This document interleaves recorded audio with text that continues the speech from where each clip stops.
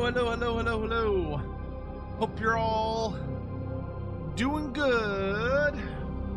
Welcome to the stream. That's music is a little loud. Let's turn that down a smidge.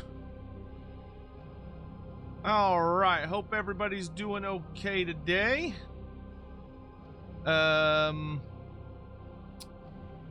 Let's do. Oh, I need my activity feed.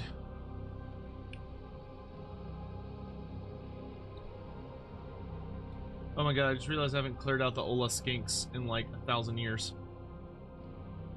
Well,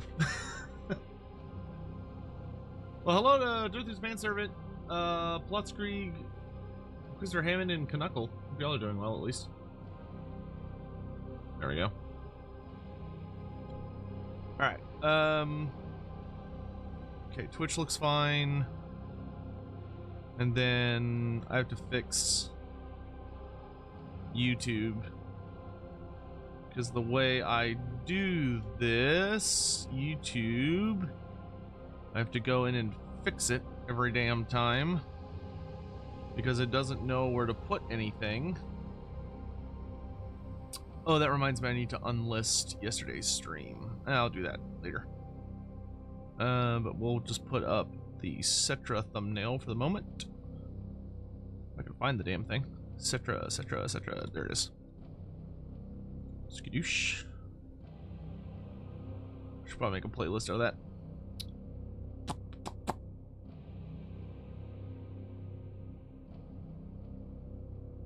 How is everybody doing? Oh, dude, we've got some drama. Games Workshop is like, they made a lot of people they made a lot of people a little upsetty spaghetti today.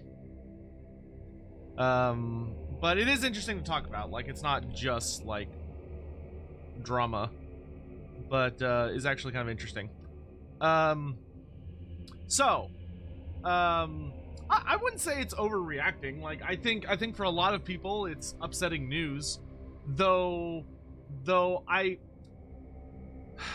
way I would put it is that I think Games Workshop unnecessarily kind of like kneecapped themselves in a way they did not have to, which kind of goes into the whole thing of that Games Workshop is just How was not. your New Year's festivities? Oh, I don't have Streamlabs open. How was my New Year's festivities? It was good. I didn't do anything for New Year's.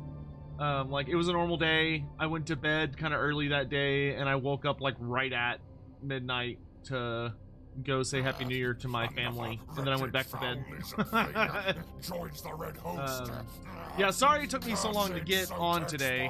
No vampire counts with the new flesh court drop sent me into a downward spiral I'll never recover from. Okay, all right. So let's discuss. Let's get into this. All right. So for those unaware, who are like, what the fuck is happening? Basically, this came out today, right? So Games Workshop released a new article today, and also Bang Porpoise, thank you for the 16 months, and Tech, thank you for the 9 months. Games Workshop released an article today that is basically trying to, they're kind of wrapping up the all of the news and everything for the old world. And what today's article was really and truly about was they're kind of laying down how this is like this. The old world is not Warhammer Fantasy, right? It's not Warhammer Fantasy. It is very similar to Warhammer Fantasy in many ways. Obviously, it uses Warhammer Fantasy factions, it uses Warhammer Fantasy models, it uses Warhammer Fantasy rules, but it's not Warhammer Fantasy. It is, for all intents and purposes, kind of a side IP that is going to be utilizing only half of the races from the original tabletop game. So when Warhammer Fantasy ended, right, there were 15 playable factions, including the Chaos Dwarfs. So there were 15 of them. The old world is only starting with 7. Wait, No, it started with 9. So there were 16. It started with 9. And these remaining 7 are not in the game at all. So today's big thing was that they are not, they are going to release a free rule set for all of these factions. So if you play Ogre Kingdom, Skaven, Dark Elves, Lizardmen, Vampire Counts, Demons of Chaos, or Chaos Dwarfs, you are going to get a free PDF that is going to have all of the rules for your faction that you'll need to play the game. However, these factions will not show up in the narrative. They are not going to show up. They're not going to get any further books, and they're not going to receive support of any kind going forward. So they're not going to get any new minis for fantasy specifically, and they're not, or well, for the old world specifically, and they're also not going to be receiving updated rules. So they're going to release like a legacy rule set, and that's it. Like, there's not going to be any updates as far as like points or new rules that like keep them with the meta and all that other stuff. That is basically what the article said, right? However, and that's why a lot of people are pissed today, which I think is perfectly justifiable. I mean, they kind of they sort of hinted at this like weeks or like more like months ago when they revealed who all the factions were going to be. However, I don't think this is as bad as they made it out to be, which once again, just a matter of opinion, because granted, I don't have anything to support what I'm saying, but in my opinion, the thing is, I don't think they're actually going to stick to this plan. I think what they're going to do is what I personally always thought they were going to do, is that I think it's going to kind of be like when Age of Sigmar first released, which is that they're going to come out and they are choosing a much smaller pool of factions who are going to feature as the main characters, and that is the only thing they're going to focus on for functionally the first edition of the game. So they're going to focus on the 9 starting factions, and they're going to work their way through the narrative that revolves around these first 9 factions, and they're only going to focus on them.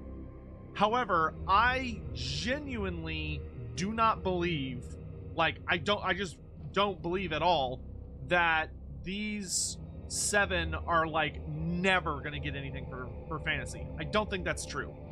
I think they are not going to get anything for fantasy in the foreseeable future. And when I say foreseeable, I mean like the next 2 years.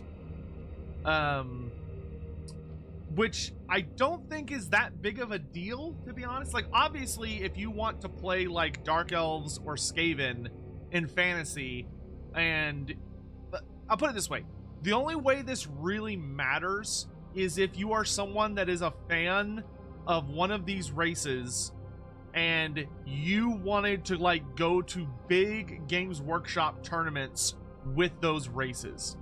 If that specifically was your hope, then this is really bad news for you, obviously. But I think for anybody else, this just doesn't matter. Because this only is going to apply to rules and new lore. But where they're starting in the old world, I agree that none of these guys are involved. Like, the Chaos Dwarfs are busy doing their own stuff. The demons are not relevant for another couple decades. The vampire counts are being very, very quiet right now. The lizardmen are obviously not involved in what's going on. The dark elves are not going to invade Ulthuan for like at least another decade. I think it's more like 2 decades. The Skaven are still have like 30 or like almost a quarter of a century left of civil war to get through. And the Ogre Kingdoms also don't really get involved until the actual invasion of Azavar Kul starts. And they get kind of like caught up in the craziness of that. So I truly don't think this is as much of a like horrible like, oh god, everything's on fire thing, as a lot of people are acting like it is. And to be frank, it's because I don't believe them. I think that this article was worded really, really poorly. And I genuinely do not believe that their long-term plan is to leave these 7 out in the dust, because the story that they want to tell eventually is going to start pulling these guys in. Where you have things like, I really hate this article, because to me, the best way I can phrase it is that you can tell Games Workshop is not a company that interacts with fans on a regular basis, or does community interaction on a regular basis. It's easily one of their weakest elements. They're not like a video game company, because a lot of people give video game companies flack, but video game companies will at least like talk to their communities. They'll interact with them. They'll have like spaces to talk with them. A lot of them will release updates directly talking to fans. Games Workshop doesn't do that, right? And I think for a lot of people, especially who are coming from Total War Warhammer, or who have like never played the tabletop games before and they don't know what Games Workshop is like, they're used to like how video game companies talk to you, like how Riot talks to League of Legends players, or how Creative Assembly talks to Total War players, or how Blizzard talks to WoW players, and Games Workshop just isn't like that. They are a very, very different beast, so to speak, in that they just don't know how to do that, and they kind of don't want to do that, to be honest. Like, that's never been something they've cared for. Like, if you are a community person and you're like, I wish Games Workshop was really transparent and would like keep us up to date on what they're doing, like, you gotta really manage your expectations when you're dealing with GW, because they suck dick at that. They're super bad at it. I don't honestly think that this news is as bad as it appears to be. I think this is only... I honestly think this really is only going to apply to the next 2 to 4 years of the setting. Probably more like 2 years.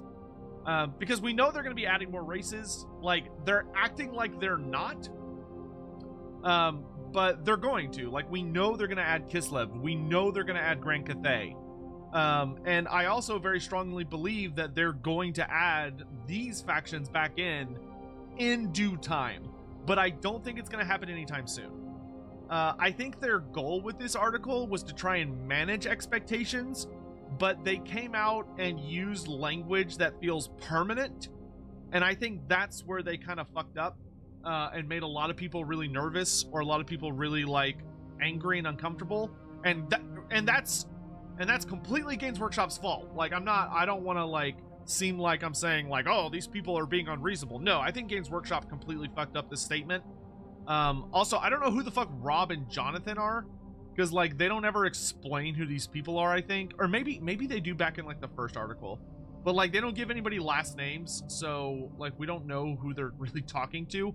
They're just these like random people's first names.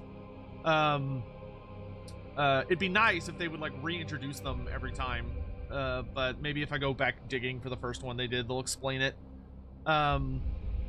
But no, they're not executives. They're not executives. Executives would not waste their time with this shit. They're probably designers. But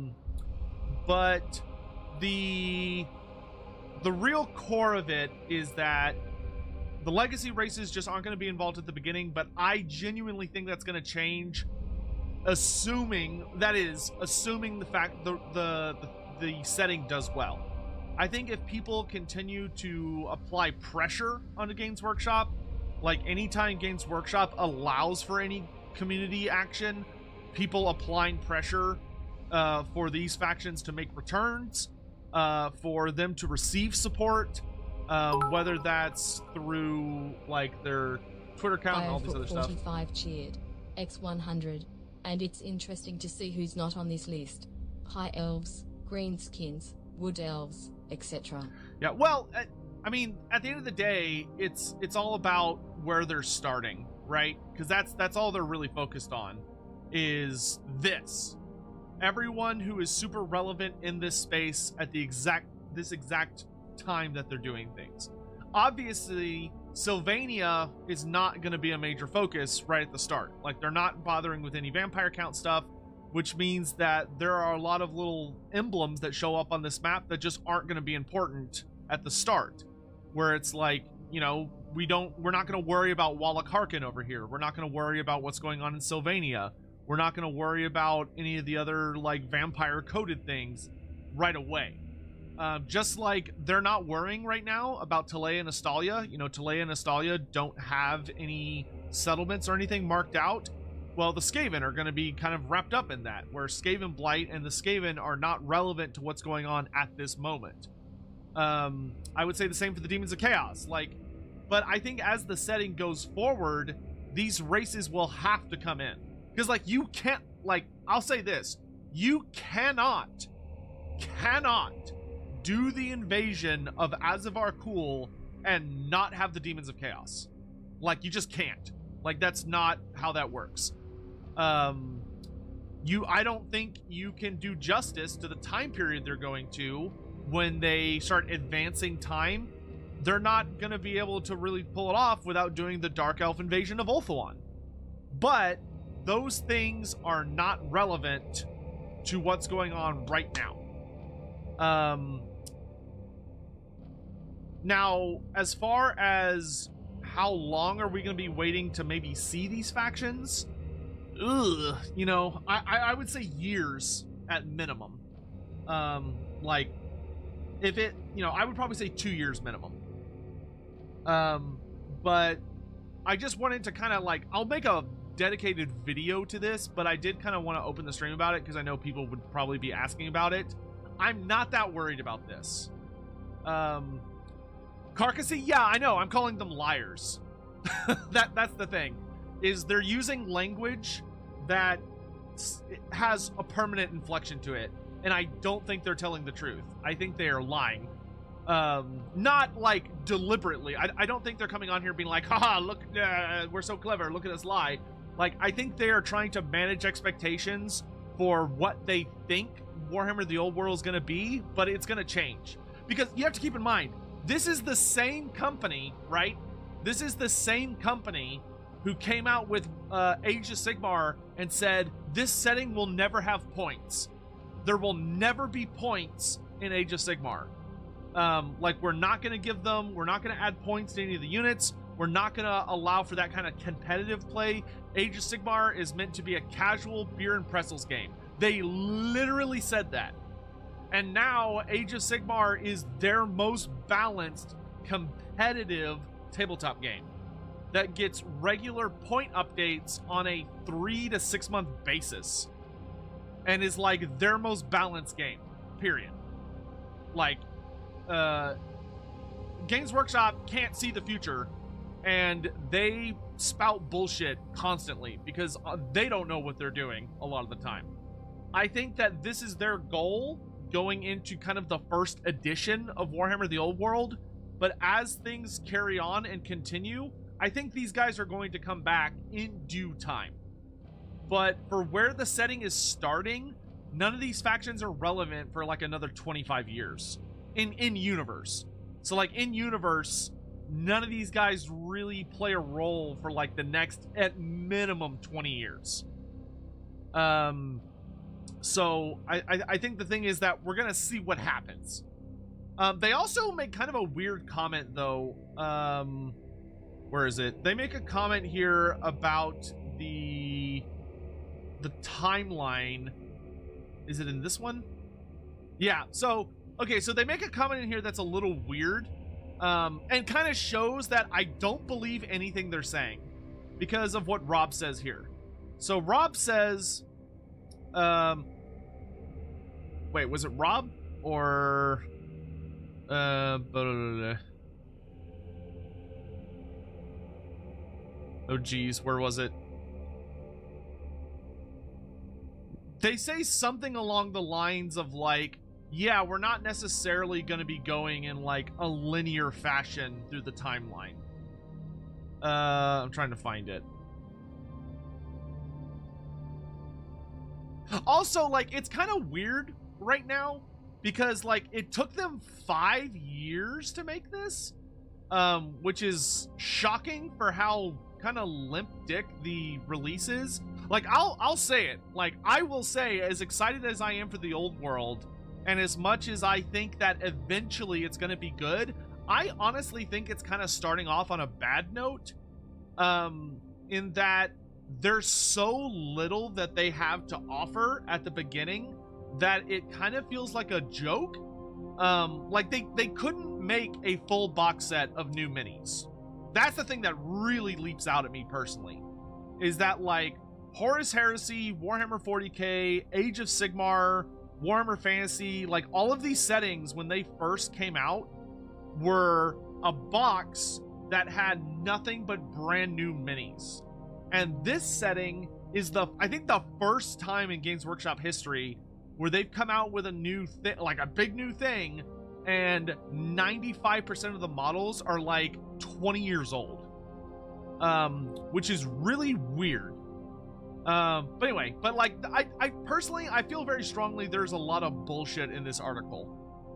Like, kind of a lot of what I would go so far as to say are lies. As far as, like, oh, we started working on this 5 years earlier, maybe sooner. Yeah, no, that's absolute bullshit. Or, let's see. So let's talk about what we're looking at here. Been watching for a while now. You got me into the Warhammer setting. I love you and your work. Hey, the Stewman, thank you so much for the 7 months. I really appreciate the sweet message too. Thank you so much. God damn it, where do they talk about the timeline? In the studio, there's a likening between the old world and Horus Heresy, which is awful, kind of, to be honest. I hate the Horus Heresy so much. Like, I feel like the more... I really hope that anyone that is, like, a creative mind behind the Horus Heresy is kept as far away as possible from the old world, because I feel like those are the people that are going to try and restrict it the most. Because, like, Horus Heresy is just, like, it's like, oh, it's just Space Marines and more Space Marines, instead of, like, you know, what Xenos were around 10,000 years ago. Like, what were all they up to? And the setting just doesn't do that, which is so weird. Anyway,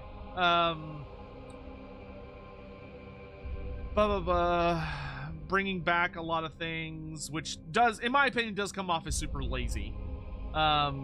It does come off very, very lazy, that a lot of the start of it is just like old stuff.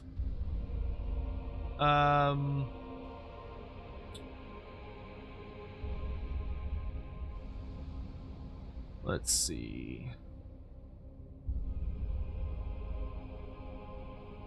I mean, they talk about a lot of things are going to be collectibles, not actual, like, releases. Like, they're going to be limited time releases, which is odd. But, I mean, it's fine. Like, I don't mind collectibles. Like, collectible models, like, cool, fine, whatever.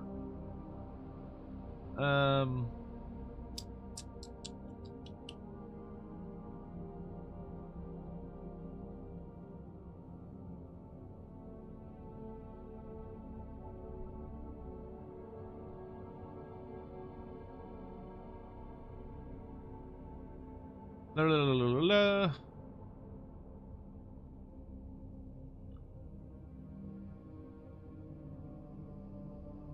I will say, I am glad that the Warhammer Fantasy roleplay has been mentioned multiple times throughout these articles, and Games Workshop is actually referring to the roleplay game as they build the old world. For me, that is a very, very good sign. That is a great sign.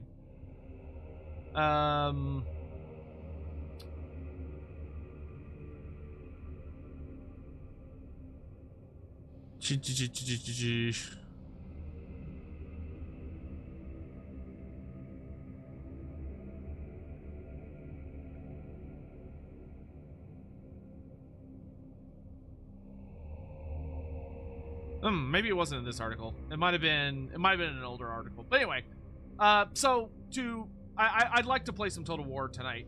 So I don't want to, like, spend the whole evening discussing this. But what I will say is, do I think that Warhammer the Old World is dead on arrival? No, I don't. I think it's gonna kind of, I do think it's not starting off on the foot that I would have liked it to. I think that it would have been nice for it to start off on a much more positive note than it's going to be. For me personally, like, my biggest criticism is that I think that they're relying far too heavily on older kits for kind of showing off the range, because it makes the range look significantly worse than their other settings, which I think is going to do a disservice to people that want to get into the game, because the models are going to be significantly lower quality. And I do think that it's a little alarming that for the starter boxes, they could not fill them with new minis. That being said, I think the rules so far are actually looking pretty good. I think the rules are looking really interesting, and I'm super excited to give them a try. I am going to be picking up all of the books. And for those that are interested in getting into the old world, pre-orders start tomorrow. So like I'm probably going to stay up tonight, because I am desperate to get my hands on Lords of the Lance, the limited edition one. And limited edition books tend to sell out like in 2 milliseconds. So I'm probably going to stay up to make sure I can get my hands on that.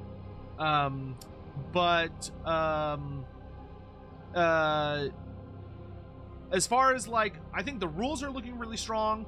The lore is looking interesting. The lore so far is, I don't hate it. Like, it looks pretty okay so far. They have not retconned as much as I thought they were going to. Which is good. I'm glad they're not just like taking the old lore and throwing it in a trash can. Yeah, overall, I still am leaning more positive than negative about the old world. I have criticisms, but I don't, I by no means hate it. And I am gonna buy it. The books, I'm not gonna buy any minis, but I'm gonna buy the books so I can check out what all of the additional lore is, and I can also Tech 27 go from there. Cheered. X100. Where is Hammond's puns? Maybe they're in the trash where they belong. I don't know. Maybe Hammond's busy. Yeah, I do want the Bone Dragon model, but like I do not have the finances for that right now. Like between like, you know, I had to renew my healthcare for the year, which when you renew your healthcare in the United States, you have to like you have to like pay a lot earlier than you normally would to like start your new healthcare for the year. And then on top of that, like Christmas just happened, so I bought everybody Christmas gifts, and I also went out and got the rest of the Age of Sigmar books I was missing, which cost me like $300 something. And that was with a discount. I am and like the new books are very expensive. I don't think they're overpriced. Like they actually seem reasonably priced for how large they are.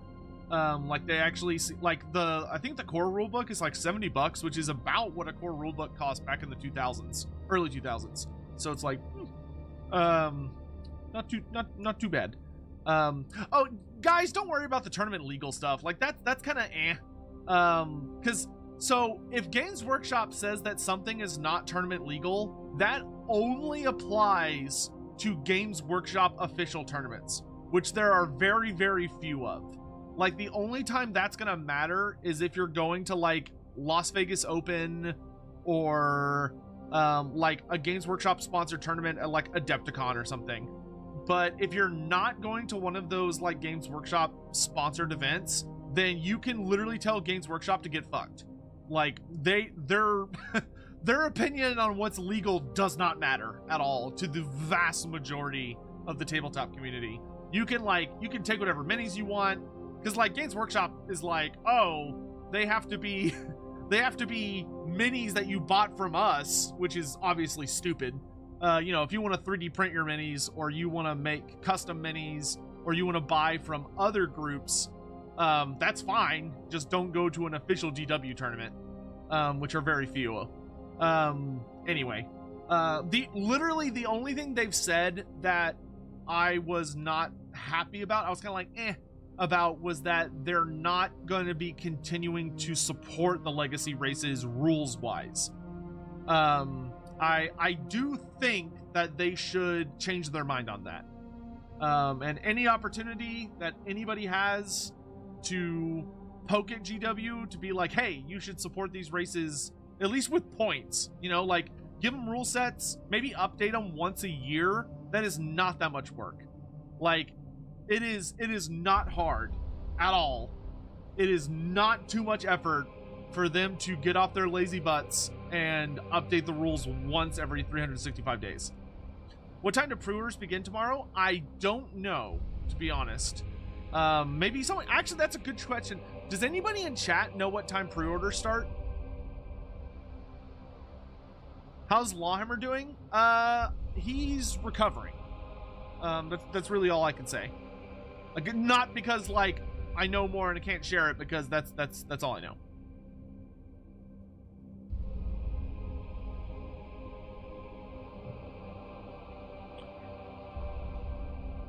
$10 a.m. Times are on the store page. What happened to Lawhammer? He's just ill.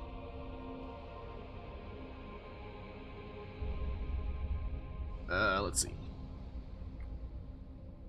It's on the store page. Does it show up like in a particular place on the store page? Like, is there like a timer or something? Because like they haven't updated the store page to even show that they have old world stuff yet. Like where you look down the bottom and it's like shop by setting. You can't shop by old world yet. I don't even know where this is gonna like show up on the page. It's on the old world page. The oldworld.com. Let's see. That's for the newsletter. That is for the community tab. Shop online.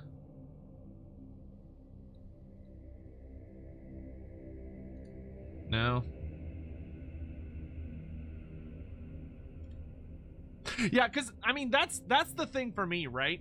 Is that I could understand if they did not want to support the legacy races because the legacy races just didn't have any models and they didn't want to make any like new models.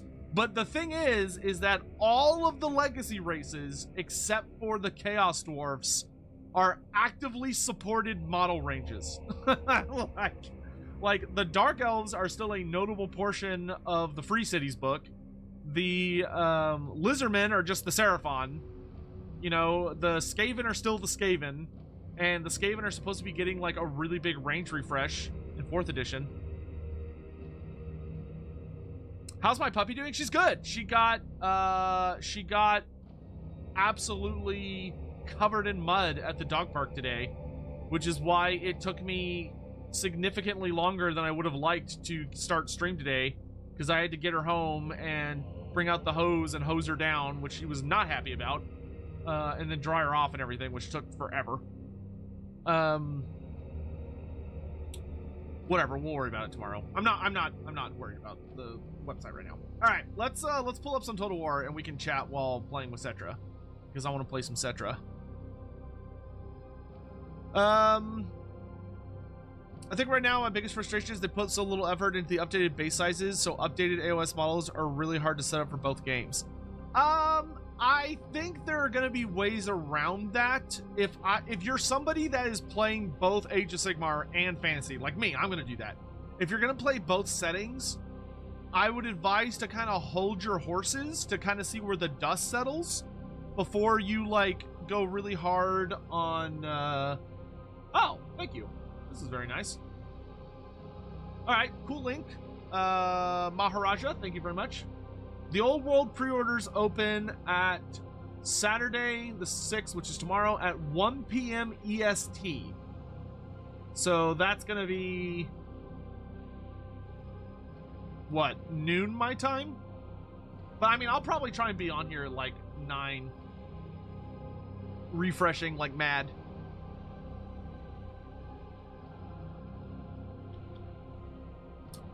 But yeah, that's really my only thing. If Games Workshop could be convinced to continue supporting rules for the ranges that, you know, have active minis that can be used, then, you know, that'd be great. I would be really, really happy. But yeah, if you're an AOS person, if you want to play AOS and fantasy, wait to see how the dust settles. Wait to see how people are going to be handling rebasing. Because here, like, let me show you all an example, right? So when it comes to rebasing type stuff, I have a good example.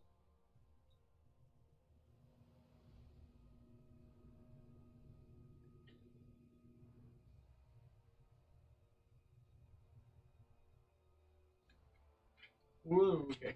This always makes me nervous. 1 second.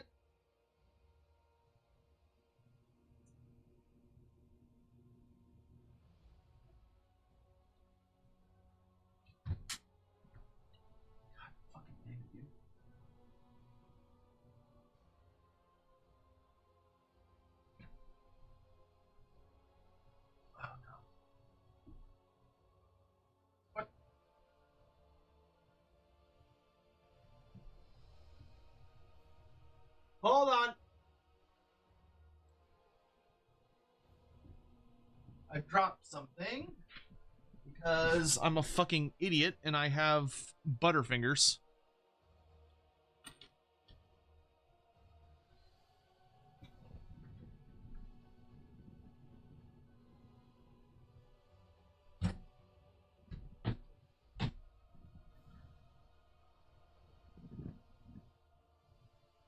Am I crazy? Maybe I'm crazy. Hold on. Okay, it's not there.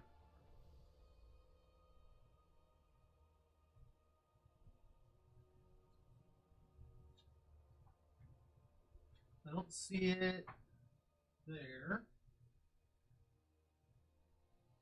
Oh my god, it can be so many places. I'll deal with it later.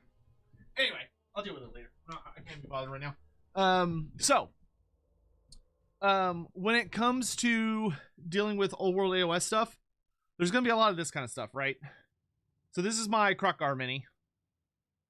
And as you can see, he's on the original fantasy base here. So this is the old base for the Carnosaur, which is the Chariot base. So this is a 50 by 100 millimeter base. But then for AOS, obviously, he got a lot fatter. So I had to do that. So there's going to be similar type systems, I think, or ways to take like the either slot, because the AOS bases are universally larger than their fantasy counterparts. So it's probably going to be a lot of this. It's probably going to be a lot of 3D printing bases that you can slot your fantasy bases into if you want to play both systems, and is what I would probably recommend for most people. Yeah, so that is probably going to be the way to do it, but obviously we will see.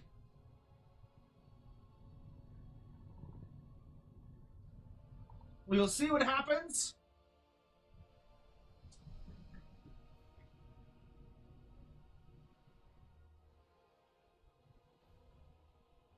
And I would encourage everyone to, you know, do your best to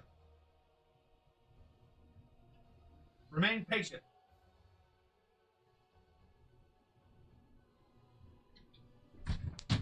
I mean, or you could do what I'm gonna do. Like, I'm probably gonna play a different faction. I'm probably gonna play a different faction in each setting. Where, you know, I don't think I'm gonna play Lizardmen in the old world, obviously because they're not being supported at the beginning. But also because, you know, I would like to do something, use the opportunity to do something different.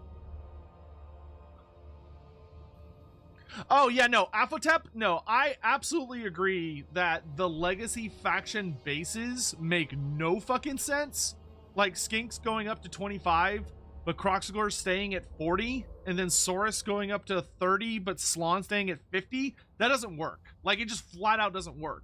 Unfortunately, until Games Workshop, I think, can be convinced to get off their ass and actually, like, make the Legacy races work properly, I think the community, unfortunately, is going to have to kind of police itself for a little bit, and, like, you know, repair some of the little things like that. Like, you know, the Saurus 30 millimeter, great, but the Slon should be a 60 millimeter square then, not a 50 millimeter square. And, like, Croxagor should be 50 millimeter so that they're more consistent with other types of monstrous infantry. Of that, like, caliber, especially for the new minis. But anyway, let's play some Total War.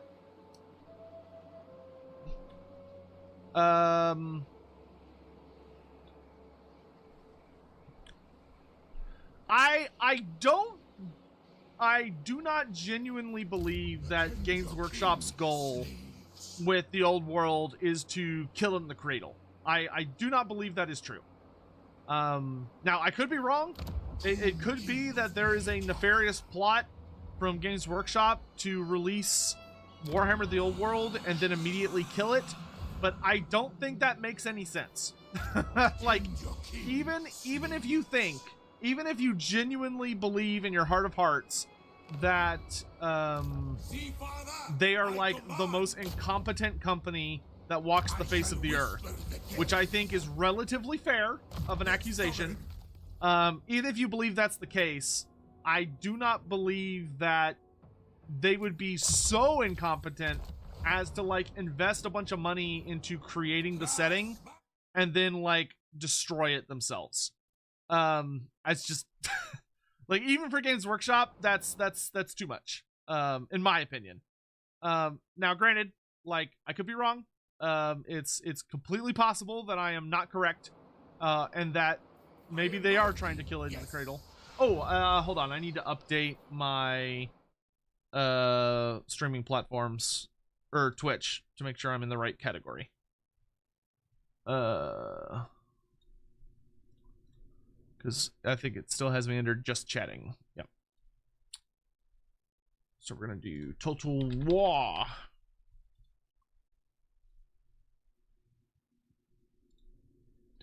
The best thing I can say is just try and have fun with it, guys. You know, try and enjoy yourselves. Try and find the parts of the setting that you can enjoy, and don't get too wrapped up in conspiracy theories. That being said, like, it's probably gonna be like Age of Sigmar was at the beginning, where Age of Sigmar First Edition was rough, and it was a bit of a ride until Games Workshop really figured out what they wanted to do. And I think we're probably going to see a very similar trajectory, so to speak, for the old world. I think the beginning is going to be a little rough. It's going to be a little bumpy. You know, there might be some bruises, but eventually we will get to the end of the roller coaster ride, and I think it'll be good in the end. But we will, you know, play it by ear, because that's all we can do at the end of the day. I do not remember what I was doing. Okay, we don't have any. I think we just need to, like, start murdering people. Oh yeah, we just finished off Scarbrand, which is good. We've got, oh no, we haven't. He's still alive, just not by much. So we'll let King Wakaf deal with him. I believe his army is good enough that he can successfully take care of this. Joins the red host of cursed Sotek spawn. Hello, oh great lawmaster, still working on making the Imperial Zoo. Any creatures you can think of to throw in? That depends how, like, awful / good do you want your Imperial Zoo to be? Like, do you want it to be like, wow, this place is well put together and functional, or do you want it to be more like, who would do this? You know? Like, what absolute madman would do this kind of thing?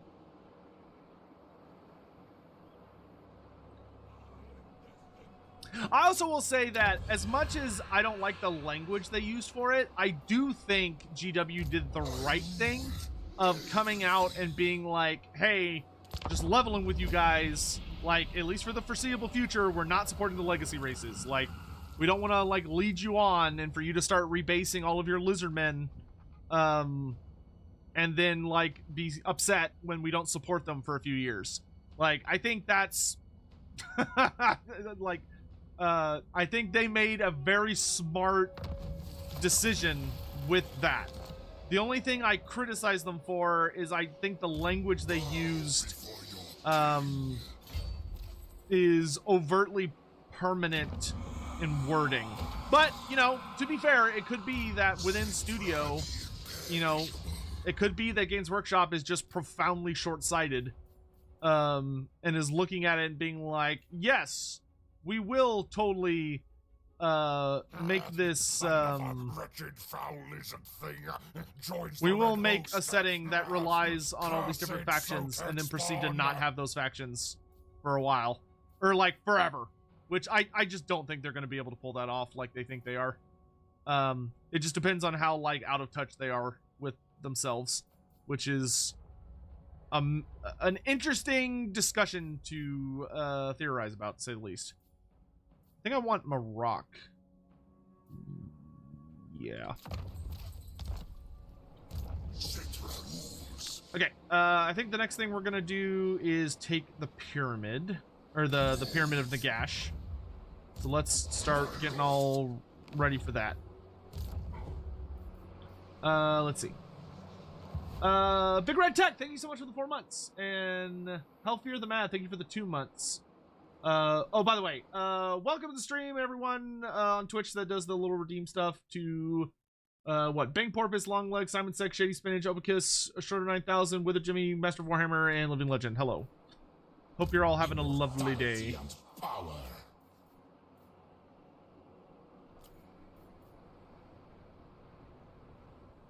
I could use some more archers, I think. Which king is this? This is Lamashaza. Lamanzash. I always say his name wrong. Which he's all about Ushapti. Okay. Cool. Well, we don't have any Ushapti right now, but we will get more.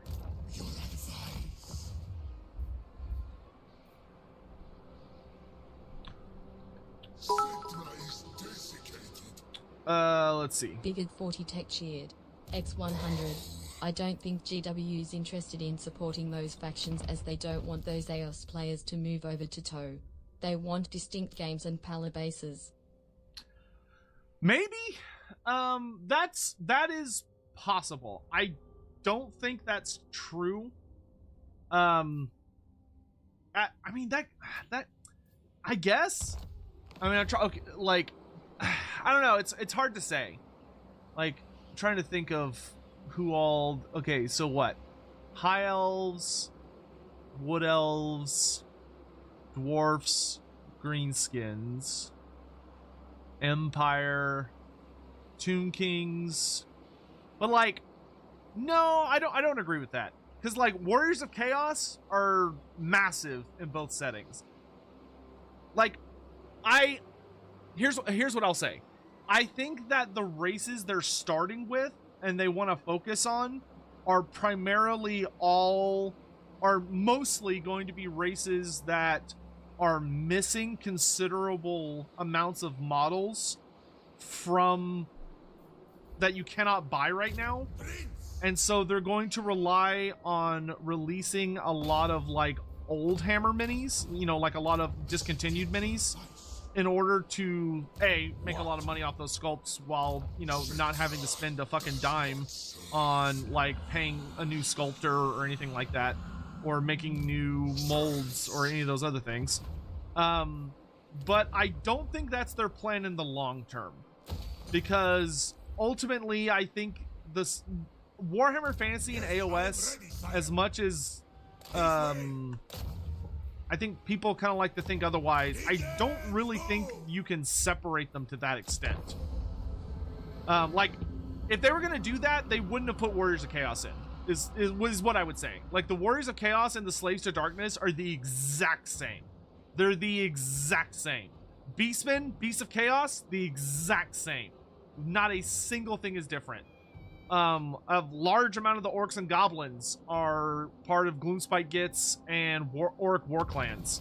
Like, you know, I don't think that holds up. I feel like that's an interesting conspiracy theory, so to speak. Not in the sense that, like, I'm saying you're crazy, but in the sense that I think it's like, it's an interesting proposal, but I don't think it's true. I think a lot of those elements will cross over time, but it will be interesting to see how it all plays out. I'm kind of just not that worried about it right now. And I honestly, I don't even know if GW knows what they're doing at this point. Where did he go? I was not paying attention. And now there's like, okay, he's over here. I was like, there's like a million people missing, and they're supposed to be here. All right. Powering on life.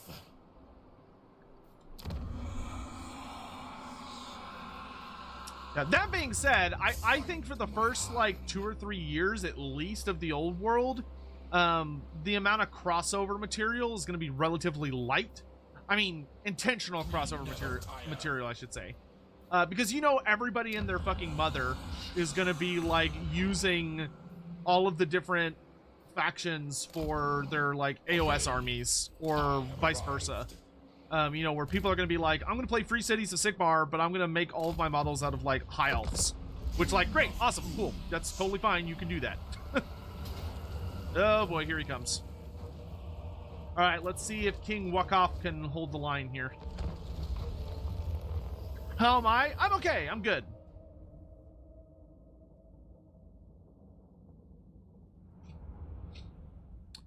What's the drama with the old world? The TLDR is that they've pretty much come out and sort of bluntly said that they're not going to support about half of the original armies that were part of Warhammer Fantasy. And when they say not... And they very deliberately said... Not only are we not going to support them now, we're not going to support them ever. Like, they're just never, ever, ever going to be part of the old world. I personally think they're full of shit, and they are trying to kind of count their ducks before they hatch. But it has caused a bit of a kerfluffle among many people who want to be excited for the setting.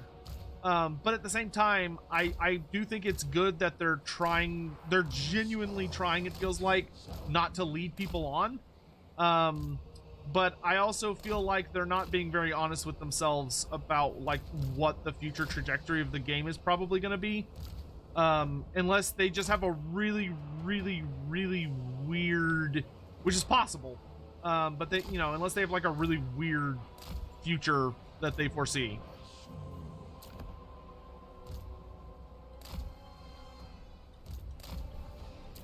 But, like, and here's the thing, like, you may be, if I know there are some people probably listening to this that are like, why does Sotek, like, sound so confident about this when, like, they've literally said the exact thing that he's saying is not true, and, like, this should be all really, really bad news? And my answer to that would be, A, I'm not that confident about it. Like, I'm talking about what I think is going to be the case, but I don't have, like, it's not like I'm sitting on, like, some secret pile of info. But the other thing is that I have been a fan of Games Workshop IP material for an amount of time I don't want to think about because it's too big of a number. And I've gotten used to their antics, and this is the kind of shit they do constantly. Like, this is what they always do.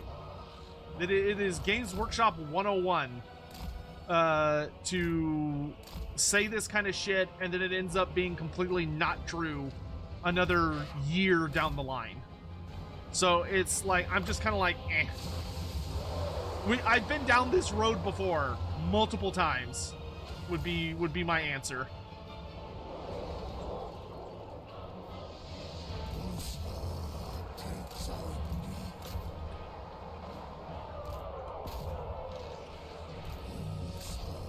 Here he comes.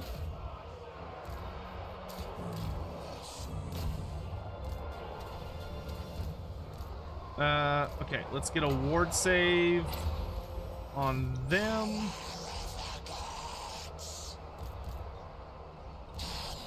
Let's also buff the fuck out of our shooting attacks and give them anti-large.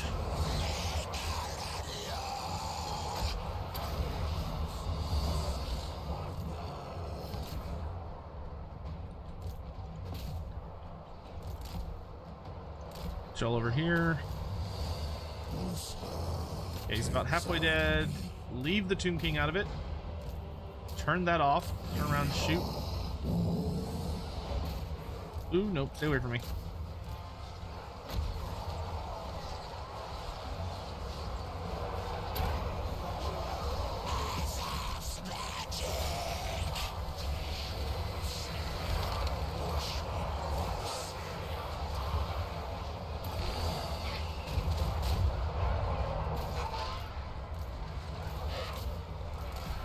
Go get on that mess. Alright, Scarbrand is just about dead.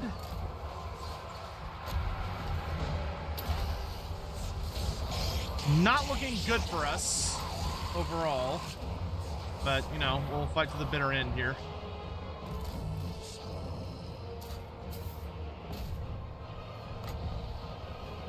Tomb Kings can be a little bit of a struggle against Khorne, just because he has so much like stuff that's good against mass infantry, which Tomb Kings kind of rely on. But it's all right. Not a huge deal. If he could die though, that'd be great. Oh, is he unbreakable? Oh my god, unbreakable Scarbrand is the absolute fucking worst. I did not realize he was unbreakable. That is no bueno. Yeah, no, that's no way we're gonna win in that case.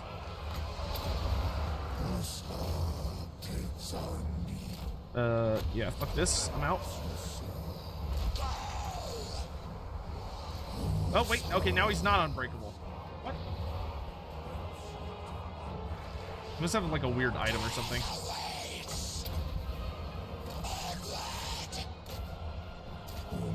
At least kill him so I don't have to deal with him for a little bit. As long as he's dead, their invasion is not going to be super long-term good.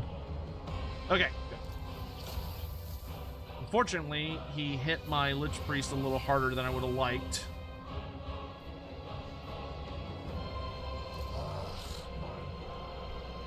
Alright, that's not really lost. Whatever, it's fine. Whatever.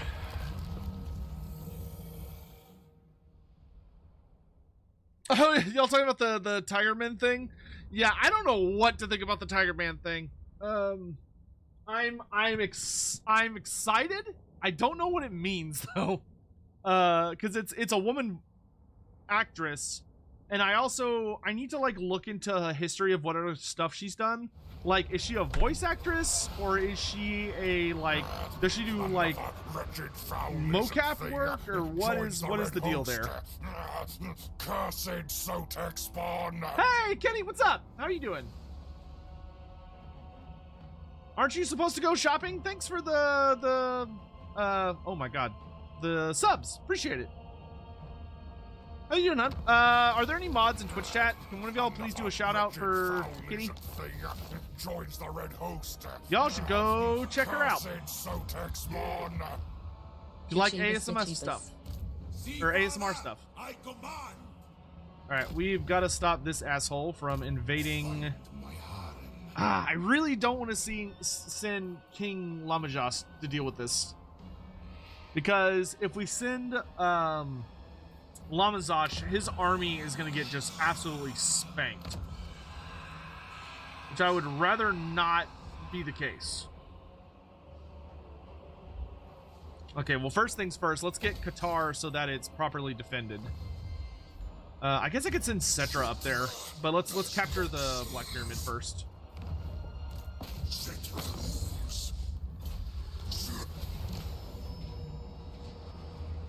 Hey, we can just take it. It's fine. All right, we got Nagash's Pyramid. Excellent. We got the Talisman of Endurance for our trouble.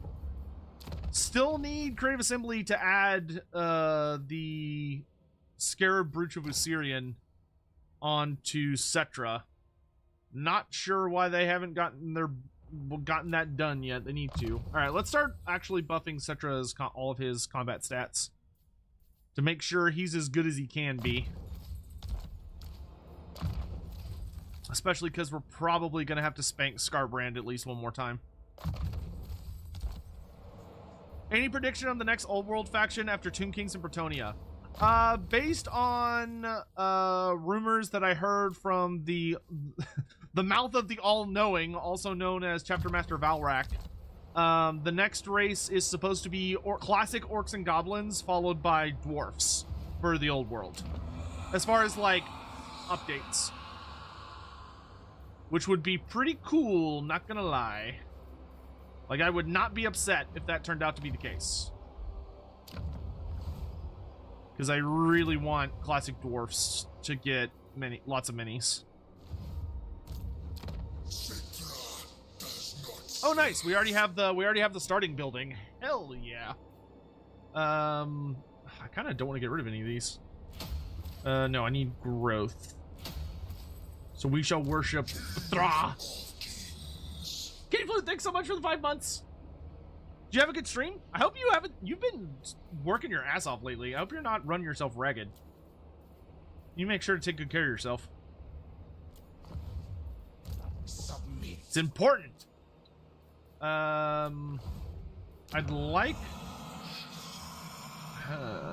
like to get some actual Ushapti. I guess here, let's park him here for now, because we can just do global recruitment.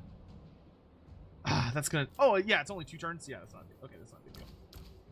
So let's drop the Nehekara warriors and grab just all the Ushapti. And then I can also get some Tomb Guard while we're here. Cut down on the carrion.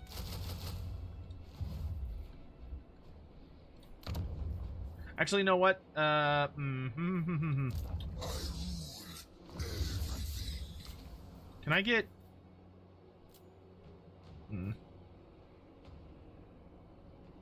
4. I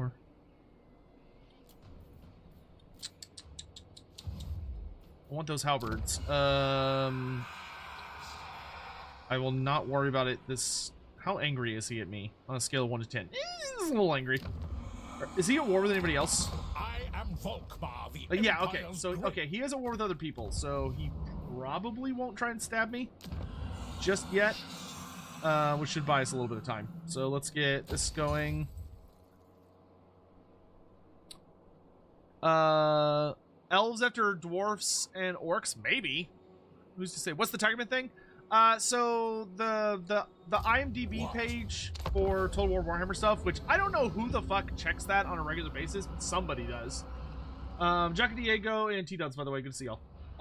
But somebody keeps checking the pages, and someone found out that there's a new legendary hero for Kislev that's accredited to a voice actress, which is Nardiska, who is the Golden Knight of Kislev, which tracks for the for one of the updates. Like, that makes sense. But then there's also the oh, he's no longer at war with anybody, is he? The Empire's foes do That's a problem. Well, I guess I could use Settra to deal with Volkmar. and then I could use Lamashazad to finish off Scarbrand. But this is gonna be a mess either way. We are their nightmares. Nice. Jonathan Scott, thank you very much for the super chat. Games Workshop has a track record of releasing games then deliberately killing them. They did that with Battlefleet Gothic once they licensed Lord of the Rings. Okay, well, to be fair, that was also a really long time ago. That was years ago. Games Workshop has also, like, in the last decade, resurrected... Maybe the last decade's a little... let's give them, like, the last 5 years, we'll say. The last 5 years, they've resurrected a number of games and continued to support them. Where, and a lot of the specialist games that they have are actually a lot better supported. Like, Blood Bowl is way better than it used to be and is back from the dead. Warcry is really solid and fun. After kind of flubbing around for a while, they finally kind of figured out what they were doing with it. Necromunda seems to do well. Horus Heresy got like a whole new edition slapped onto it. But I agree that you should be suspicious of Games Workshop. Absolutely. You should absolutely be completely 100% suspicious of everything GW does, and you should not trust them at all. Ever. Because they are a company, and out of all the companies that are companying in the company universe, they are one of the greediest motherfuckers out there. Like, they're bad when it comes to a lot of that stuff. So do not take this as me saying, like, oh, we should have faith in them and we should trust them and they should be like, we should, no, fuck them. But for those of us that are interested in following the old world and are kind of trying to throw the bones, so to speak, and figure out what the future may hold, what I'm saying is, do not trust them. Do not take them at face value. Like, for them to come out and say, like, we're never going to support half of the Warhammer Fantasy races ever. Never again. I'm calling bullshit. What tribute could you possibly offer other than abject subservience? What do you want? You know what? I will accept your peace treaty for the moment. Because...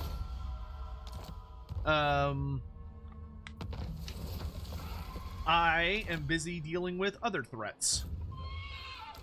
Oh, I need a Lich Priest. I should be able to get a new one. Yes, I can. I don't... Ooh, a Wise Lich Priest would be pretty good. Yeah, let's do that. Though, I don't know if I want Lore of Nehekara in this army. I feel like I'd rather have Death, to be honest. But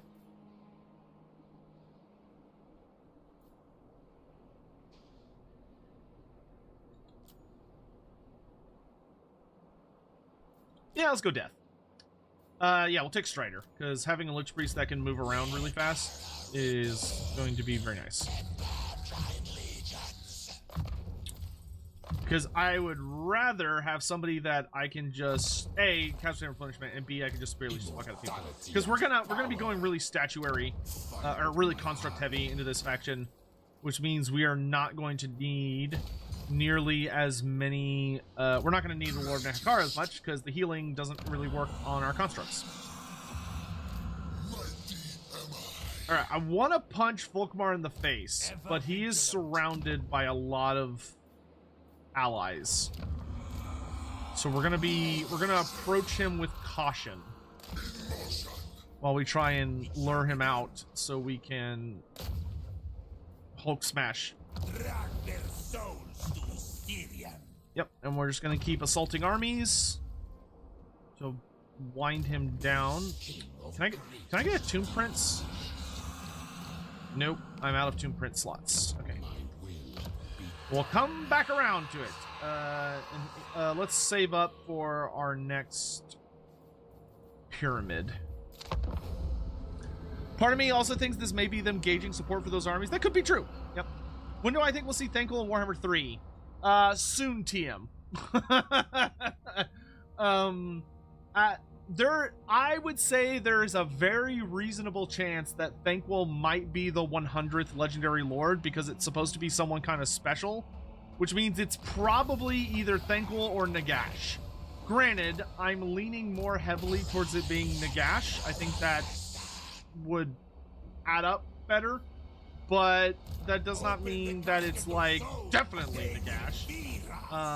You know, I think there are quite a few reasonable guesses at this point.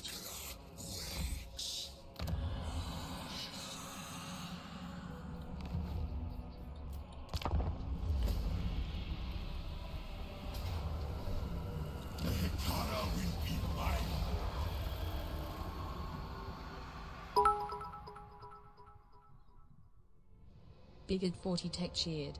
X100. I really think GW was reluctant to do the old world in the first place. Man, just realizing that I'm not gonna be ranking up those new Lizardmen models for a decade at least is just kinda bunk. I mean, you can. It's just that, you know, they're not gonna have an arcane tome early on. But no, I definitely feel your pain. I will say that. Oh, more money. All right. You know, I very, very, very much was looking forward, and I mean, I still am, just in a different light, you know, but I was really looking forward to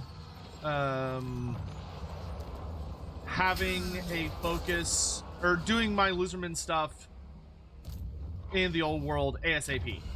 And the fact that I'm not going to get to do that is a bummer. Like, I am fully on that train. I understand why people are disappointed. But, you know, I'm kind of also in the thing where it's like, I am enjoying playing Seraphon a lot in Age of Sigmar. So I'm just going to keep doing that with them for a while. And I am also really wanting to collect new factions as well. Yeah, I don't know what's going through their heads as far as how they're making the decisions they're making. Unfortunately, there's nothing we can really do but kind of watch and wait, at least for the moment, which is not super fun. Fire Pinker 2, what are the Dawi up to at the start of the Old World timeline? At the start of the Old World timeline, we are looking at... I need to check when High King Alric died, because that'll answer our question. So we are at 2276 for the starting year. They're not up to... We don't know, really. High King Alric died in 2205, so he's been dead for about 70 years. And, you know, High King Thorgrim Grudgebearer is not going to be made High King until after the Battle at the Gates of Kislev. So the dwarfs just really and truly kind of have like a big blank space for this century. After High King Alric dies and his son, High King Alricson, takes over, we don't really know what the dwarves do until the Great War. So the dwarves are kind of an open book, which is awesome, because that means there's a lot of things they could do. And that, like, no matter what Games Workshop decides to do, that we're going to be getting, like, you know, functionally new lore, which is very exciting.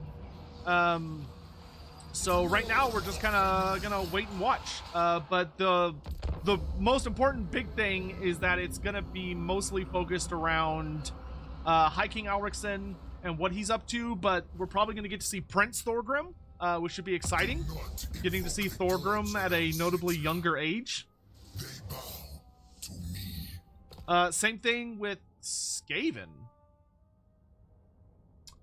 You know what? I do not want a war. I'm going to wait on this because I want to see how the dwarfs are feeling towards me. Let me do that first, then I'll deal with the rats. Oh, are you going to come out and fight me? Oh, you little fool.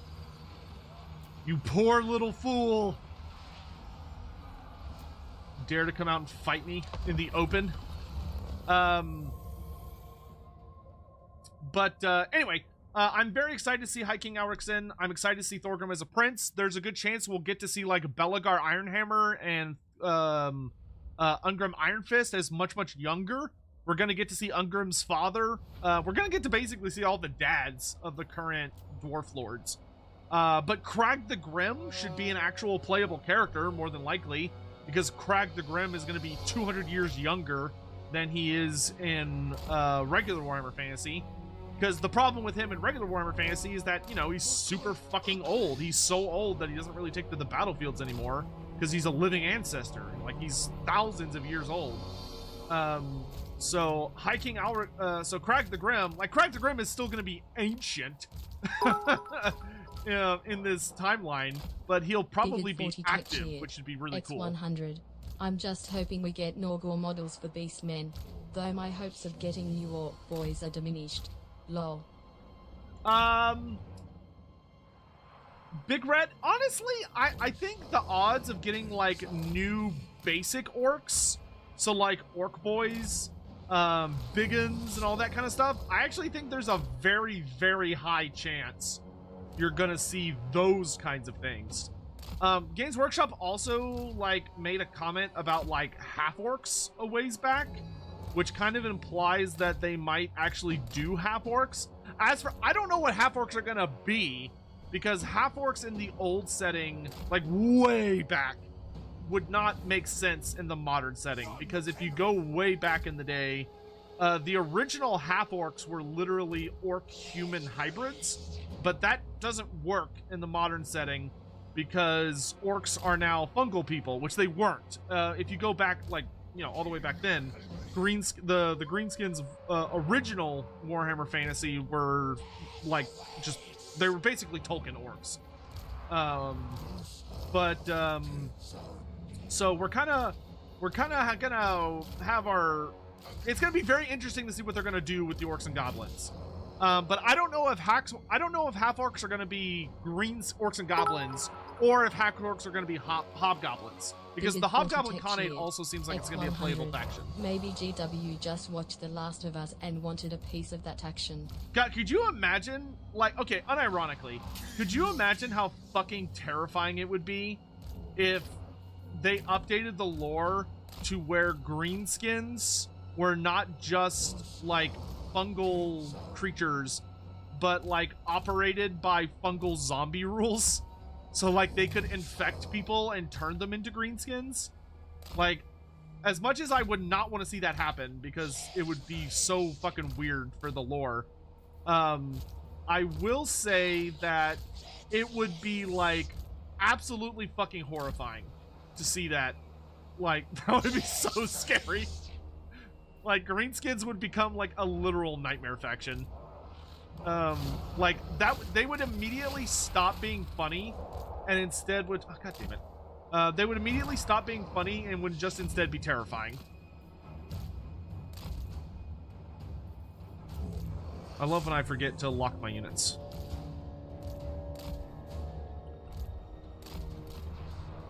Yes, yeah, there are fungal zombies in Lustria, that's true. Well, actually, you don't even have to go all the way to Lustria. There are infectious fungi in the old world as well. God, fucking damn it, I hate fireballs so much.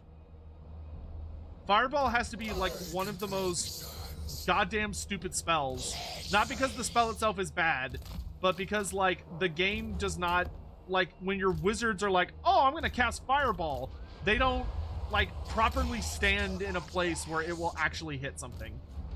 And it drives me fucking crazy sometimes. Settra the imperishable. Forward. Bow to me. What's up, Volkmar? Obey me.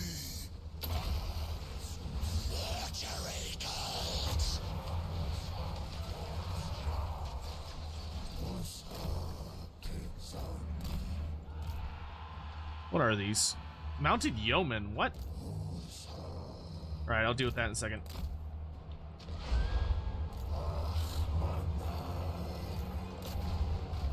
Settra, do the thing.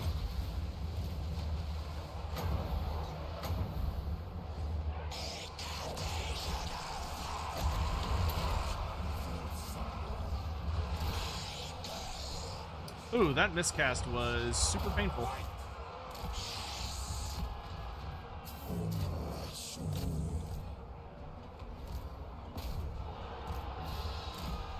There's a lot of Bretonians in this army.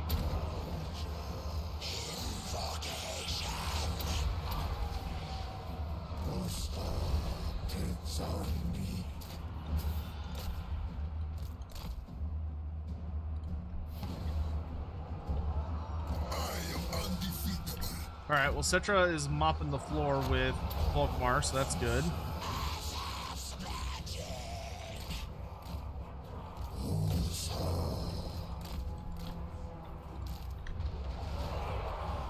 You focus over there.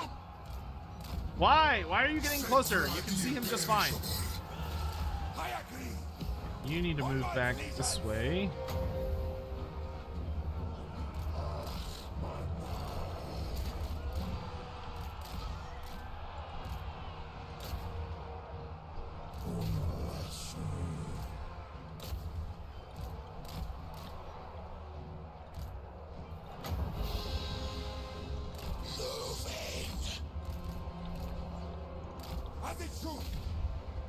Mightiest of kings.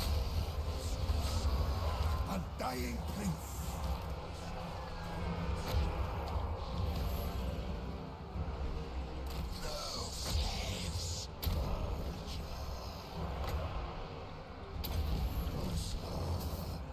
All right, let's get our chariots in the back line and start killing people as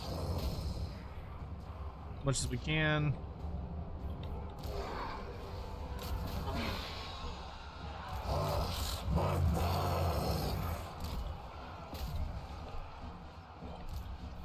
Settra, why is he not dead, bro?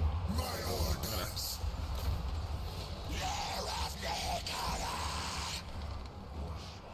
Legions, forward.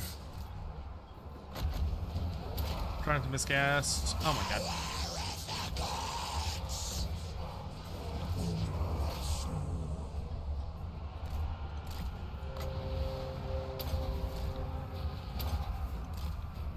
My way. Shoot that.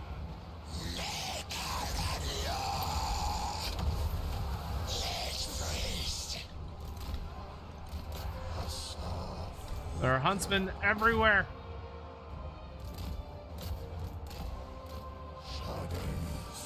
Pull back that way. Let's drop this on them.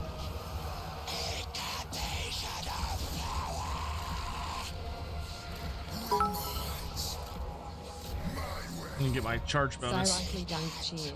X100. Looking forward to the old world, but I'm a bit salty they retconned the Tomb Kings to a straight up evil faction.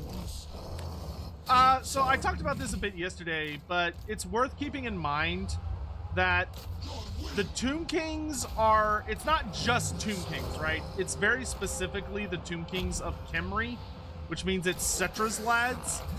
And Settra, I mean, Settra is evil as fuck. Like, Settra is one of the biggest big bad villains of the Hi, entire Lord setting. God. Thank you for the entertainment. Oh, well, thank you for the sweet message. I personally don't really think that is debatable, in my opinion. Ooh. Oh. Well. Okay.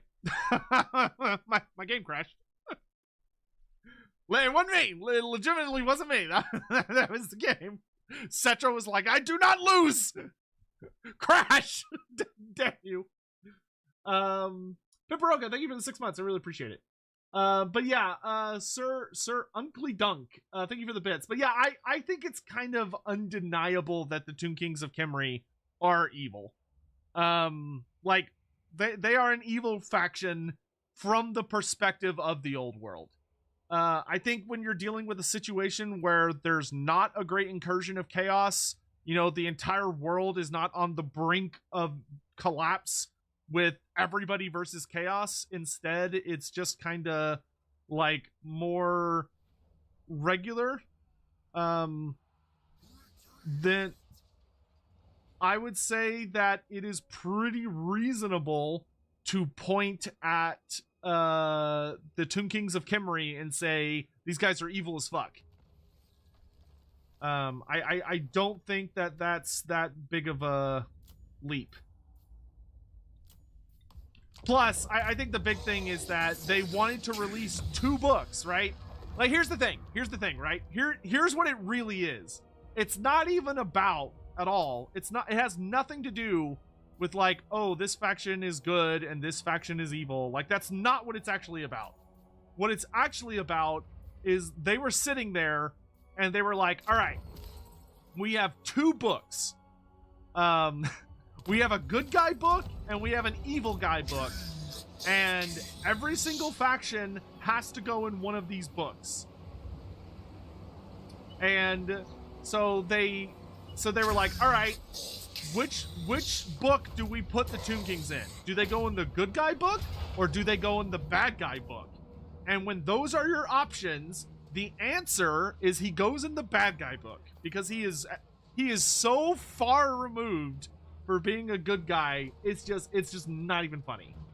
But it's a super broad generalization. So like, just don't, it doesn't matter really. It's just that they're trying to, they want to just condense them into two books. And so they had to pick a team for him, and that's the team they put him on.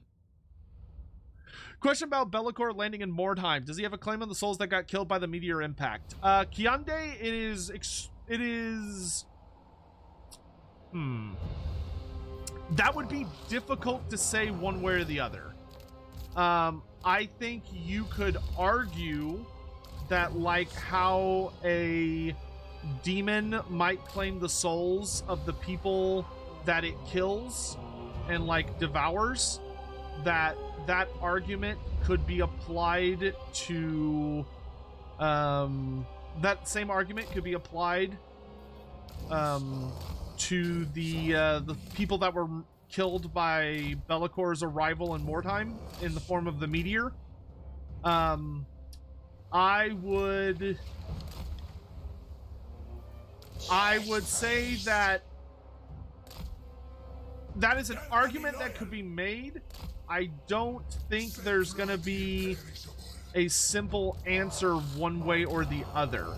I think it'd be kind of one of those matters that would be debated as opposed to having a definitive yes or no. But I would say it would certainly not be beyond the realms of possibility, and it would certainly add a whole nother layer to the tragedy of Mordheim's destruction. But I can tell you that Mor sure as hell did not get any of their souls, because for Mor to get your soul, you have to be properly consigned into Mor's realm. Because if you don't do that, your soul just kind of like wanders and will fall apart through kind of more typical means. That being said, you know, I like I said, I don't think there's necessarily a definitive answer. But it is fun to theorize about. How many legendary lords do we have now? Like 80 something or 90 something?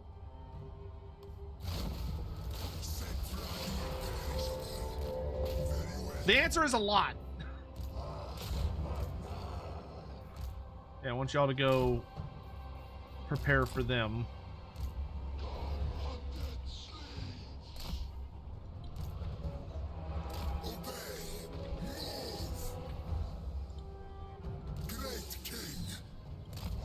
I'm just gonna let Settra mess people up.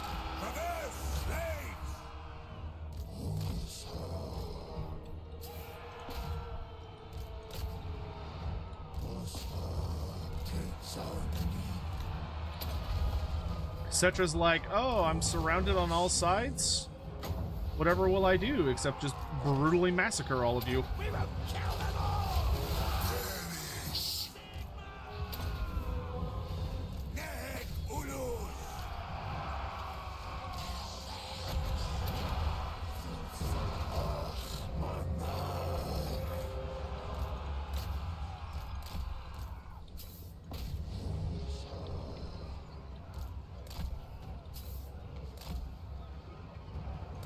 My archers seem to be having very annoying problems it seems, with getting in line of sight, which is a bummer.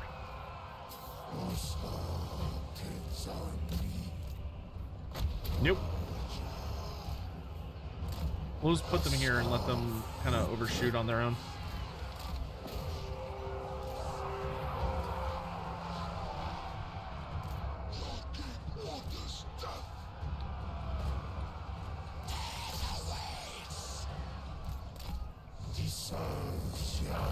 Turn and shoot. Charge them.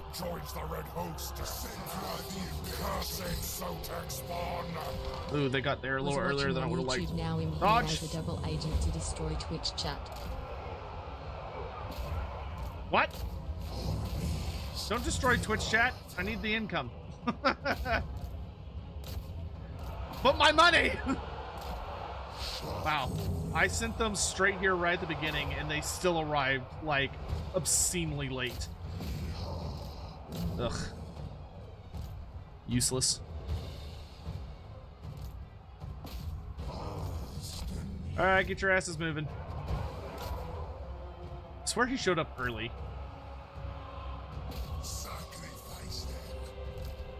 Come on, get moving.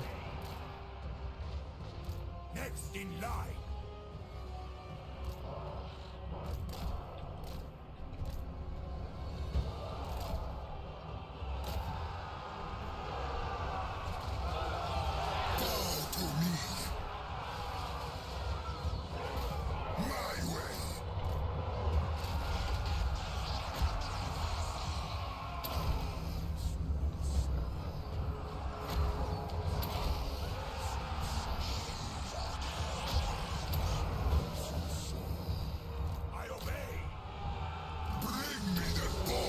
Nerds. Yeah, we need to get rid of all, like, the knights. If I can get rid of all the knights, I think we'll be in a much better position. Chariots! To me!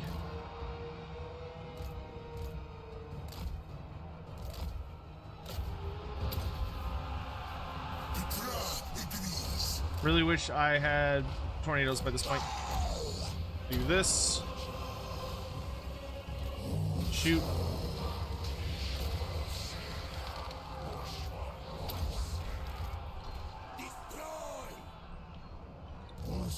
Oh, Volkmar is getting his ass kicked by the Toon Kings, or Toon Guards. That's awesome. Fireball them at point blank range. I want all of you to go shoot Volkmar and kill him.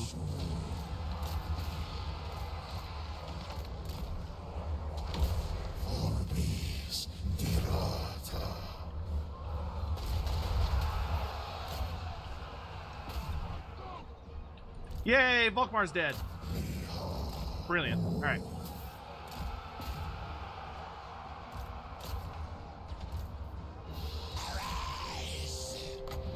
You don't need armor.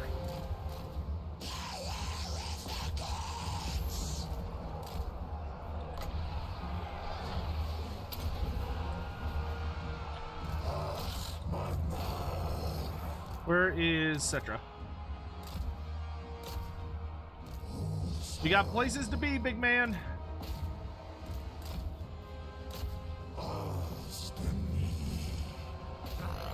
Another wretched foul-lizard thing joins the red host. That's a ooh. Cursed Sotek spawn.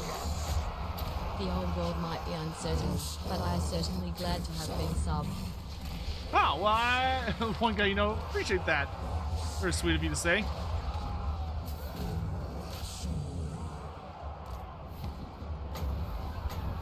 Oh, I forgot about my shop. Fuck. Mightiest of kings. Okay, let's kill that secondary general.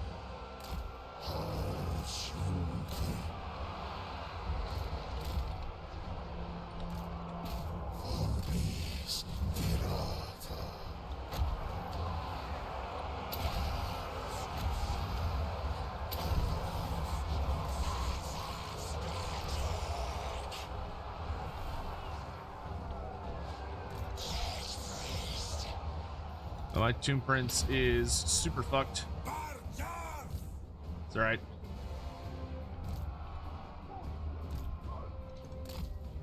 God, I wish Settra was not as ass as he is on his chariot. He has a very hard time running people down.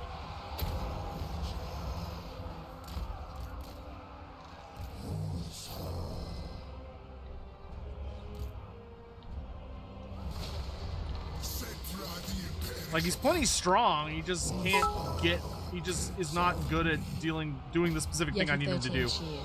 X100. Give both Mars Salted with Zephyrs. Okay, let's get y'all to harass that dude. Let's start going for cycle charges.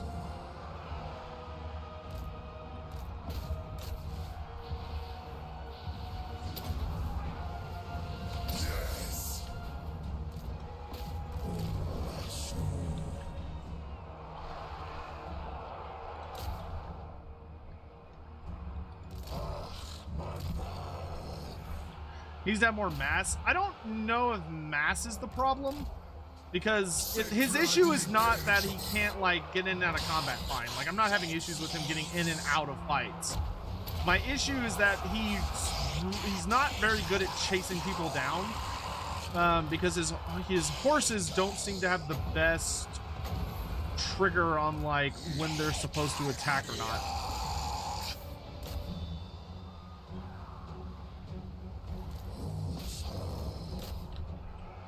Because, like, he's been wailing on this guy, right? And he just can't kill him. Because Settra can't swing at him because of the way chariots work. Like, and he's just pushing him. Like, Settra's fast enough, he's heavy enough, he's just not able to attack him because he's not next to him, right? And he only swings to the side. He doesn't swing to the front, which is kind of a problem that this game has with chariots in general, is that the chariots can't attack in the right direction. And also, my archers are kind of having bullshit line of sight issues, which is not great. Like, they're not able to see cavalry fighting infantry, which they should be able to. Because, like, if you get Settra into a fight and just leave him there, like, he'll be fine. Like, you know, he'll kick ass and take names.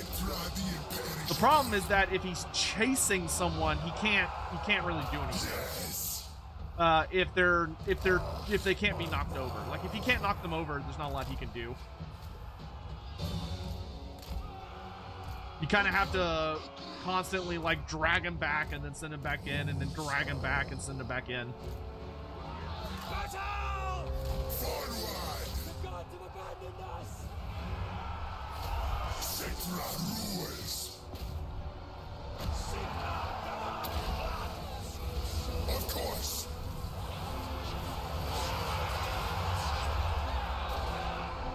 Settra the imperishable.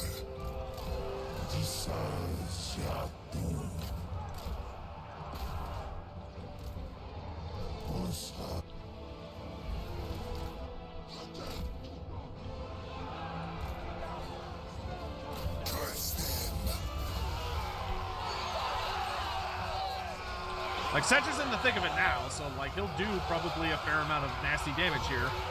And, like, he pushes out of combat just fine.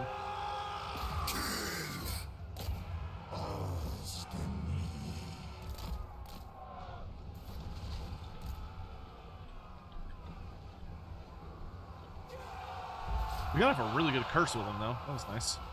Fight!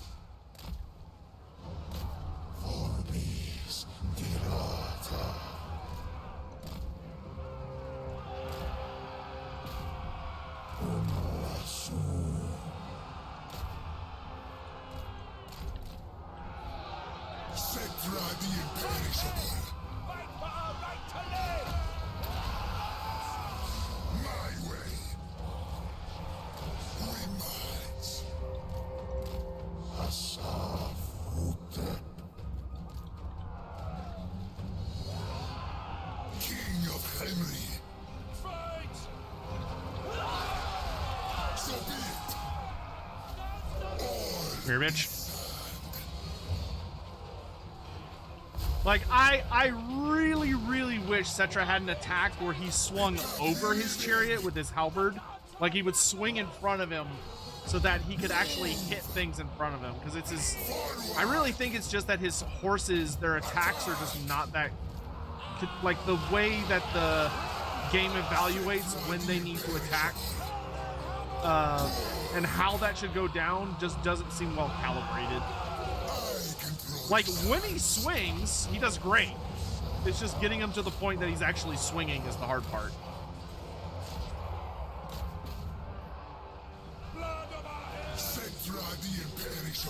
I mean, like, Settra's just obliterating shit, but... Do as I say.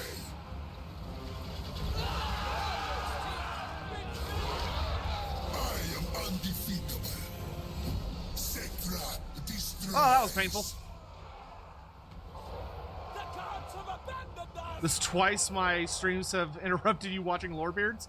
Well, maybe you should watch Lorebeards in the morning instead of when I'm live. Farseer, Airdrells, Dust, Dr. Denise, and Seppenberg. Good to see you guys on the stream. How you doing? Yeti, give Volkmar Soul to Prince of Pappas. I think that's a marvelous idea. Alright, I do need to hunt down this wizard. Yeah, I don't have the other thing. Okay, yeah, no, so I'm fine. Alright. We'll just try and get Settra to chase this guy down. We have 92 legendary lords right now. Oh, that is a lot. That is quite a few. Oh, D-Nice, sorry.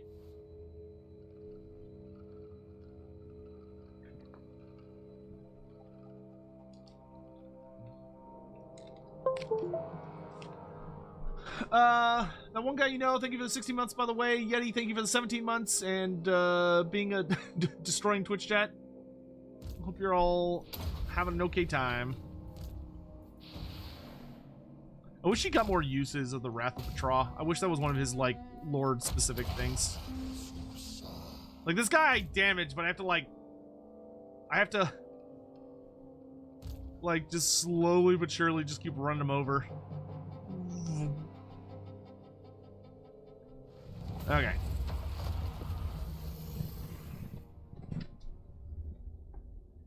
Wow. That was costly. Though to be fair, we were kind of grossly outnumbered. Another wretched foul lizard thing. Can Settra get a War Sphinx? In Total War Warhammer, he can.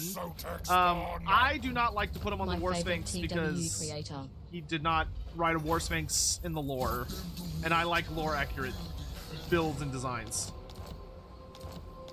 So here's the real problem, is that there's a whole fucking other guy over here. So I do need to vacate the premises.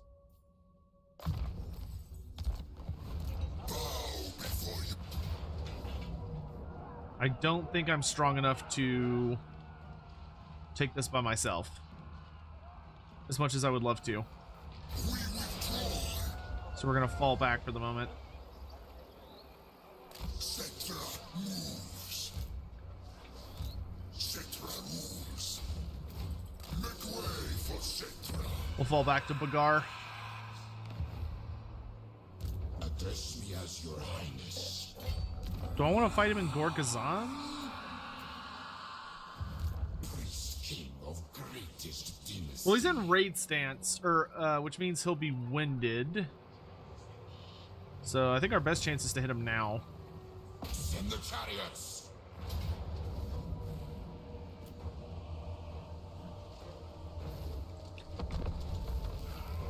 Oh god, I just realized he's riding on a horse. Heresy! I didn't notice it. What are my opinions on the thoughts that Warhammer will go mainstream? Because we're nearing that point. I think for Warhammer Fantasy, I'm excited and it's going to be super awesome, though it's going to take longer than it will for 40k, because 40k is about to go mainstream. I think for 40k, it's going to be very weird. Like, I have no idea how it's going to go down, to be honest with you. Because there are a lot of elements of 40k that I don't think the general public is going to be terribly fond of. And Games Workshop has never really had to deal with going mainstream before. So there are going to be elements that will be interesting to see how they play out. That being said, I do think there's a lot of passion going into many of those projects. and I hope they're successful. 40K is not for me personally, but I know a lot of people like it, and I think there's very good potential that they could make some really, really cool shows out of it. It's just going to kind of depend on how it all, you know, turns out in the end. I think the most interesting thing for me personally is going to be seeing how... I'm very interested to see how they're going to handle the Imperium in particular, because, like, here's the thing, right? There are like two versions of 40K. There's, like, the actual, like, tabletop, or, like, the actual, like, or OG lore where everything is like super awful and garbage and terrible. And that's kind of like, you know, that's the point, right? But then there's like, then there's bolter porn, right? Which bolter porn is when you basically take the setting and you strip out all of the deeper context, and you're like, we're not gonna worry about all that shit. We're just gonna tell awesome stories, and we're gonna make shit blow up. And we're just gonna, like, do whatever.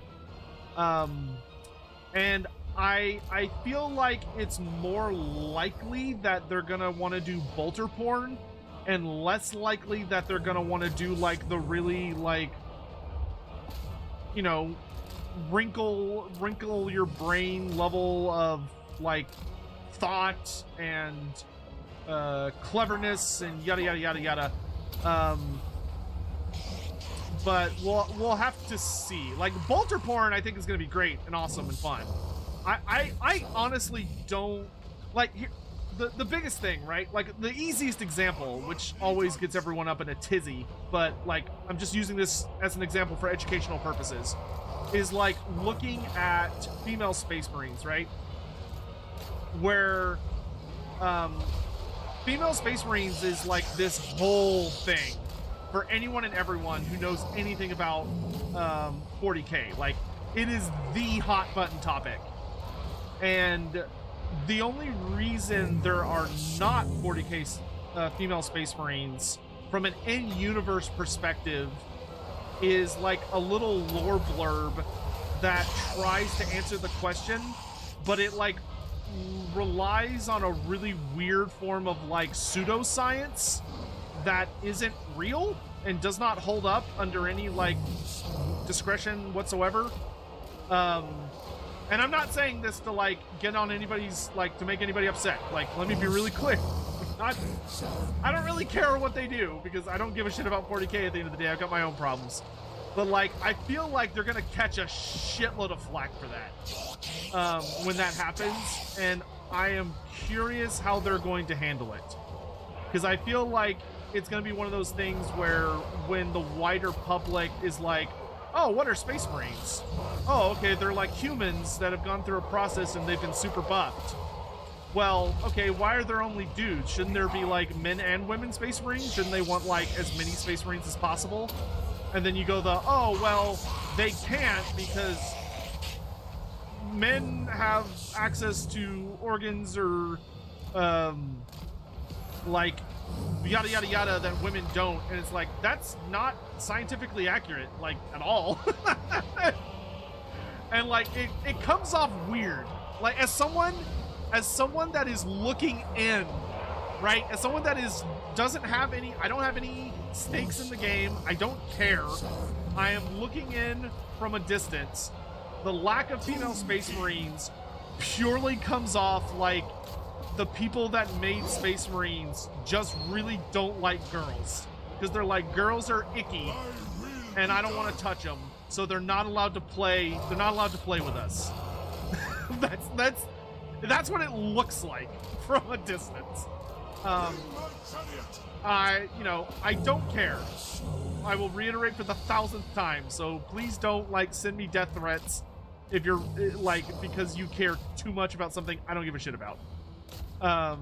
Sisters of Battle are not Space Marines, though. Like, they're uber religious battle nuns that come off much more like a fetish thing, as opposed to like an actual equivalent to Space Marines. Like, that's not the same thing at all. That's pointing to Sisters of Battle is saying, no, there are women. Like, we have women. Like, yes, you have women in the setting. That is not the same thing. That is very different than your headliner faction, who 99% of the lore is about being only boys. Those are two very different topics. But I don't care. Like, I realize that that's the way it's been for like many, many years. And there are a lot of people that just don't like change, and they think change is the devil. And that's totally fine. Like, whatever. I don't care.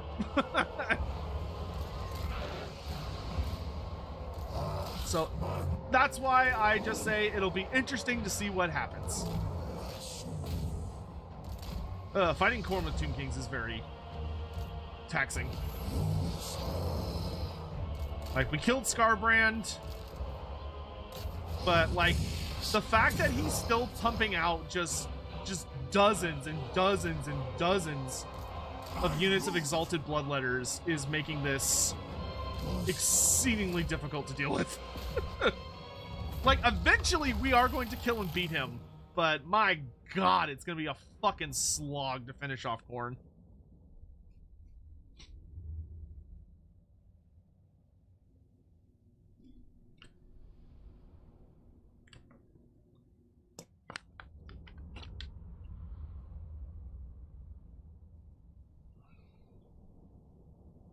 No female Primarch means there's no female gene seed. Simple as. Something, there are 2 other unknown Primarchs, and also it shouldn't be that hard over like the last 10,000 or 40,000 years for someone to have been like, what if we just made ladies able to do this? And here's what I'll say, right? Here's what I'll say. Like, how do I say this in a way without like causing people's heads to explode? I feel like that's going to be difficult. Wow, King Wakaf comes back like super fast. What the fuck? Okay, he's not going to be able to protect Gorkazon, but maybe we can bring him back. We'll bring him back in Numis. What are your gimmicks? Range and ambush. Okay, anyway. The thing that I will say is that I think what's interesting, or what I think the how do I say this? The hard thing for 40K, in my uneducated opinion, once again, uneducated opinion, looking in from the outside, I think the really, really difficult thing for 40K is that when you have a setting that is created in a very different time, which it was, there kind of comes a point where you have to ask, okay, when do we update this setting to be more in line with kind of modern, I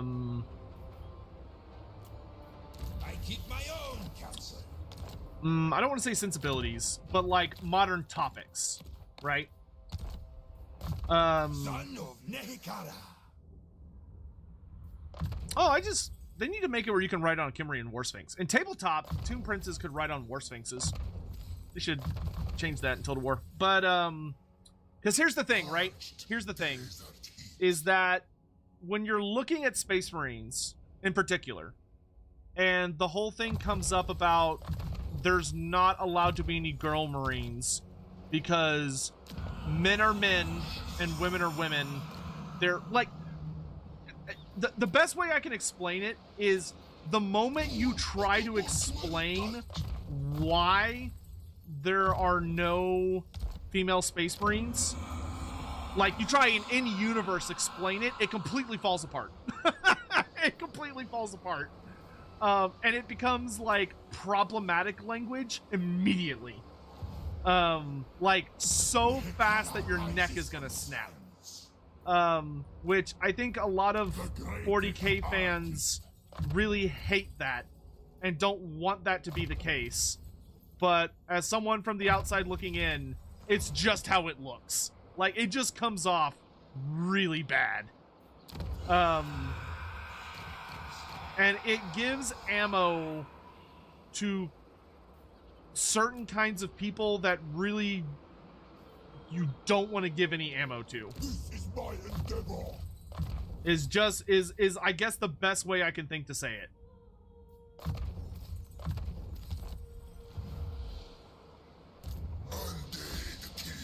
Like, honestly, the best justification, if someone, like, came to me and was like, all right, random man who should not be in this position at all, Mr. Sotek, who doesn't know anything about 40k, we're going to make you in charge of 40k, but you're not allowed to change anything. You may change nothing, but we also need you to go out there and explain to people why Space Marines are dudes only. I would probably literally be like, the Emperor is an evil as fuck sadistic bastard who wanted really easy to manipulate child soldiers that he could develop into a legion of genocidal super soldier mutants.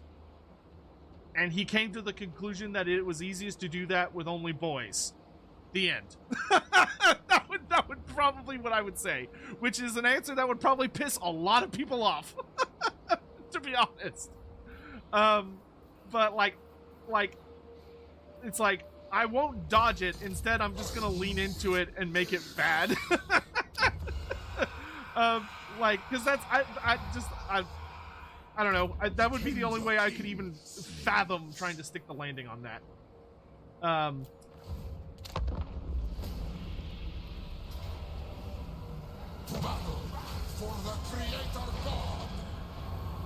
Is that a good answer? No, because I mean, if I was put in charge, I would just make female Space Marines. Because, like, who cares?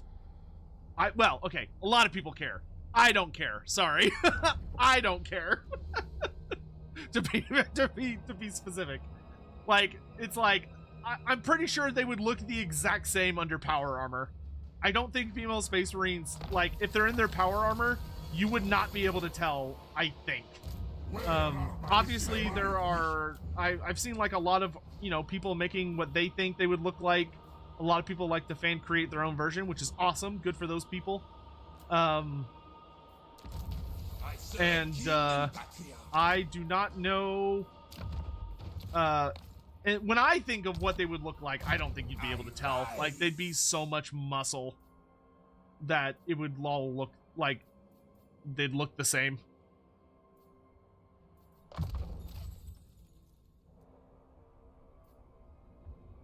I don't know. I always feel like it's like, for the people, there are people that are like, oh, it's always been this way. It's like, yeah, but I don't know if a setting needs to be held hostage by a decision that was made, 20, 30 years ago. Especially because, like, you'd make so much money. Because that'd be the thing, right? Is that if you don't like female Space Marines, just don't collect them. Like, just don't buy them.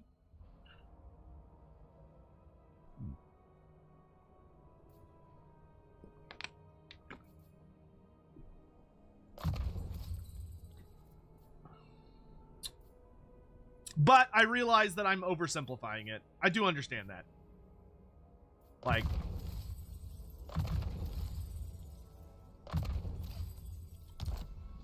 yeah, if you're not a weeb, don't buy Tau. I don't really. Well, I guess Tau are kind of weeby, aren't they? I was about to. Never mind. I take that back. They are kind of weeby. They are definitely the. Oh, that Gundam game looks pretty cool. We should probably have Gundams in our setting.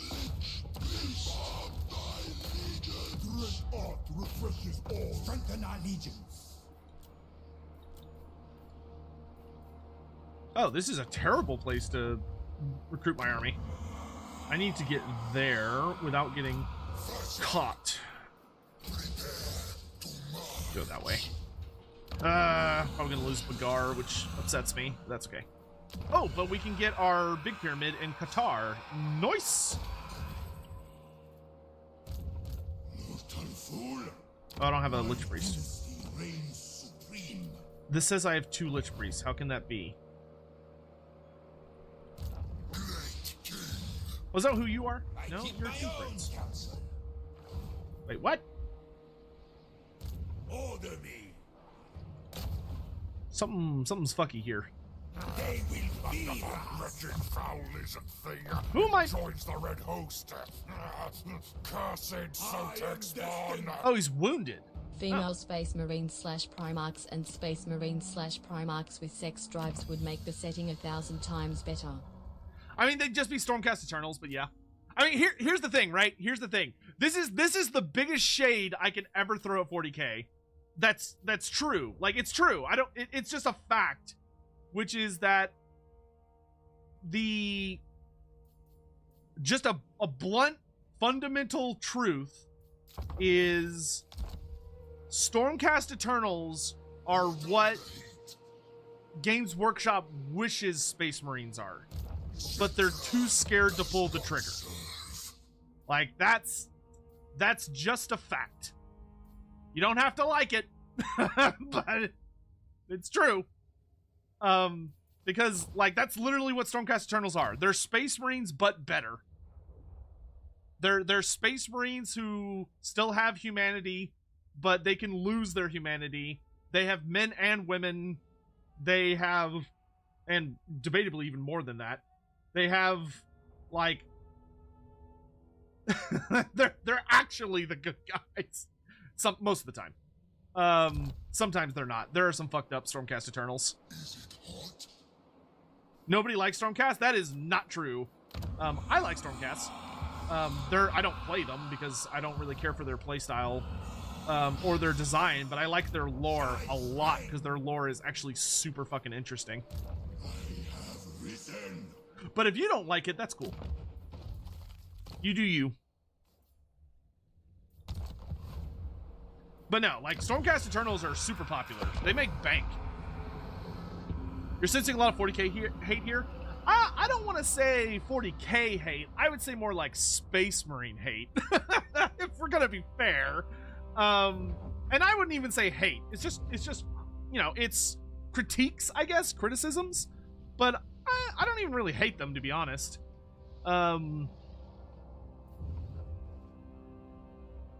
I find them interesting to speculate about.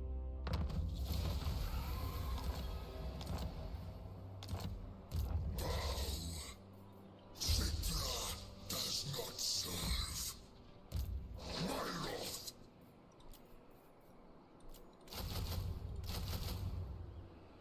One, 3. Oh wait, I already have.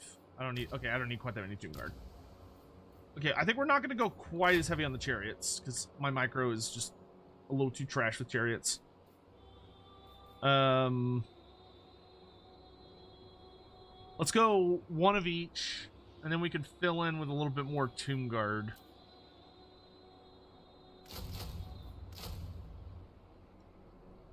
And then I still have 2 more slots.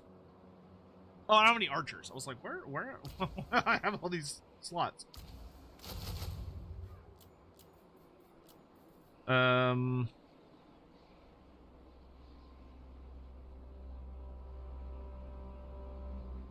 actually wouldn't mind a 3rd chariot. I really wish we could get heavy chariots for Tomb Kings. Like chariots where instead of 12 models, it's 6, but they're like way heavier. Vivid 40 Tech cheered. AX200. I mean, to be honest, it sounds like you just don't like 40K, which is alright. But the setting's biggest problem isn't female Marines or whatever.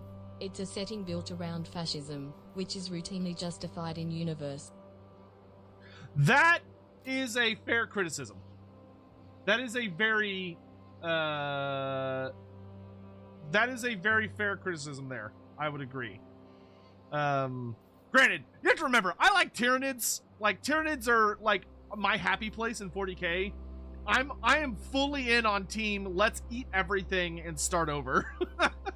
Like, I don't think there's much justification for it, but I honestly believe the Tyranids were probably created by like the old ones left the galaxy because they realized that it was just completely and utterly fucked and there was just no saving it.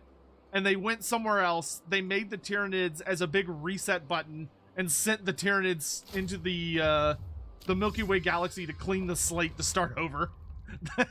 that's the team I'm on. Submit to your king. Legions arise. By the gods. Bow before you. But the big thing I guess I'm trying to say is, don't let my criticisms, like, bother you if you're a fan of 40K. Like, I'm not saying that, like, you should be exiled or hated because you like something that I myself do not particularly care for. Attend your king, slaves. So Mass Effect Reapers? Maybe? I don't know. I've never played Mass Effect, so I don't... I know that Reapers are the villains, but literally the only thing I know about Mass Effect is that it's surprisingly horny, which I guess in and of itself is not that surprising. And that it... See, it's horny, it's like super horny, and it also is supposed to have a really, really good story that makes a lot of people very sad, except for the last game, which apparently has a fucking awful story. Or like the ending is really bad. That's like that's like the scattered bits of information that I have slowly gathered by like osmosis.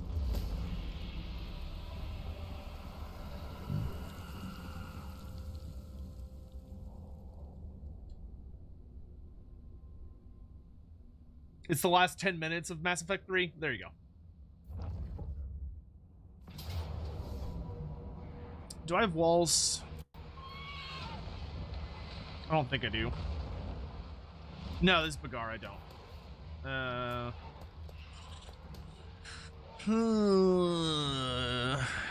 He's only got 2 units of archers.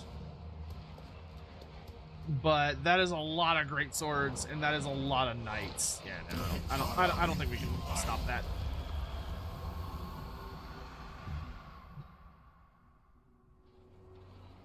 How much for a Mass Effect Legendary Edition playthrough?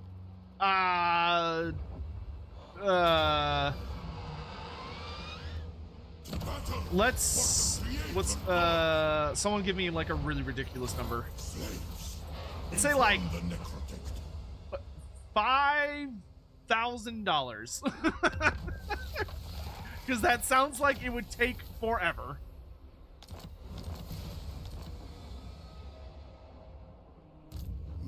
$500? No, 500's too low. They might actually do that.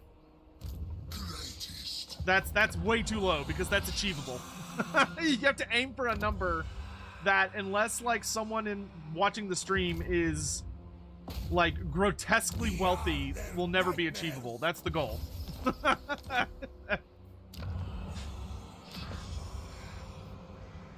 That's how I protect myself.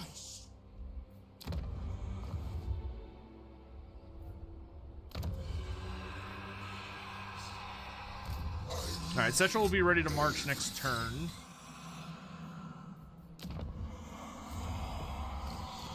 I'm waiting for Lamashazah to be ready.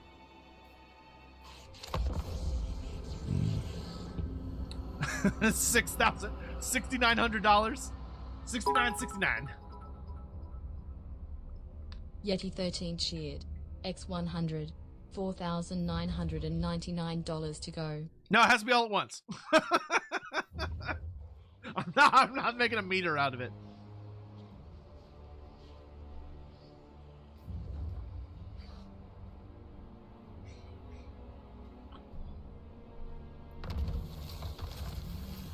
The wild hunt has begun. Cool. There's an earthquake. Oh. Alright. I want the pillar of bone. Damn you, give me the pillar of bone. Ooh, this will give me more Necropolis Knights, which is pretty hype. Wolfrise cheered. X100. $4,998 to go. You know what? Alright, y'all have fun with that. Oh no, I can't stop you. Who is this? Oh, this is Settra's wizard. Huh. I thought he died. I guess not. How are you immortal? Oh, I guess Lich Priests are just immortal. Neat. All right.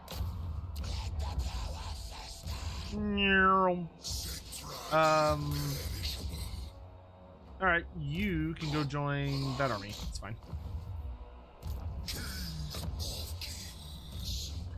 Cool, yeah, whatever, that works. All right.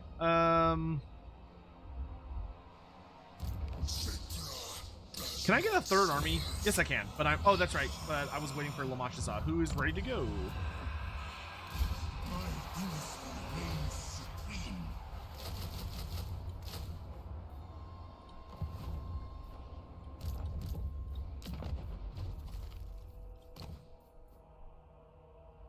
Death blow for Toonguard, warriors, and archers. Yeah, I'll put that in Settra's army for right now. Because we want Settra's army to be as strong as possible, so it actually is like winning every fight. You can have that, and you can also get the Talisman of Endurance, make you a little tankier. Are you on horseback? No, you're on foot. Okay. So I have standards. My dynasty reigns supreme.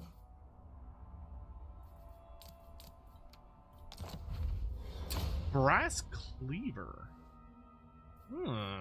Interesting. Let's put that on one cough for right now.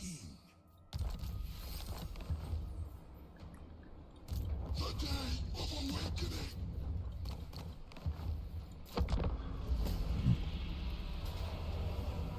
I should try the Settra one-man Dune stack. Why? So I can just... I mean, that sounds like good practice for, like, cycle charging, but, you know, I'd like to have my games last less than, like, 1 billion years. This might be achievable. No, he still has the... I feel like he has infinite summons. Like, that ability should only be available sometimes. It feels like he isn't available all the time. THT1 guy you know cheered. X100. All this talk of other settings and I have yet to hear you honor the 6th house and the tribe unmourned. Shrug is my only response to that.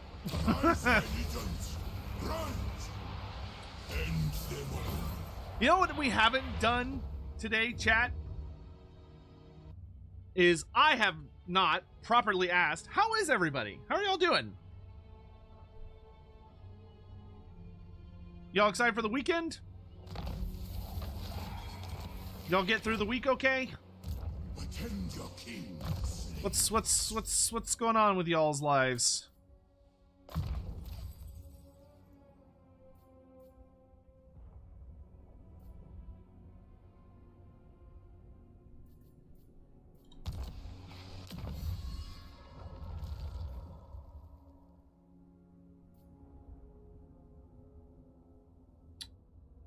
War Sphinxes.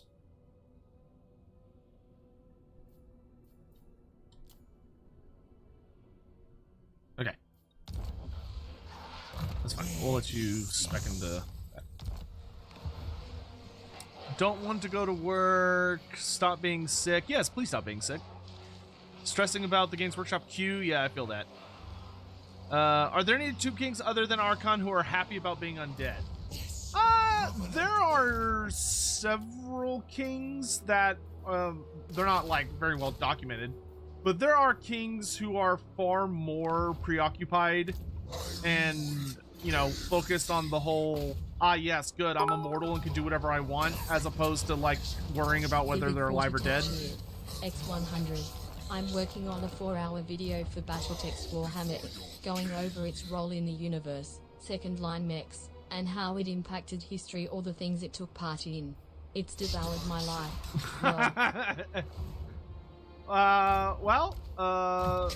Settra Tech, I mean, it sounds fun. I mean, rip for your life, obviously. But you know, it sounds enjoyable at the very least. Even if it may be time consuming. That's awesome. Glad you're doing stuff. Let's see.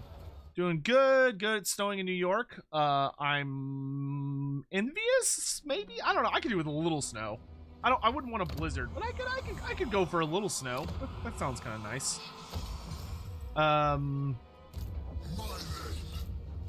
But My dynasty reigns supreme. yeah.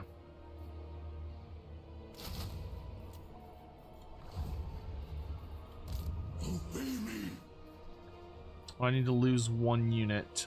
Drop a unit of archers Submit for the Lich Priest, who can catch up to us, because we're gonna go defend Agru Migdal. Prepare This is my settlement. Fuck off. to the temple.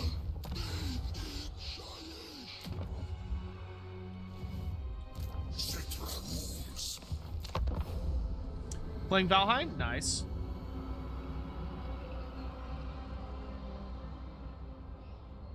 Oh, that one guy you know, that's awesome! Big congrats! He said he said, for anyone that's not over in Twitch chat, he said that he found out his wife is pregnant. Huge congrats there. Awesome. I hope y'all are both excited for what lays ahead of you. Cool beans. Big congrats, that one guy you know.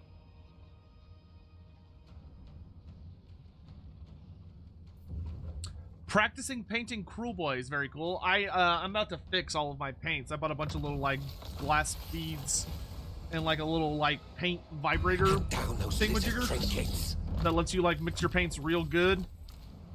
That way I could finally like fix all of my paints. Because many of them are have not necessarily held up super crazy well. All right, Bagar is mine once more. Settra does not serve.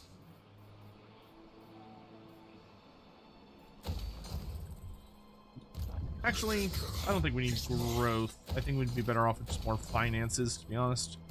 All right, who do I want to be friends with? We got up to -17 with the dwarfs. The lizardmen are potentially -19, but they don't like that I'm beating up him, so that's probably not going to be good in the long run. I think our best bet would be to ally up with either the Skaven or the dwarfs. Clan Moors is stronger. What? I mean, how often do you get to buddy up with the Skaven, right? Skull. You know right. interest too quick. Yeah, sure. I'm right. Sure, let's team up with the Rat Boys. Legends rise. Let the power fester. Tomb King of Nerekara. Legions rise.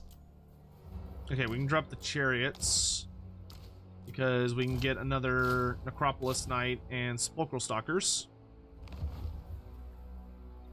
Serve me. A bold strategy. And Lamashazah is building his power base over here.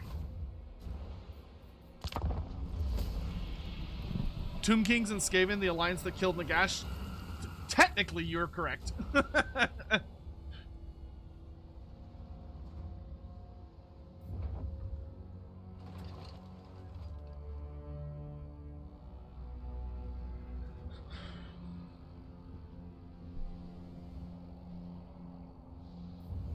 Thank you for the follows, by the way. Ooh. Rapunzel herself is attacking, huh? But I have walls. Defend the Black Pyramid! It must hold!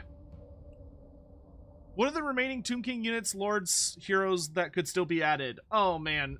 Things that I would still like to see for the Tomb Kings. For legendary lords, I would like to get Ramhotep the Visionary. Ramhotep the Visionary is the Necrotech legendary lord, and he's fucking hilarious as a character. He's basically the angriest guy in Nehekara. despite having been like a very gifted artist. I like that this one actually has the Black Pyramid on it.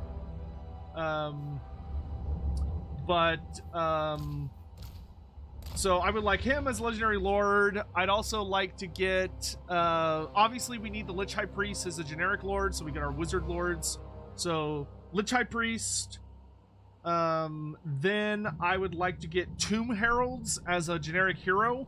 Tomb Heralds being, you know, like, really support-focused characters that have, like, the banners and stuff and are kind of like loci of Cimmerian magics that allows the undead near them to be more powerful and, like, more, swift and more like they were in life and yada yada. I'd also like to see the Tomb Prince be able to ride Cimmerian War Sphinxes like they were in Tabletop to further, you know, have some separation there where your Tomb Prince is more of like your Guardian beatstick character. Alton Clinic. Alton Keelik. Alton Kylik? One of those two? Thank you very much for the Prime sub. Appreciate it. So yeah, Cimmerian War Sphinx on the Tomb Prince. Then I would like to get the Cimmerian Titan. So the Cimmerian Titan was a super giant scarab beetle looking construct. It's the largest of the Tomb King constructs and has a fucking gorgeous sculpt, and I need it in my life. Inject it straight into my veins. Especially because it can do horrific shit, like if it opens its mouth and like starts sucking, its suck is so good that it'll pull your soul into the underworld, which is awesome. As well as it has a bunch of other really cool things it can do, but it's like almost Dreadsaurian size, like they're massive constructs. I'd also like to get Ushabti with great weapons, because right now we only have Ushabti with like 2 blades. I'd like to get Ushabti with double-handed weapons.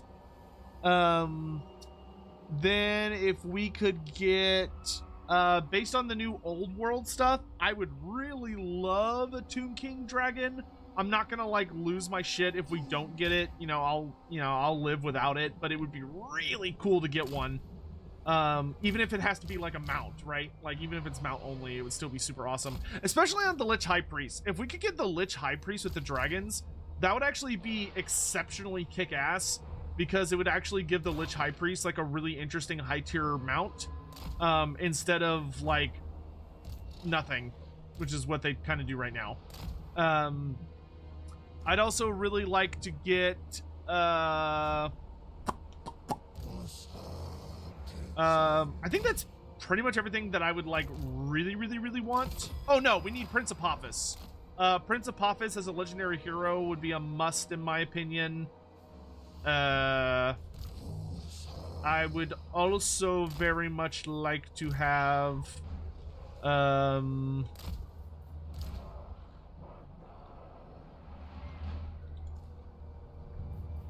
I guess that would be pretty much everything. That'd be everything that's on my like immediate to-do list, I guess would be the best way to say it. There are like, you know, the more they want to add, the better. I would always be willing to take more. Y'all all right back there? But though that would be like my major list of asks, if that makes sense. Honestly, the only thing I'm kind of a little worried about is Henry Le Massif. But other than that, I really think we have this pretty well under control. We just gotta deal with old Big Henry. But if I'm hoping he'll come after my Tomb King, in which case he'll come over here and we can like swarm him. But I think that's just about everybody. You can go down here, I guess. All right. And then we're gonna start off by building a tower right there.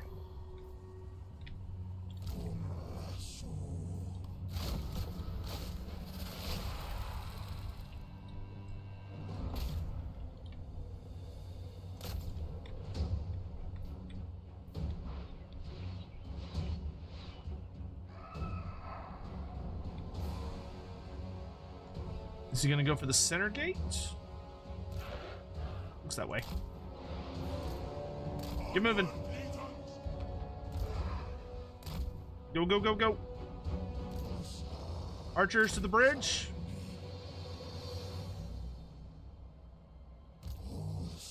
Where's... Oh, is Henry going for my lord? That would make me so happy if that was the case. Oh, come on, Henry. Come on, big hen. Oh, yeah.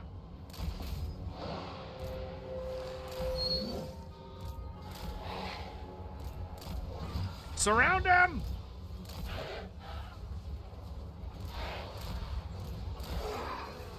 My command. Kill him. Oh my god, he fucking hurts. All right, you guys can deal with this. I'm gonna walk over here.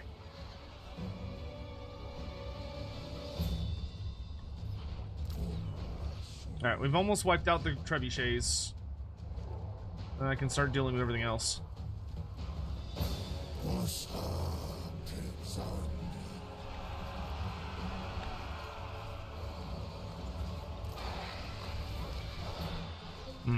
That's a little distressing.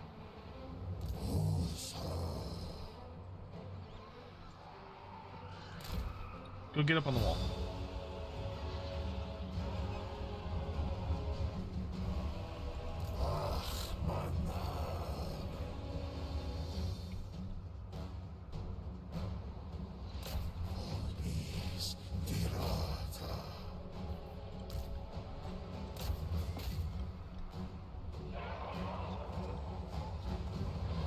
I'm really glad they made the gates a lot tankier. Because I need as much tank as I can get.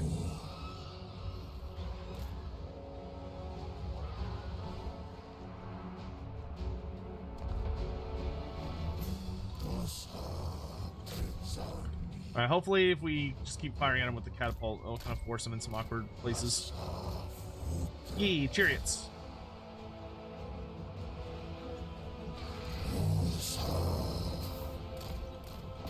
They're just peasants. Kill them. Unliving king. Curse them all. Yeah, I'm just gonna sit here so my will be done. Just keeps buffing them. Chop him to pieces! Look at all those attacks that are just missing. Peasant! Peasant! Alright. No more trebuchets. Delightful. Oh, nice. And we got more reinforcements down here. Oh, we got a lot more reinforcements down here. Good, good. What is happening over here?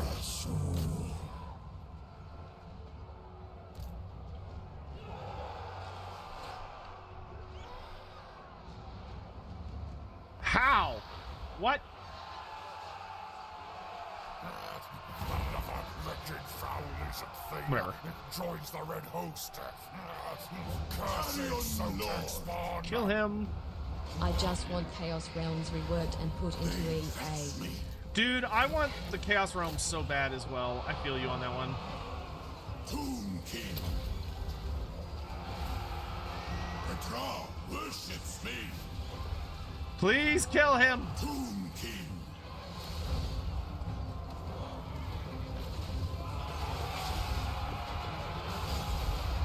Okay, my curse went off.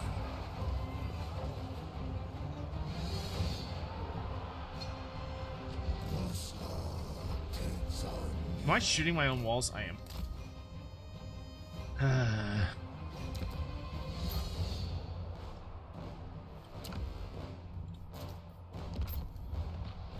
Tomb King. I move.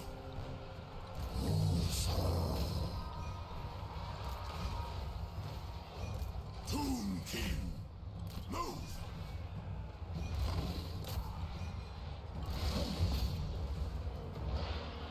My will be done. He's got 100 health left. Bow to me. Yeah, I'm getting out of here. Okay, that gate is secure. Get your asses up there. You go that way.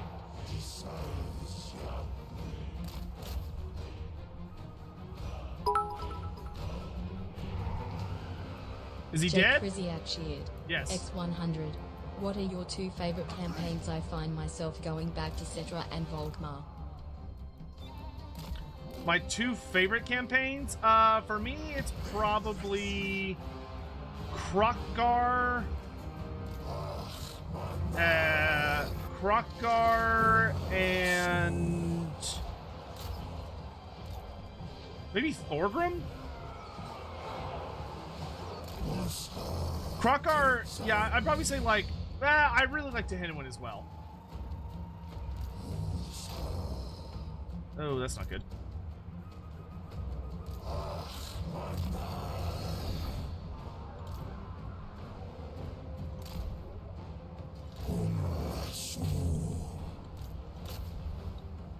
Protect the king!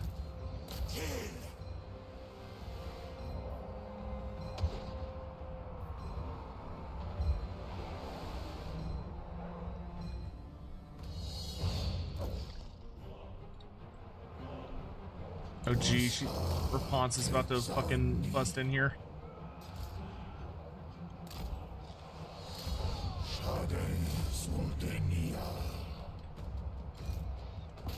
Guys, what are we doing? Turn around! Oh my good god. Alright. Next wave of defense, please.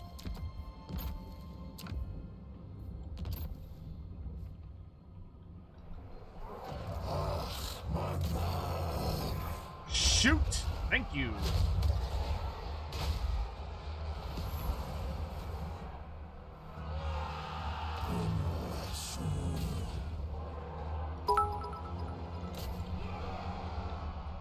Alright, we've secured the center gate. X100. Do you think we will ever get Chaos Realms reworked and put into EA? I would say it's certainly not impossible. I don't know how likely it is. I would very much like them to do it, but whether or not they'll end up pulling the trigger on that, I think it's kind of anybody's guess, to be honest. I think it just sort of depends on how... I would very much like to see it. I don't think it's going to happen anytime super soon. I will say that. Even if we are lucky enough to get it, you know, I think it'll be a hot minute. All right, so we secured the center gate. Are y'all hitting them? A little bit.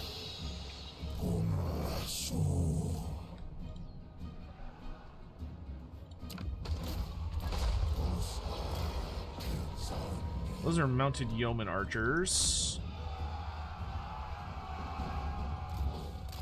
Ushapti to me.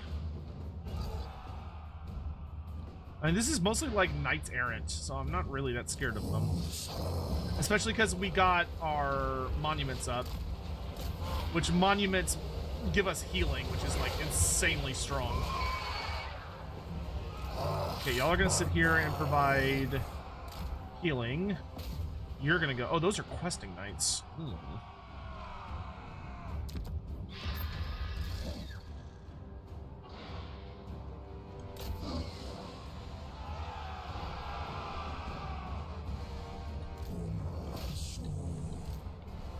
Alright, y'all start working your way in. Archers, forward! Let's pop this flank here. We can.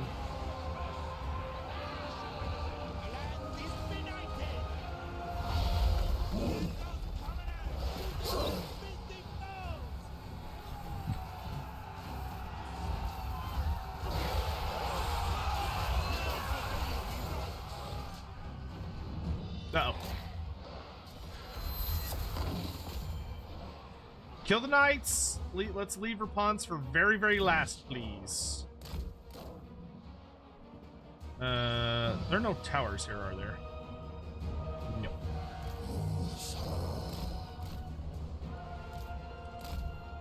See if you can lead them away.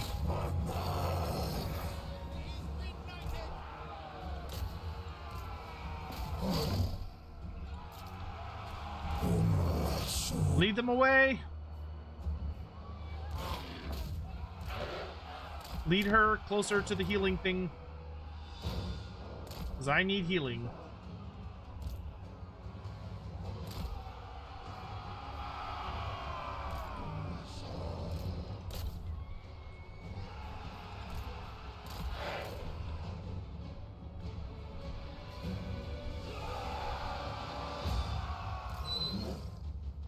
We're not healing. That's unfortunate. Alright, well, whatever. I still like the melee defense bonus.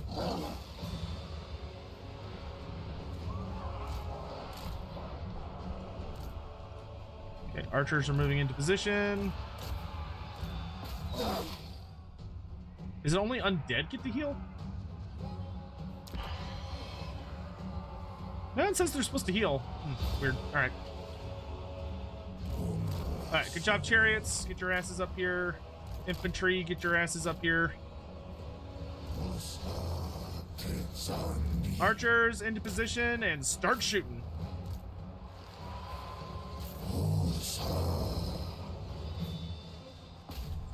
Fire! Get a rear charge on these knights. Oh, I didn't see them in my back line. That's not very nice. Get some towers in the very, very back just in case. We're about to reclaim this position. This has actually been a pretty good siege, you know, all things considered. It's been an enjoyable siege, I guess would be the best way to say it. So why don't you pull back a bit? You go to the front. Bows out. Start shooting.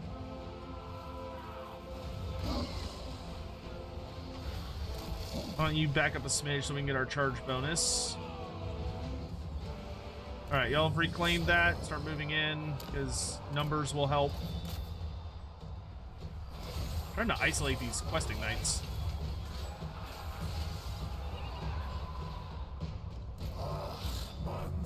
Oh, Tomb Guard, you're so slow.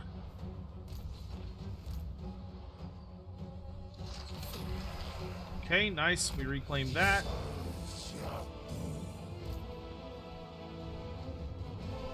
Alright. Y'all go over here. Because if we can fully secure... Oh, that unit's just dead. Here, fall back to infantry. Actually, no, I lied. Keep fighting there. The infantry will make their way to you.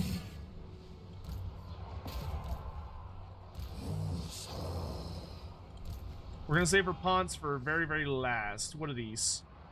Knights Errant. Alright, you. Go deal with them.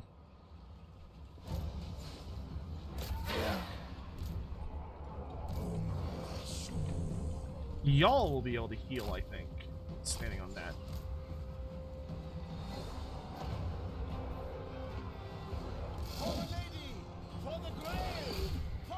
I don't know.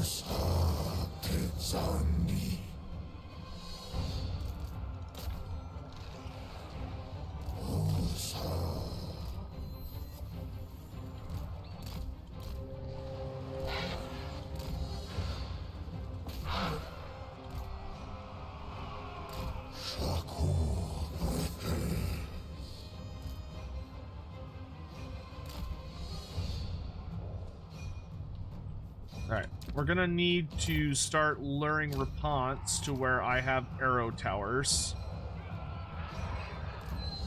Okay, they shattered. That's great. They're broken. That's great.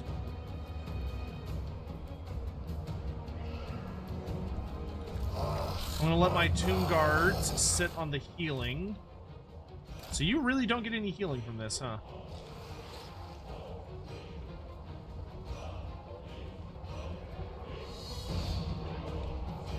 Oh no, you do get healing. Awesome. Okay. Ah, fuck, it's Raponts. Fall back. Fall back.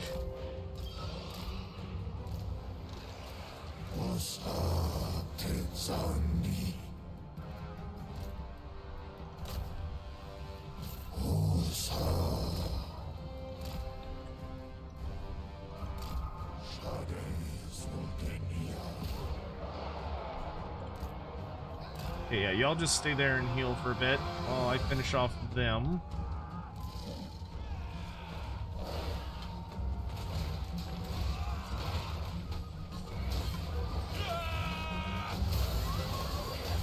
Please die.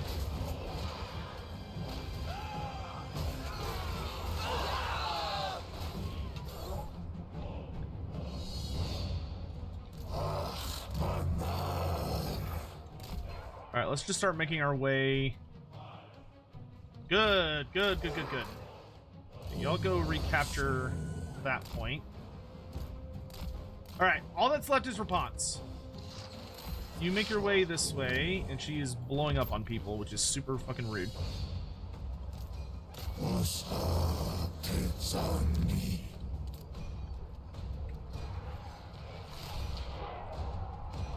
Problem is, I really don't... Wait, what is that? What is that?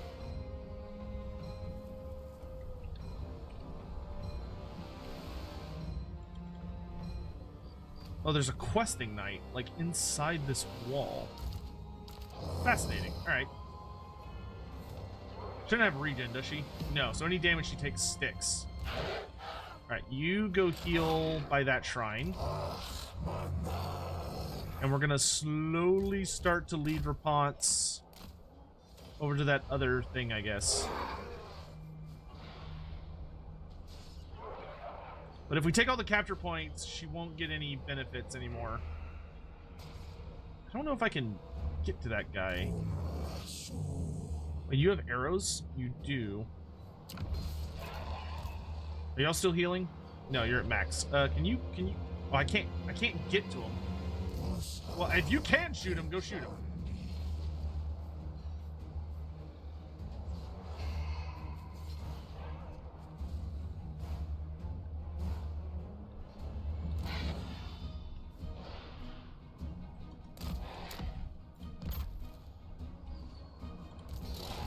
All right, bring her this way, boys.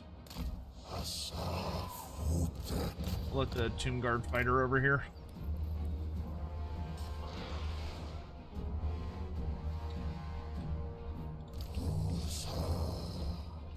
Good God, y'all are slow.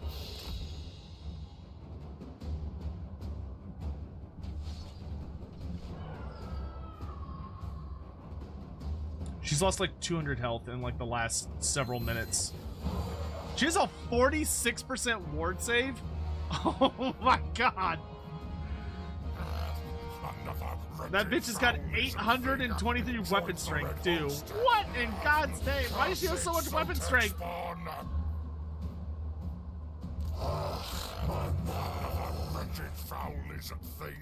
Joins the red host. All right, head off that way. Cursed Sotek spawn. To the towers! Another wretched foul is a thing. Oh, Barbaric, thank you for the 8 months. Revenue Smith, thank you for the 18 months. And Blue Tiger, thank you for the 7. Really appreciate the support. Thank you so much, guys.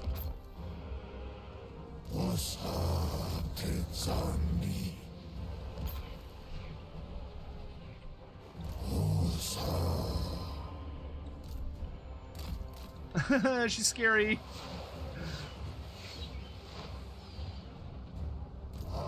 Ah! She's so...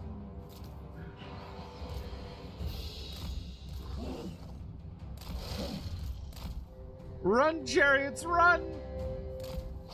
Flee for your lives!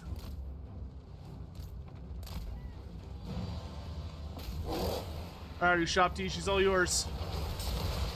Oh my God. Bro, why does she have like 1 billion weapon strength? What is happening? Oh, she's unbreakable. Great. That's awesome. That's lovely. She is unbroken, or she's unbreakable, and somehow has over 1,000 weapon strength. Oh, okay, it came down a little bit, but like, yeah, I don't think there's anything we can do. Like, we'll hold her as long as we can and damage her as much as we can, but I don't think there's any actual options that will involve us successfully killing her. Oh no, lead her. Wow, why is her capture strength so much higher than my archers? Here, lead her out of that.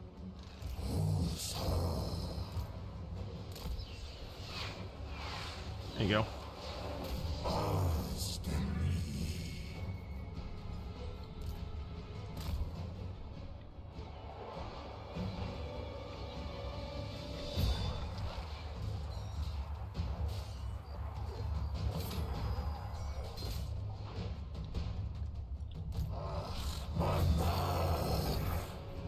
This poor sap's just like stuck inside the wall.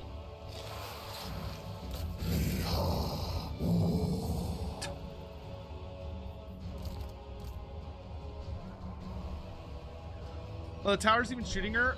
They're trying.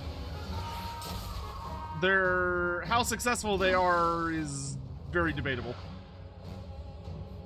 Yeah, they will just speed up time. As much as I was feeling really good about this, I did not realize that Rapunzel had, I guess, gotten her own version of the Sword of Cain and was pretty much unstoppable.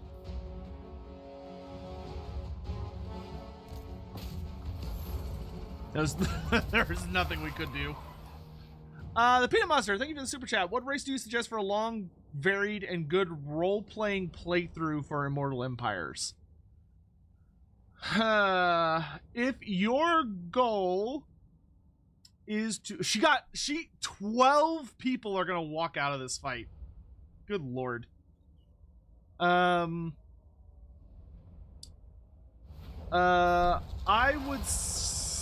It's just her. It's literally just her. that bitch. See, a good varied campaign. I would probably say either. I think a lot of the Lizardman campaigns are really good. Like if you want a campaign where it could be notably different every time you play it, then I think you may find some pretty good satisfaction with My dynasty reigns supreme. Like Oxiodal, because Oxiodal is gonna like really take you to different parts of the world on a very consistent basis. And you're gonna be able to like you'll get to go to really different parts of the world on a regular basis and have a lot of fun, like just going to any continent you want, which is really nice for like variety, because you can just kind of pick a direction and go, or teleport to somewhere and decide to set up more of a permanent base. Other options you could do, I think any of the Warriors of Chaos also have really excellent campaigns, in the sense that they are good about giving you like tons and tons of units and lords and characters to play around with.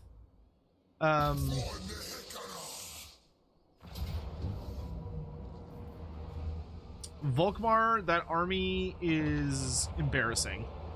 Look at all those stupid mortars. I don't want to fight this garbage.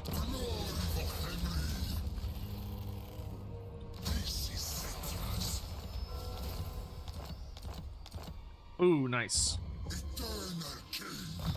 Finally, a fucking giant construct. Give me some scorched bones.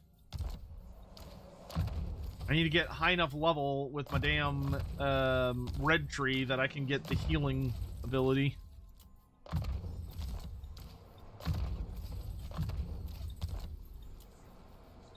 Yoink.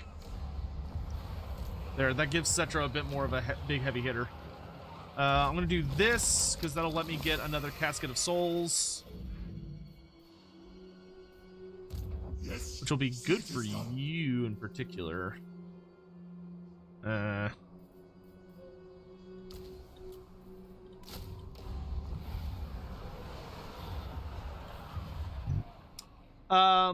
And another good one is Count Noctilus is really solid for a campaign where you can just kind of pick a direction and go wherever you want. So I would say any of the Undivided Warrior of Chaos characters. I think Archaon probably has the best experience, though his start position, obviously you're kind of out in the boonies and you have to sort of make your way around to where you want to be. But I also think that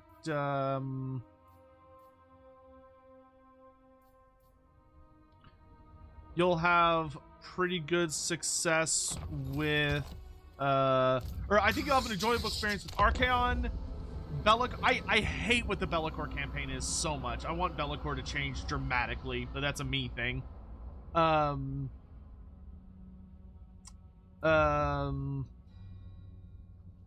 then probably like Oxiodal and yeah, whatever else I said. my brain's leaking out of my ears. I need one more turn of healing, but we got Burr, which means we can make new stuff. I would actually not mind another 2 prints. I need more characters running around. To your king.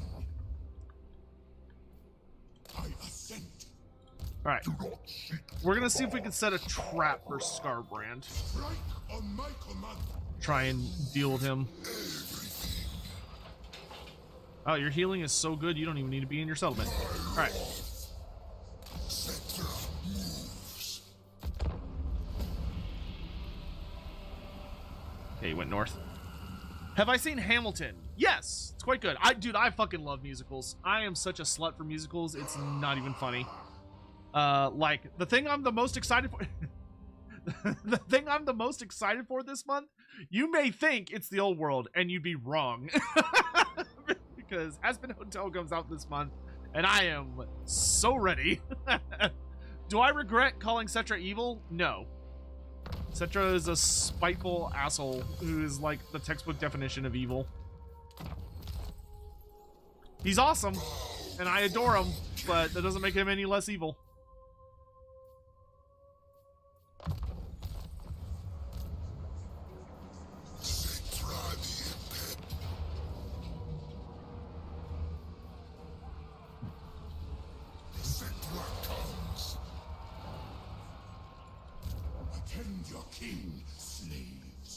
Honestly, I don't even think Settra would be that bothered by somebody calling him evil. I feel like if you called Settra evil, he'd just be like, yeah, so, like, what of it?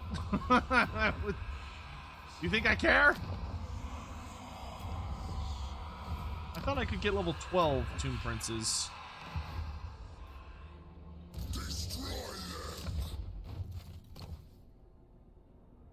It's faction wide. Weird. All right. So let's get one here who will join.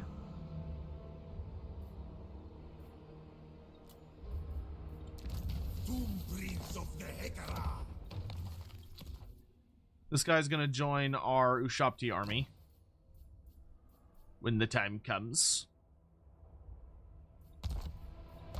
My king.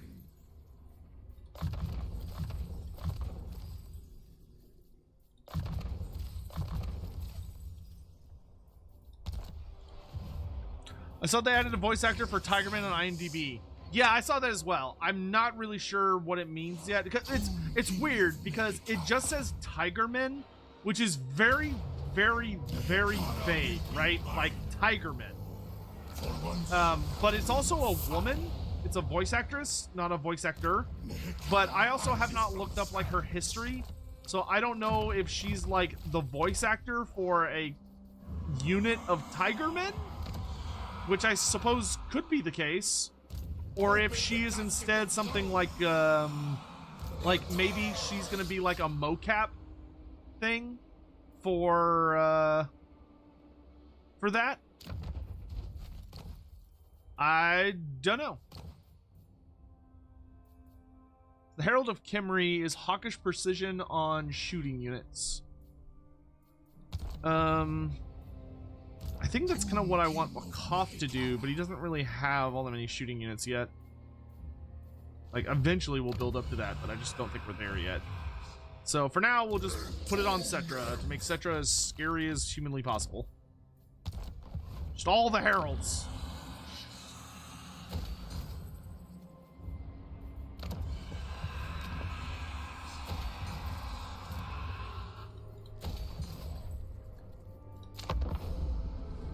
Mocap, so like the person that they would be like doing all of the work that they would base the animations off of.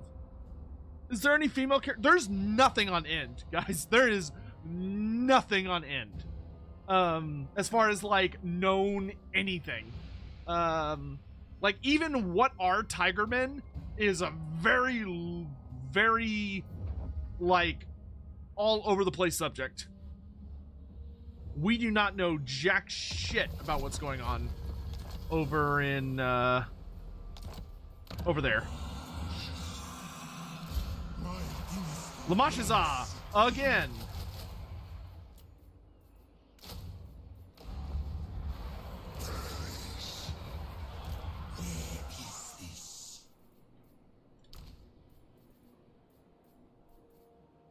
It might be a little overkill on the stalkers for the moment.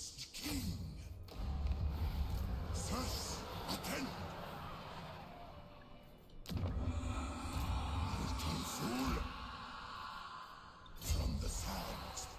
Now we go. Your will. This is well.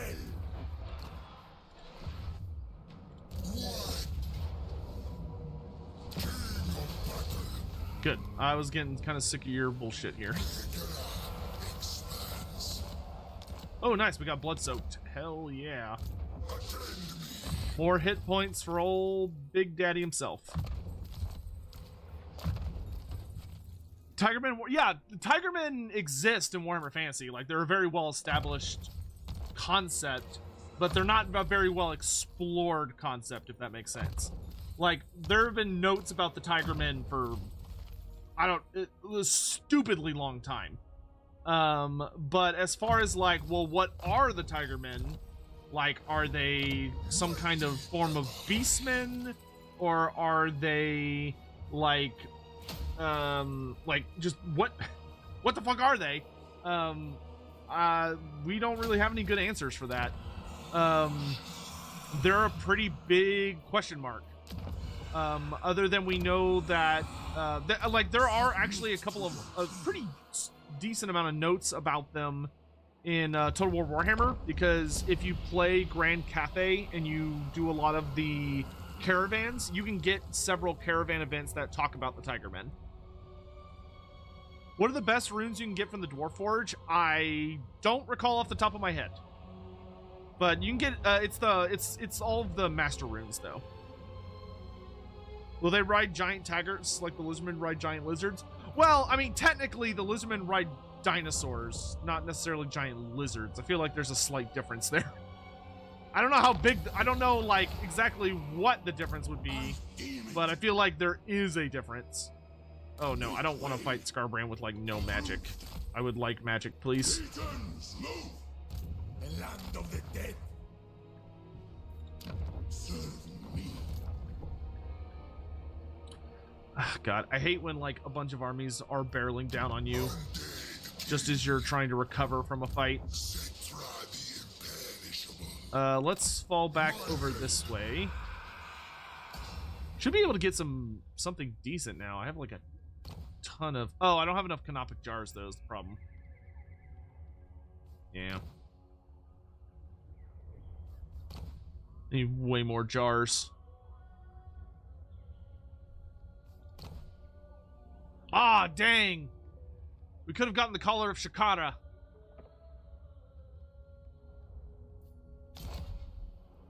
Well, we'll build our way up to it. Oh, we can upgrade Kimry. Yes, please.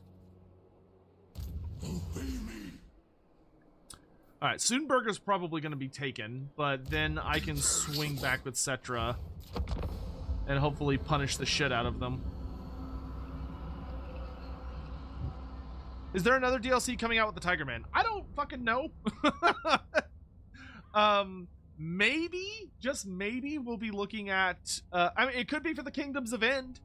Could be that they're going to do a Kingdoms of End race pack. But if that's the case, then whoever put that on their IMDb page did that way earlier than they had any right to. Like, it could be a unit for Grand Cathay. Would be like a Tigerman unit. That's basically like mercenaries, so to speak, from there, which would make sense.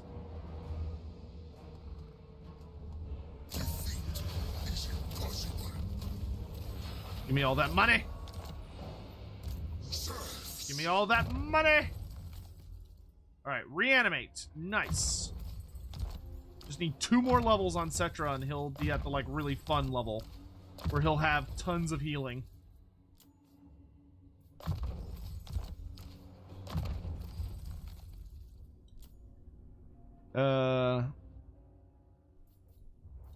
Let's do replenish troops.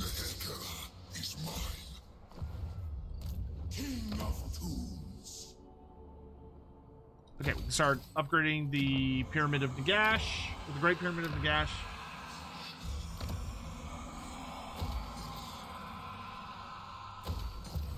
I should take your advice. Shatter their bones. Raise it I'm just gonna keep burning the shit down. Prince of the Hekara. Take his soul. Critical success. Nice. Killed the shit out of him. Good job. My dynasty reigns supreme. While you're sitting here, you can get some Ushapti with great bows and more Ushapti. Do you have the herald you need? No. Wait. Where is it? Oh, I haven't bought it yet. I think that's what it is. Yeah, I haven't bought them yet. Okay. Talisman of Preservation. Yeah, sure, you can have it. Sword of Strife. Let's combine these. For the Obsidian Amulet. Oh, joy. My favorite.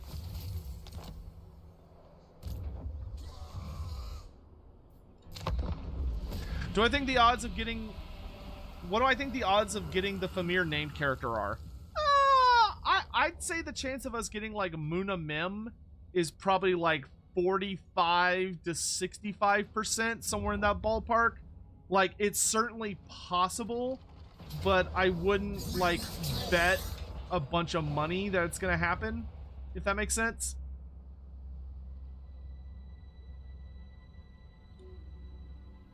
You dare approach the imperishable. Are we gonna get... No, there is no fucking way we're getting the Fire Dragon. There is no way on this earth we are getting Li Dao anytime soon. Yeah, no, I don't think there's any more legendary lords coming with the Shadows of Change update. I think it's gonna be legendary heroes only and units. I do not think you're gonna see a single new legendary lord.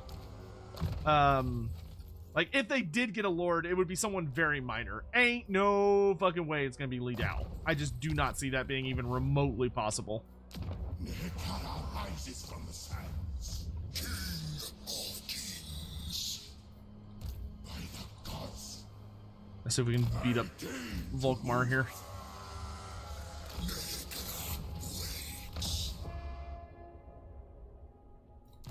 The ultimate cry.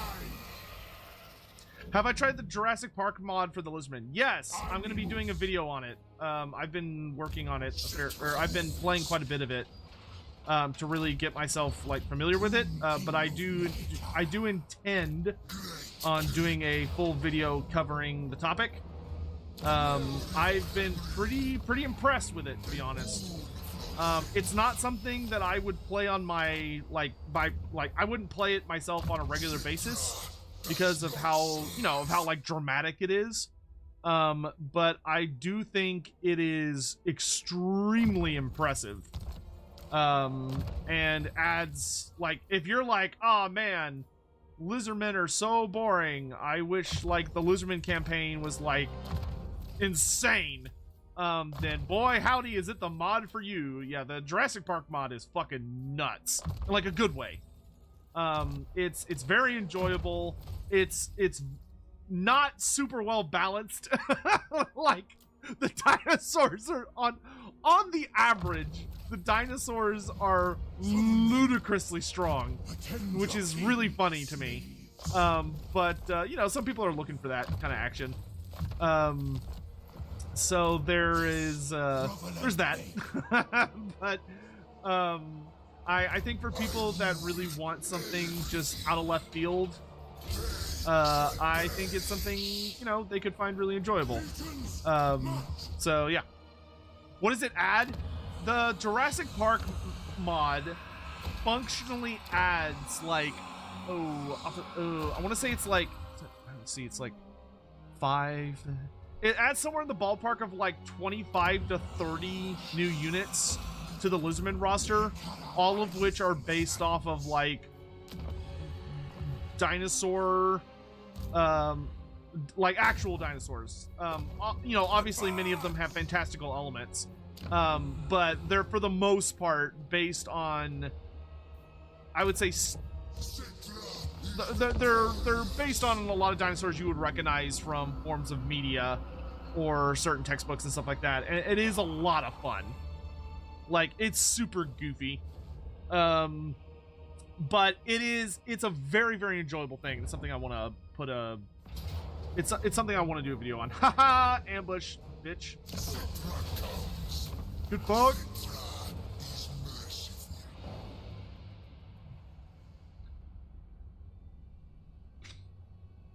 The funniest thing the mod does, to be totally honest, is that when you start playing it, you're like, oh, they added all these cool dinosaur units. That's kind of neat.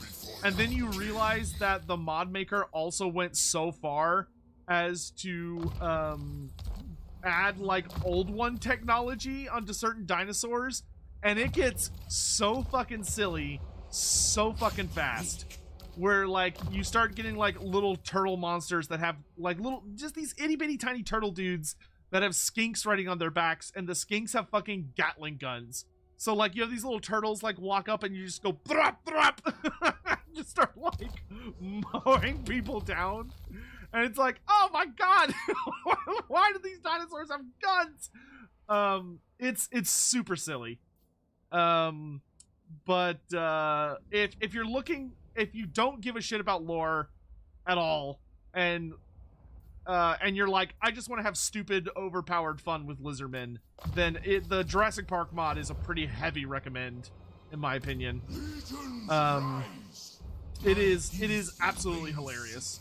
It even adds like another race to the Lizardmen, which is so unnecessary, but like, is it fun? Yes, absolutely. They're like the geckolos or something like that, and they are obscene. They are obscene. It's like, oh, have you ever wanted to play Lizardmen, but you get like a group of fucking aliens as part of your roster? Then is this the mod for you? Like I said, it's very silly. But I think it's very well made, and it's super fun.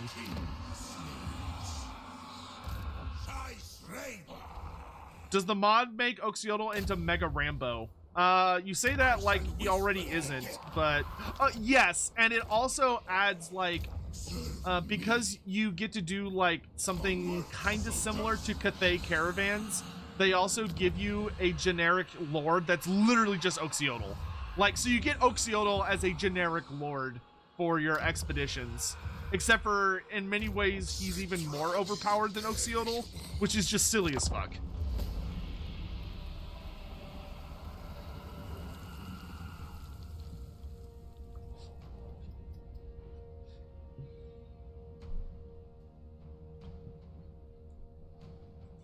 Have I ever played Magic the Gathering? Yes. I have not played in quite some time. And I never was like super hardcore into it. Just because it was a very expensive, it's kind of an expensive hobby. And I already was playing Warhammer, which means I already didn't have money.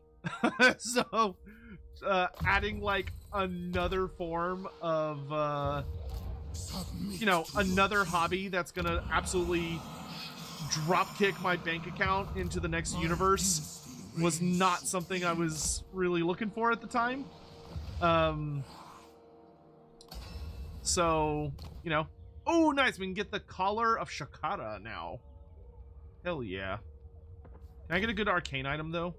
Nope. Just seeing what else I can get. Nothing there. I need obsidian, like really bad.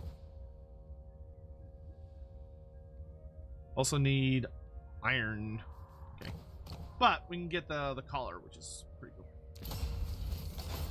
pretty high tier item. I have risen.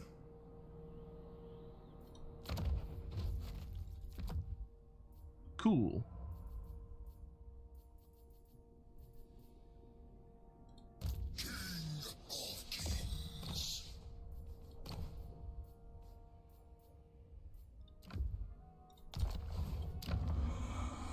Yeah, I remember I got really hyped when Magic did their little like expansion focus thingamajigger on dragons. Like they did like a dragon set, and it was all like the different dragon lords for the different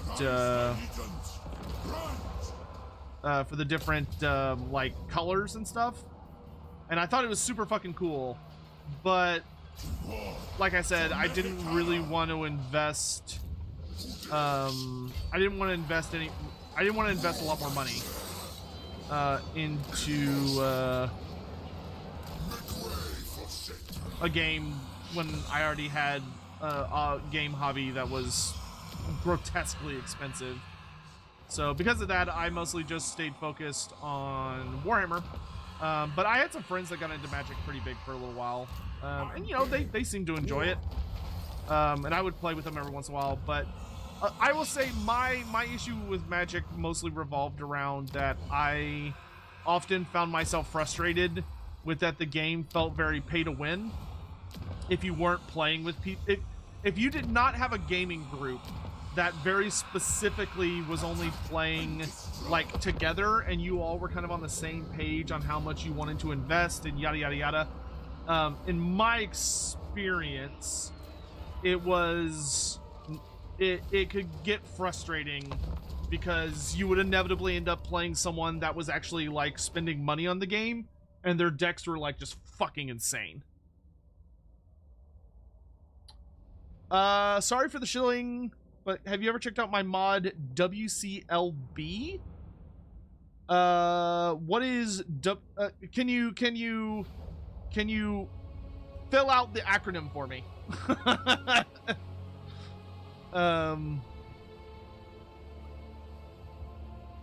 I'm hoping that it's a cautious hope that we do get something for the end region because it's weird. Oh, Elemeth? I don't think that's granted, I think a cautious hope is functional or a good idea. But I feel personally very, very confident that we're gonna full on get the Kingdoms of End and the Naga of Koresh eventually. I personally am kind of expecting Creative Assembly to release like one new race a year. Though with everything that happened this past year, we might not get one in 2024 because everything kind of got like messed up and delayed a bit. But like, I would be very shocked if we don't have the Kingdoms of End by the end of 2025, and then the Naga after that. But like, I think one race a year would not be that crazy for them, and it's something I would very, very, very much like to see.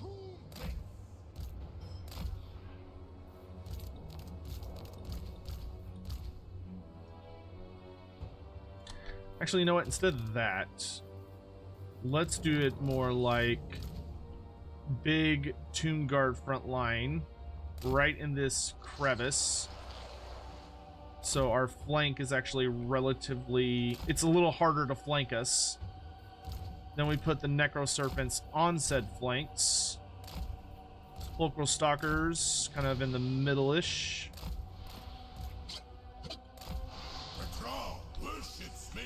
Move this mess to about there, and then Tomb Guard go back here, so when Scarbrand inevitably Kool-Aid Mans his way through my front line, they can like punish him.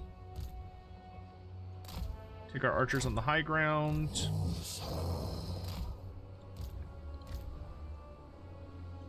Shooting into the middle. Then we can have the Sepulchral Stalkers more in the center.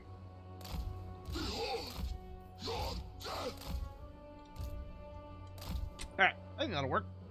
Then we can kind of have our cavalry hold the flanks until our reinforcements arrive.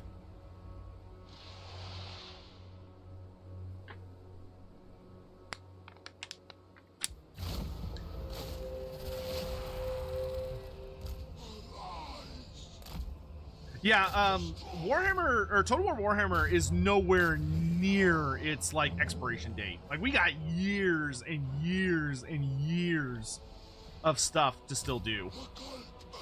Like even if you're like the ultimate pessimist and you think Creative Assembly is like just the worst, like they're the devil, like it is beyond denial that there's tons and tons and tons of stuff left to do, which is very exciting. But if you like the game, I guess. If you're someone that hates the game and wants it to fail and die, A, I don't know why you're here. B, you know, that would change your perspective. Fucking, I'm so sick of these summons.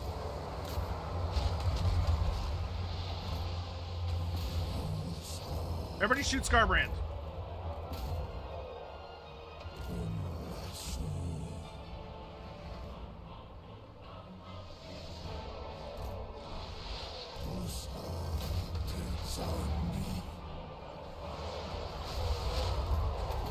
Ooh, those sepulchral stalkers got him good.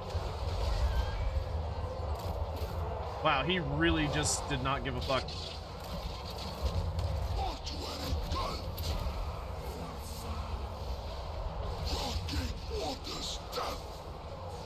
Yeah, I didn't account for the summons when I deployed like this, which is not great.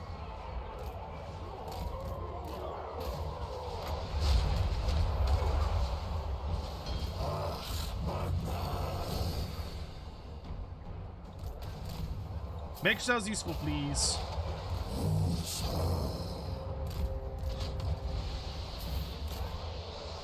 Okay, Scarbrand's dead. That's awesome.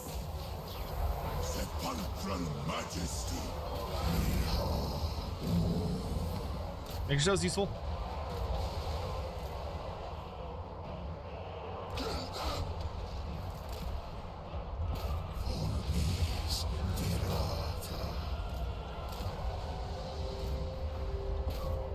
Reinforcements arrived. Good. Let's see if they can help clean up this flank.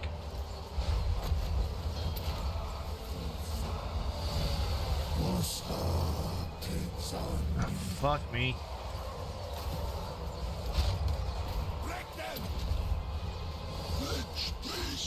Got our Lich Priest in there so we can try and get his curse off.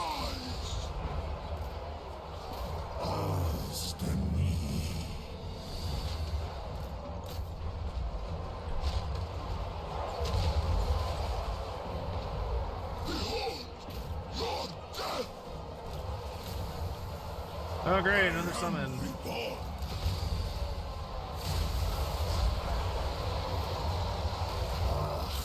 Why are my Tomb Guard like just fucking around?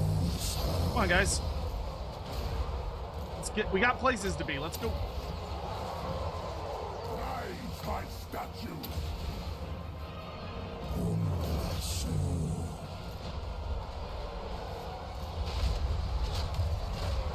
My will be done. Power of the gods.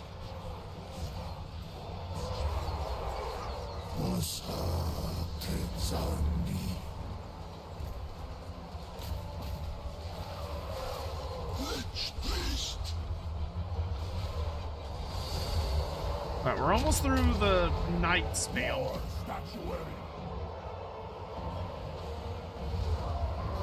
Talking water stuff. Unliving king.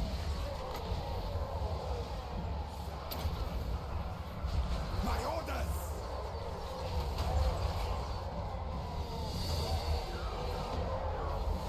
I would actually love for my Tomb King to get down to like half health so that he could curse everybody. Strikes. Doesn't have all these bloodletters are fighting to like the absolute bitter end.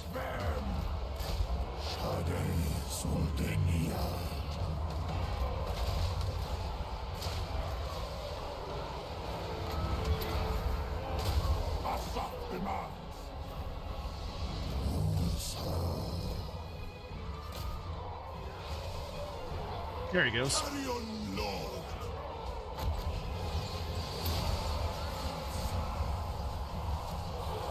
Come, undead What is that? Cultist?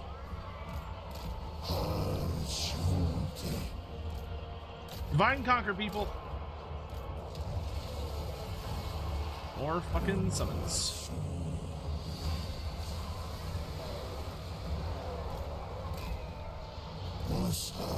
See if we can move out of the way here. Tomb King. Ashraf's magic. The dead do not rest. Need to get rid of this dude. Tomb King. Kill them. Can you explain how a Screaming Skull Catapult can scare a demon? That's not really what they do. They don't like... It's not really that they would scare a demon per se. Like Screaming Skull Catapults would not actually have an effect on demons as far as like psychology effects go. Oh, you within minimum range. Here, run away.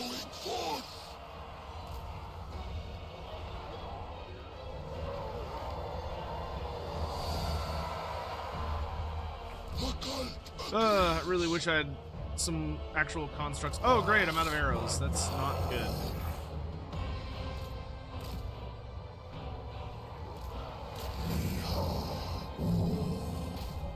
Probably gonna have to refight this. Fighting Khorne without Settra is miserable. It's like throwing yourself against a brick wall. Like, everything is super heavily armored or like, just melts anything that doesn't have armor, which is my army in a nutshell. Very little armor piercing and very little armor.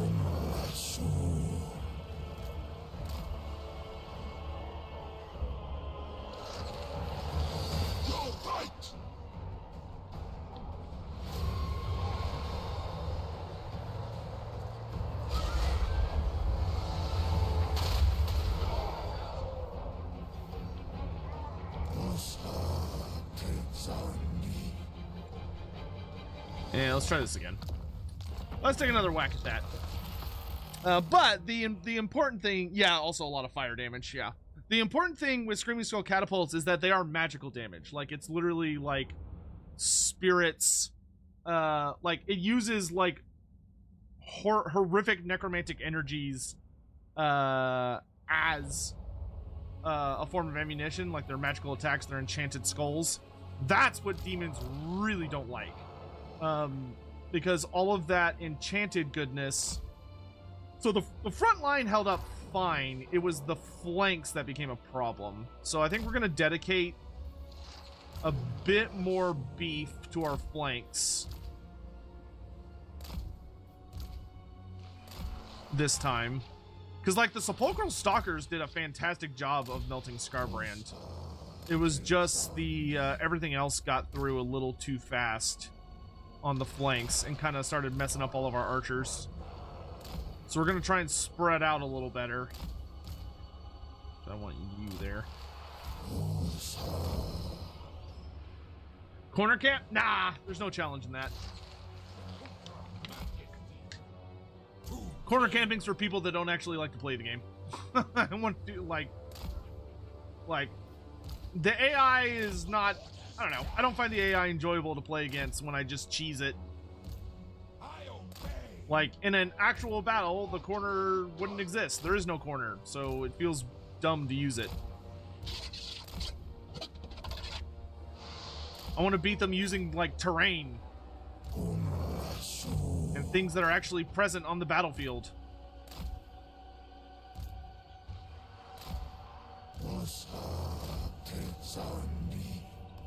Corner camp is meta? Corner camp's only meta for people that cheat. It's cheating as far as I'm concerned. Which, if you want to cheat at your games, that's totally fine, but I'm not going to. Do I not corner camp on tabletop? No, not generally. But, like, I also don't play, like, a hardcore shooty faction, so it wouldn't make sense for me to corner camp. You know, it's like, I play, like corner camping in if you corner camp in tabletop, that is, but granted, like, that doesn't really work in newer stuff, because, like, most games are now objective based. So like there's something you have to go out and do, and it's literally to stop people from corner camping. Because corner camping is just absolutely horrible to play against.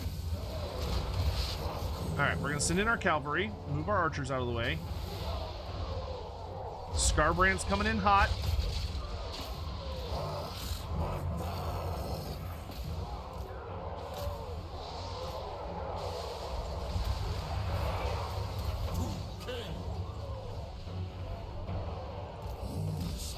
Can y'all like switch here?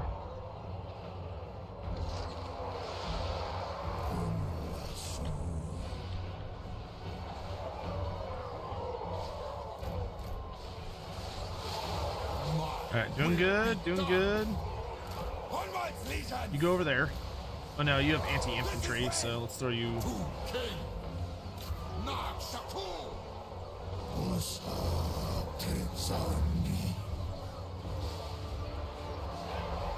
Please die, please die, please die, please die, please die, please die, please die. Okay. Turn around, shoot, turn around, shoot. Focus them down. Okay, there's no more knights coming around this flank, which is good. Y'all make your way over this way. Cavalry swing out wide. Archers, focus the demons. They have very little armor. Focus the demons.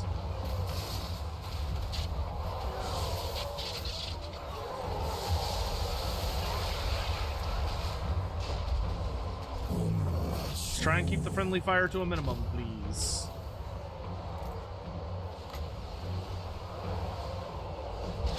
Oh, they already killed my cavalry over here? Wow, that was fast.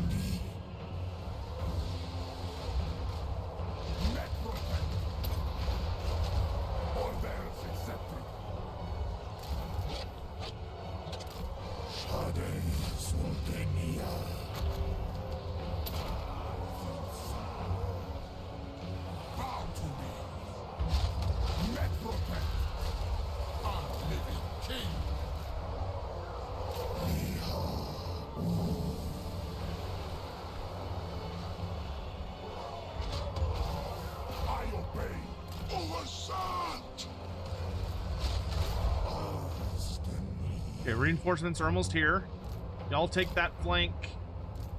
Y'all help me with this. I can get my Tomb King out of there. See if I can pull y'all over this way.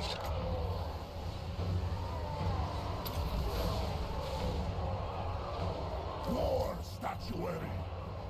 The artist Settra worships me. We could shoot these dudes. That'd be really, really nice.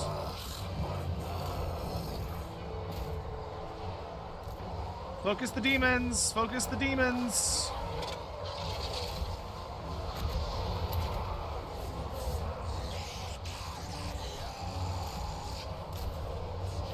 Alright, let's get these assholes something to chew on. Animus.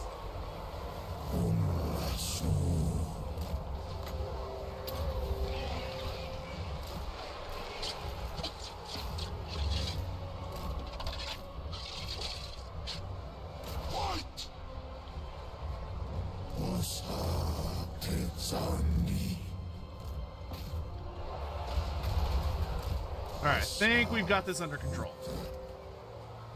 We lost our Tomb Prince, but that's alright. That's an acceptable sacrifice.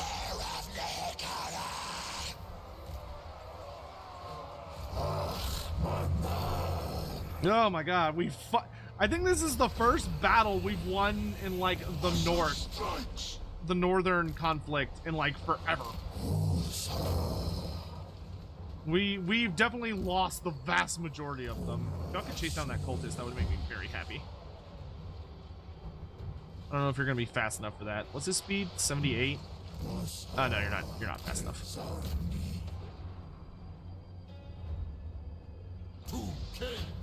Oh, that was very painful.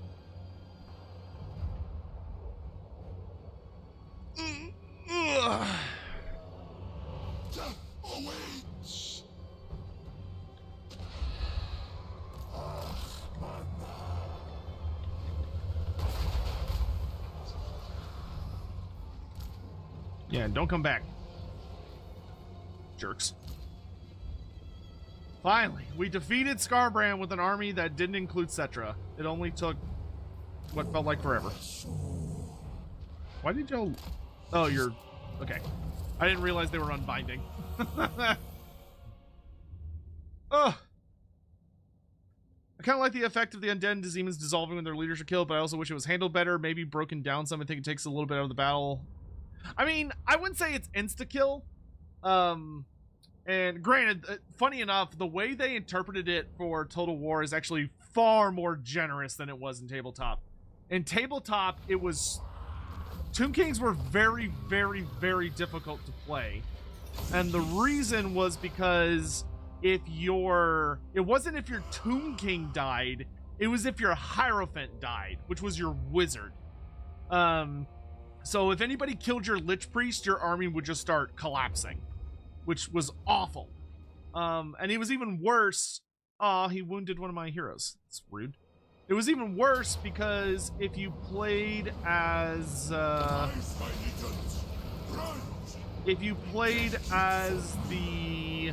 vampire counts, if someone killed like the lead general in your vampire count army, so like you're led by like a vampire lord, let's say, and your vampire lord dies, you would then be able to basically pass control onto one of your other characters that had like the lore vampires. So you could be like, oh, okay, well, that character died, so I'll pass it on to like my necromancer or a generic vampire or whatever. But if you're playing Tomb Kings and your Hierophant dies, you're just fucked. Like, there was nothing you could do. You weren't allowed to pass the effect onto like another character you had. They were just like, nah, like, nope, you don't get to you don't get to have any more. Which was just the worst. They were like, no, you're just gonna crumble. You're just gonna fall apart and die. Because fuck you and your army.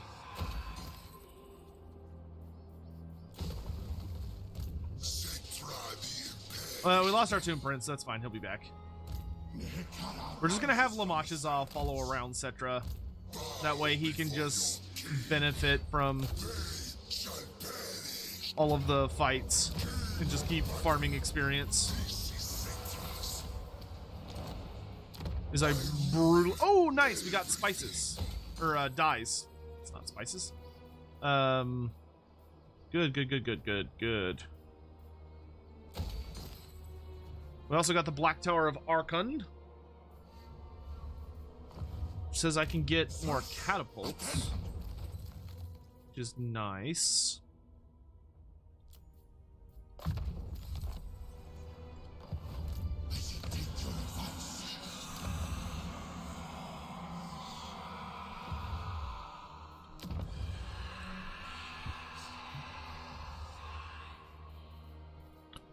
Oh my god, I can finally get Bone Giants.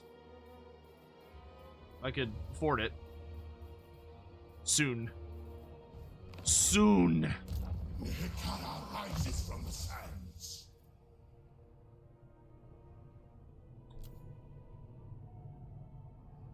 Yeah, we're gonna do a soft.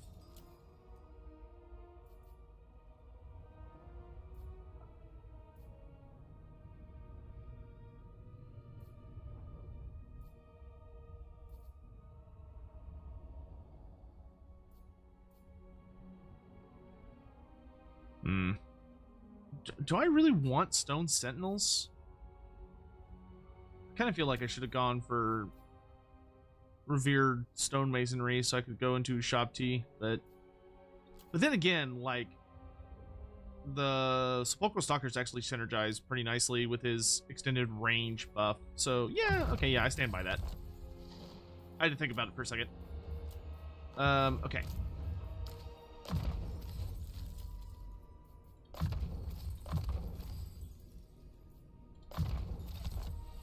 Any books of Nagash close by? Not super close by. There's a couple that are somewhat nearby that I would very much like to go get. The nearest one is the Lamia book, which would be quite nice, but it is kind of over the hill there. And then Carrick 8 Peaks has the 8th book, which would be also quite nice. So we'll probably get the... it's going to be interesting to see if Week is in charge of Carrick 8 Peaks or not. But we'll probably get the Carrick 8 Peaks book next, I think.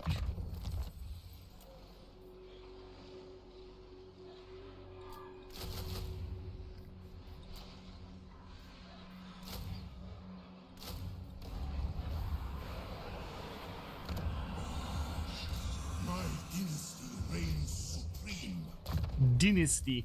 Okay, so we got Resurrect on Settra. Nice. So now we're just gonna go run up the melee tree on Settra and just make him into an absolute beefcake. Trap Soul makes him cause terror. Cool. Grab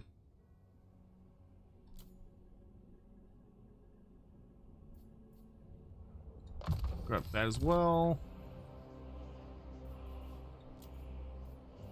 Where did I lose? Oh, that's right. My Tomb Prince is wounded. That's fine. Okay. Submit to your king. Okay, you need to go back to the tower. That's the wrong tower. The pyramid. There we go. I'm going the wrong way. I would like to put some other stuff here. Let's get a garrison in Gorgazan. Let's also get like a big boy garrison in Def Gorge, so I know it'll hold the line. Legions rise. Petra calls. Oh, your catapult blew up. Okay, that's fine. We'll get you a new one. Actually, let's go double catapult. Yeah.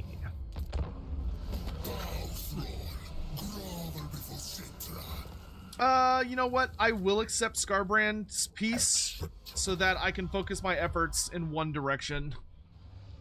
Because I don't like fighting wars on multiple fronts. What's the old world drama? The TLDR is that the old world is only starting off supporting half of the races from Warhammer Fantasy. And they have claimed that they're not going to be supporting the races they're not starting with ever. Like, they're never going to offer them any support whatsoever. I personally think that's bullshit, in that I don't think that's actually going to turn out to be the case. I do think that is going to be the case for, like, the next few years. But I think eventually they will start supporting those other factions, even though they claim they're not going to. But a lot of people are really upset about it because, you know, obviously they want to play their favorite guys. So someone walking up and being like, "You can't play them, fuck you," is not what people wanted to hear. Which, you know, fair. Need to hire cheered. X100. For someone who never played Old World or Age of Sigmar, how do people play this game? Like, is there places people go all? Yeah, so new to hire, generally speaking, it depends on where you live. But depending on where you live in the world, you will normally be able to find people playing tabletop games at your what's called your local gaming store or your local hobby shop. So it depends a lot on just like what your local community does. Some places it's not unusual for places that do Magic to also do like Total War, for instance. But sometimes it is like if you live where I do, like if you live in the Dallas-Fort Worth area of Texas, like the general recommended list of places is like oh, you'll want to go to like Texas Toy Soldier, which Texas Toy Soldier is like a local hobby store that has gaming tables and lots of people hang out there, and it's like a really cool community and yada yada yada. Other people will say, or for some people, they have a local games workshop that they'll go to. So you'll, so like once again, living near where I live, you could go to the Warhammer Cafe, which is also known as the Citadel, which is a games workshop functionally that also has tables where you can play and hang out and stuff. So like for me, those are the two primary places I look at, but there's also like several other stores. Generally speaking, Games Workshop on their website has like a store finder, which can usually help you find, ooh, yeah, I'll take trade with the elves. Sure. That'll usually help you find maybe a place you can play nearby. But if you can't find a place nearby where people play, there are of course other options. Like I play a lot on an app functionally, or I guess not an app, but a video. I play a lot on Tabletop Simulator. So Tabletop Simulator is a program that you can buy on Steam. It's super easy to use. And it has like a lot of really good options for getting into various games and like exploring all these different games and like figuring out what you might want to play, which is really, really cool. So like I use Tabletop Simulator to play Age of Sigmar so that I can try out armies that I don't own to see if those are armies I would want to play, which is nice. But so you know, I think it just kind of depends on what you're looking for exactly, and like how much do you want to drive, what stores are available, stuff like that.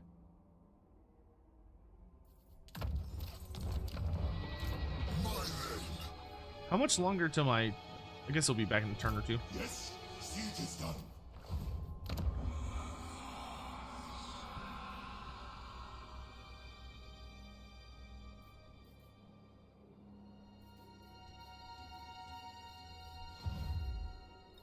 Imperishable.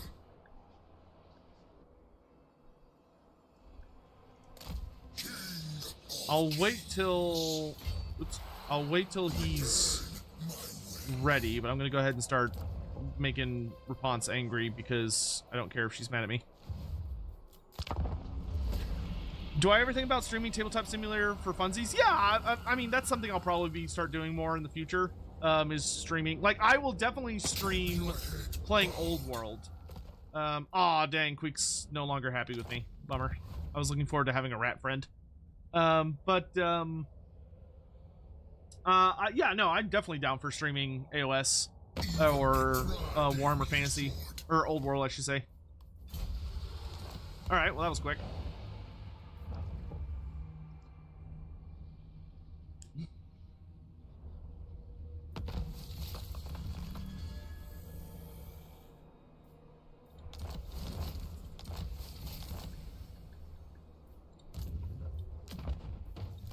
All right, that'll give us Frenzied Boys, which is very nice.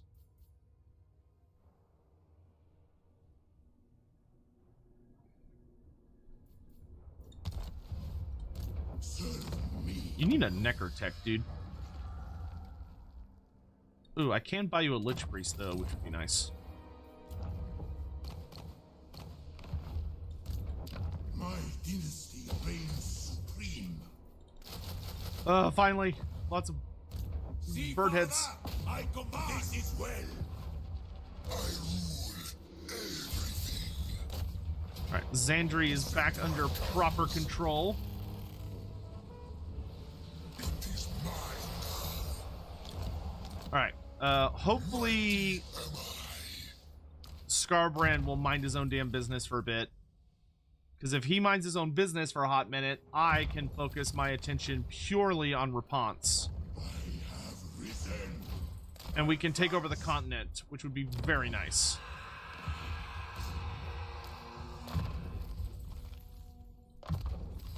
Because I do like conquering. Alright, let's save up some money because there's a pyramid I could get that I would like to get.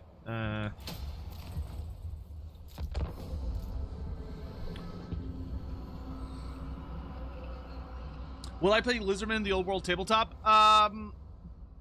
Maybe? I don't know. It depends on what the rules look like. Oh, please don't declare war on me. Oh, thank God. I was like, no, don't attack me. Tic-tac-toe. Yeah, I'll trade with Tic-tac-toe. Hell yeah. Oh, Tic-tac-toe's at war with Krokgar. Ooh. Ooh. Cozy, hey, how are you? It's so good to see you. What are you doing? I am very pleased to see you. Speaking of AOS, a bunch of my buddies are playing AOS right now. Because we're doing like a Path to Glory League.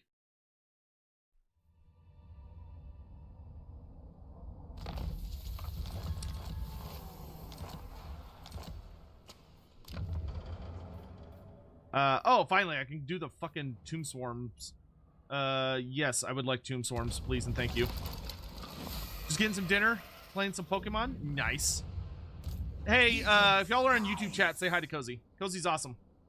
You should go check her out on YouTube. She has a YouTube channel. She's fun. She's great to watch. But at the very least, say hi to her. Be polite. Should Beastmen have their own corruption variant? No. I mean, they unleash chaos corruption. It's pretty standard. I would not say it would really make a lot of sense for them to have, like, a unique form of corruption in addition compared to, like, everybody else, right? There's only, like, so many ways you can chaos corrupt something. I spent too much money, so now we don't get the fancy pyramid, which is unfortunate. I guess let's put the Bone Giant in Wakaf's army, because Wakaf we can lean more heavily into lots of range stuff. Hold on a second. Hello.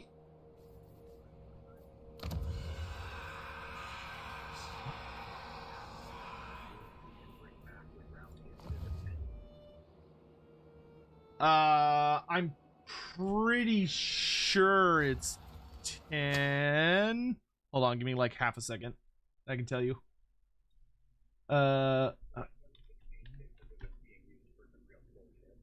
Yeah. Oh fuck. Brain. Let me. Oh, nope, nope, nope, not that. This. Okay, and then this. It is. No. Yes. Yes.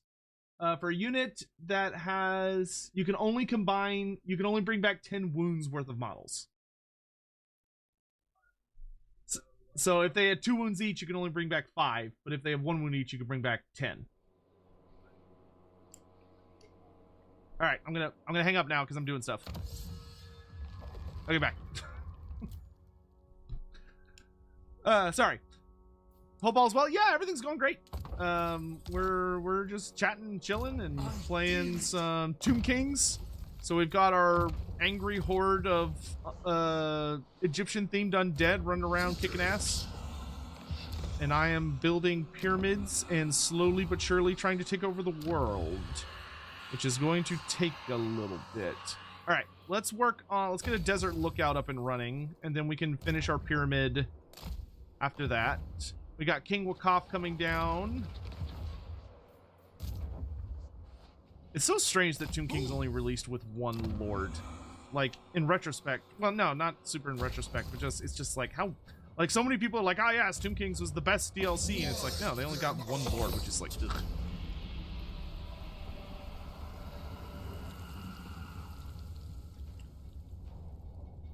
Who called for rules verification? It was my buddy Jacob. They're playing AOS match right now. I love to see homebrew rules for AOS factions in fantasy. Yeah, that could be a lot of fun. Oh man, look at all these peasants. Oh dude, it's time for Settra to just reap a tally. It is time. It is time for the French to be shown what happens when you come south. Bretonians, rather. Peasant! Peasant! There's about to be so many dead peasants. It's all the dead peasants. Nice. Got lots of magic. Settra the imperishable. Alright. Good old Settra. I do wish... I will say, if I end up playing Tomb Kings, I am not going to use the old Settra mini. I'm going to have this mini, like, 3D printed. So I can have, like, an actual proper one. Instead of that horrible garbage that Games Workshop is trying to convince me to buy. Wow! Thank you for the wall. Okay, so let's have our infantry line up. We do have the Sphinx of Uxef here, so we do have our big fancy construct boy.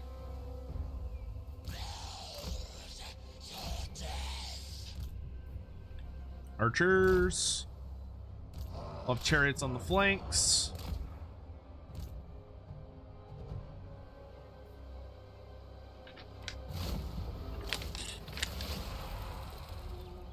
As it should. So be it. Charge! Doom Prince. Realm of Souls. Come and die, nerds. Oh, it's Henry Le Massy. Settra destroys. Doom Prince.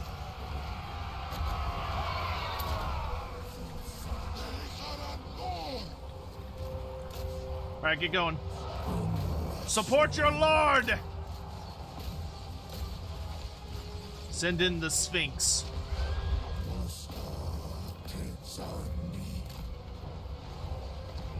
Tomb Swarm. Settra rules. Your king understand. And how about a tornado of skulls to top off the afternoon?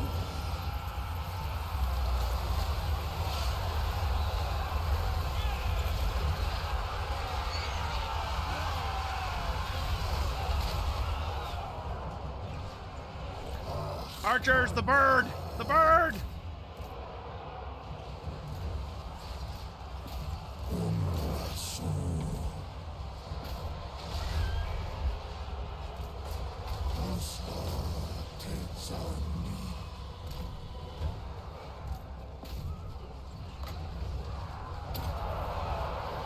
King of kings. Mightiest of kings. Sadie, what are you doing? Come here. Come here. Up. Come on. Come on. What are you doing, big girl? What are you doing, huh? Were you being a good girl? Yeah? You being a good girl? What are you doing?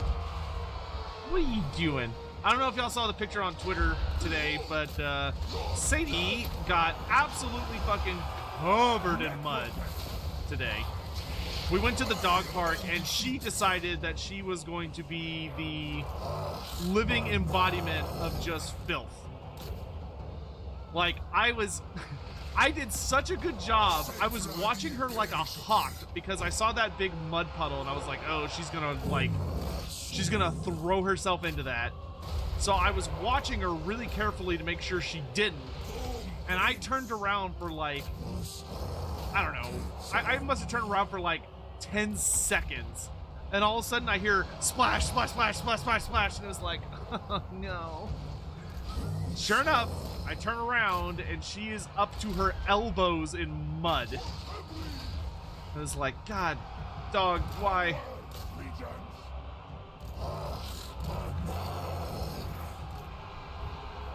This looks like another job for a Skull-nado. Oh, he's chasing me. Ah! Ah! Alright, we've pretty much wiped out this group. Now we just gotta deal with this group. Tomb Swarms! Where is my Tomb Prince?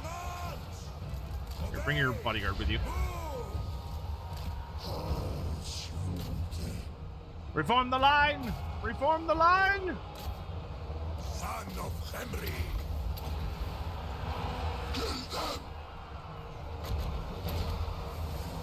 Asaf's magic!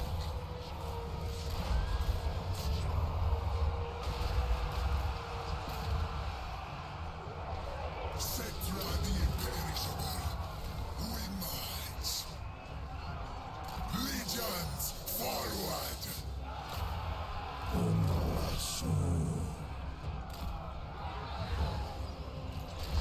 Ooh, my Tomb Prince is not having a good time. March!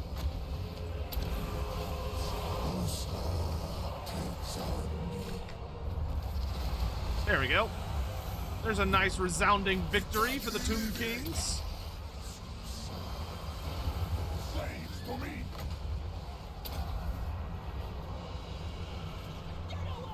Alright, we'll just do some mop up here. Let's send the Tomb Prince to run her down. The dead do not rest. I targeted myself. Send chariots out to go run down some stragglers. Strike! Eh.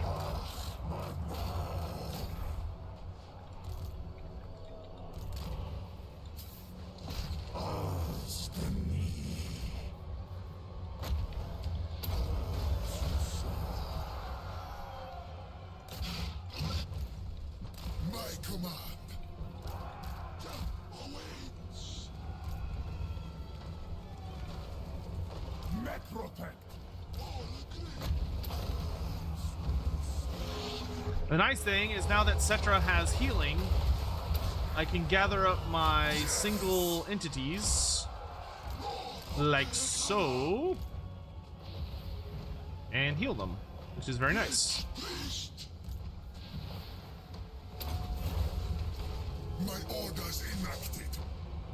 It's actually a pretty decent amount of healing if you've got a lot of health. Like that's, considering that's an infinite number of heals, that is super nice.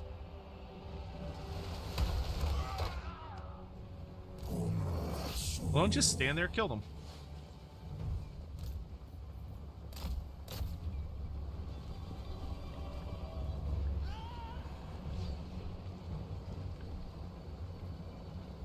The lady's blessing is lost.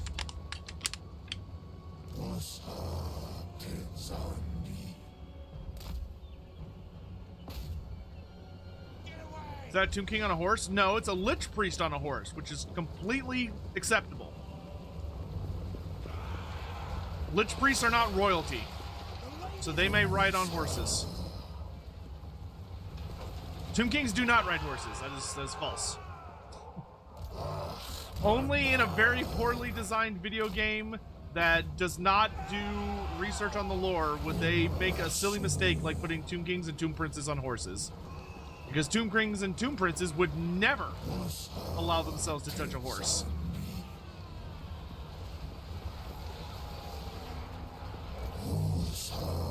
Because to do so would be a grave insult to them and their dynasties.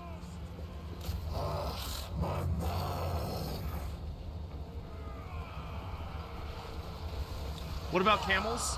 I feel like camels would probably fall under the same qualifications as horses from a Tomb King standpoint. Tomb Princes even have the Cavalry Master trait. It should be a Cavalry Master, as in, yes, he yells at the cavalry at how to do a good job.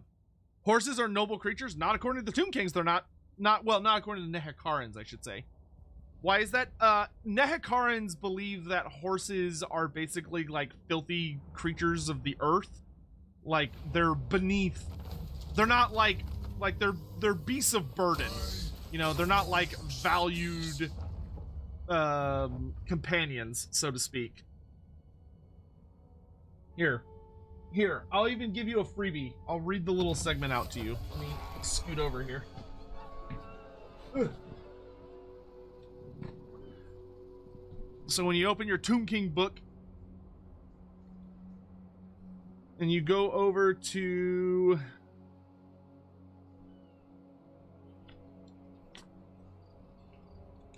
Tomb Goodies, I don't remember if it's under the part about Geheb. Blah, blah, blah, blah, blah.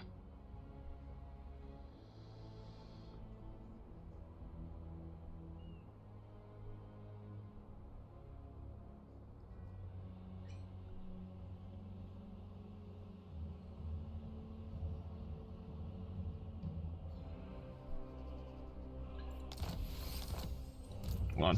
Ooh, nice. We got like a nice piece of armor finally for Settra.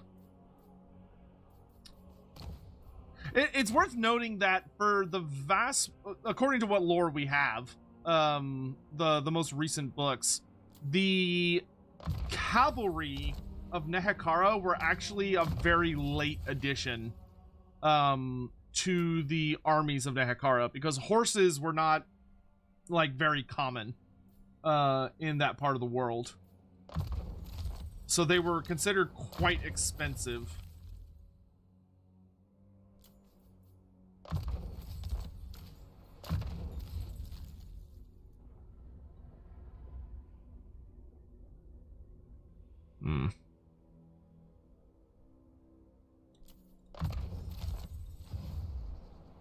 Let me see. Let me find the little thing about it.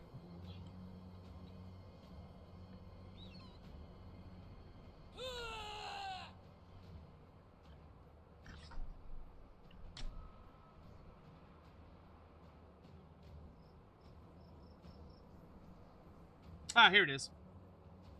So, yeah, here's the note about it. Nehekara was the first great civilization of mankind, and the place where men first used horse and chariot in battle. This was a great accomplishment, for horses had only recently been bred as beasts of war, but it was considered undignified for those of noble blood to touch such lowly brutes, let alone ride them.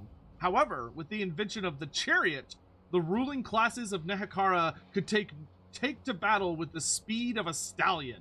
The ancient armies of Nehekara included vast forces of swift chariots, and each carried an arsenal of weaponry.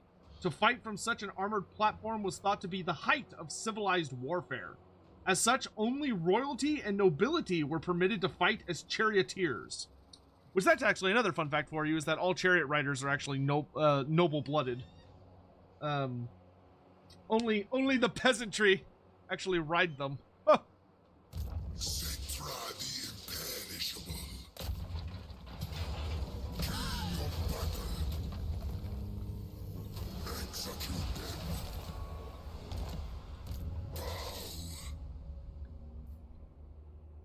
See, I want to be careful with how we engage here, because we don't want to... Noble boned. Oh, thank God. We can finally build this pyramid. The Pyramid of King Alcatazar. Which this shouldn't actually exist, more than likely. Because this is supposed to represent Alcatazar the Conqueror. But Alcatazar the Conqueror did not have a tomb built for him. Like, he didn't have a pyramid built for him. Because he didn't die in Nehekara like they normally do. Like, he didn't become a Tomb King. He just fucking died dealing with Settra, so he never got, like, a proper burial. Though, I guess it could be argued that, like, maybe some of the Tomb Kings built it in his honor for defeating Settra. I suppose that's not out of the realm of possibility.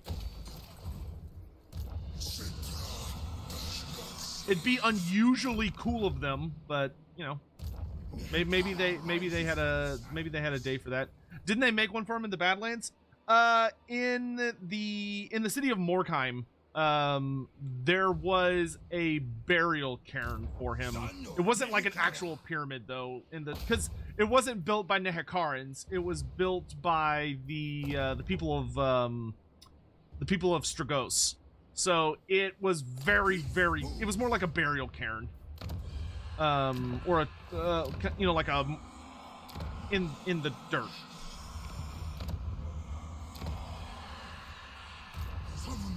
Alright, so our multi-pronged assault is going well. Let's see, what else can I put in your army? I think I want to put the Bone Giant in Wakaf's army. Because he's going to be all about, like, ranged warfare. I guess I could give you cavalry? We can get you some Sepulchral Stalkers, but I'll go recruit those manually. That way it's not as much of a walk, or it doesn't take as long. Because I think our goal with Wakaf is going to be to get like a big fat front line of Tomb Guard with halberds, and then supplement it with like Tomb Scorpions, Sepulchral Stalkers, Catapults, Ushabti Greatbow, and Bone Giants. I think is going to be the end goal for them. Did Alcatazar fight Settra? No. Alcatazar died after he killed Nagash. He was like gone forever. He did not have the burial rites performed on him by a Lich Priest, so he didn't get to come back as a Tomb King either. He just died.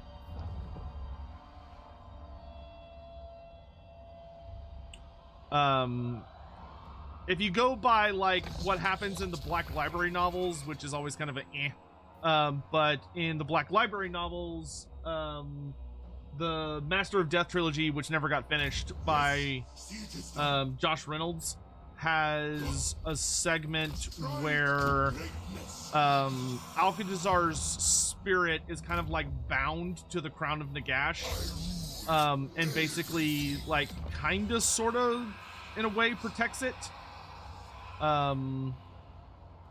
from like anyone that would dare try to mess with it. But his soul gets destroyed by, I think it's Ushoran, when Ushoran finally claims the crown and puts it on his head.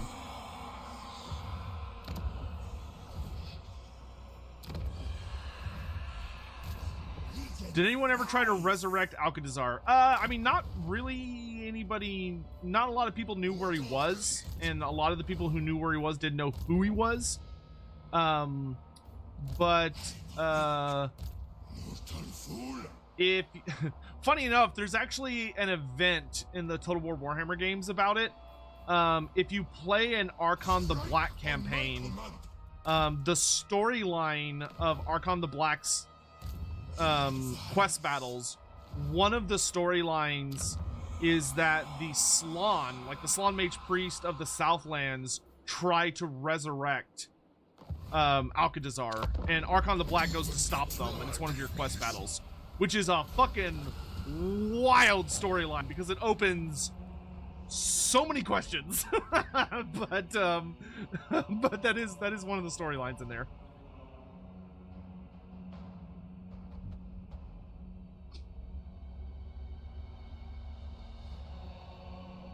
But I mean, the only people that would have been really interested in resurrecting Alcatazar probably would have been individuals who were into necromancy and wanted to resurrect him as like a white or something. But it's implied his soul kind of got like beyond their reach due to shenanigans. Do I think an Kingdoms of End DLC is inevitable? Yes, 100%. Mm-hmm. Yep.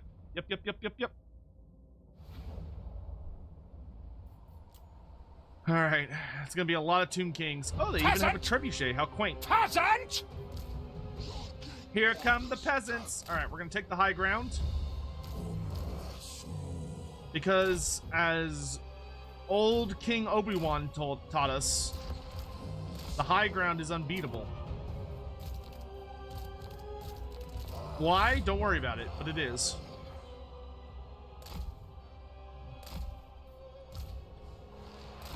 Alright, this is going to be our first showdown between Settra and Rapunzel, which I'm a little scared about because her weapon strength is way fucking higher than mine is. But I do have a pretty... Man, she has like a 40-something% ward save too. I only have a 26% ward save. But that's okay. That's what the Sphinx is for. He's our ace in the hole.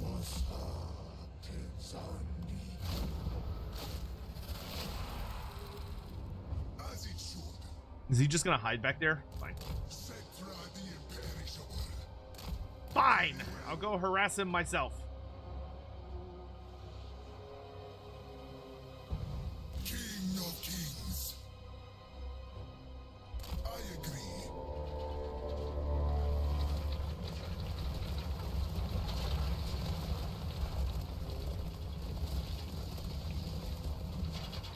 Settra the Imperishable.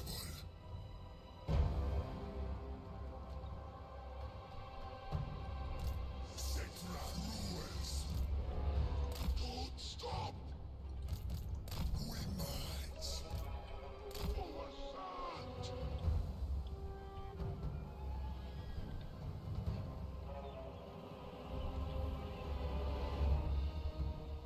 Is he part of the great plan? Everyone's part of the great plan.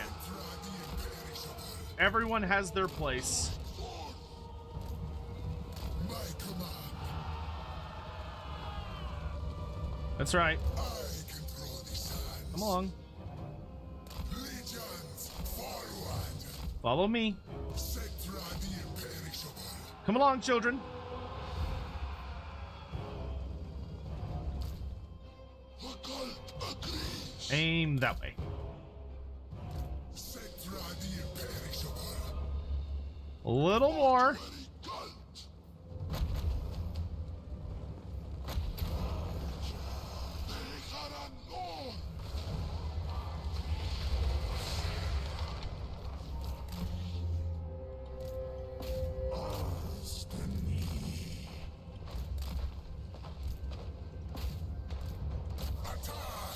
Dejaran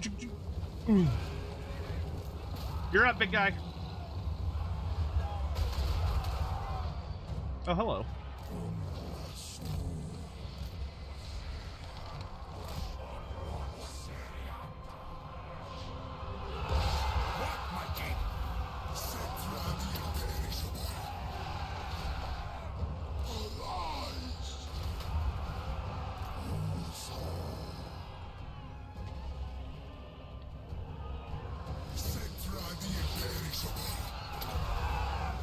Kaboom! Undying. Settra's just delightful.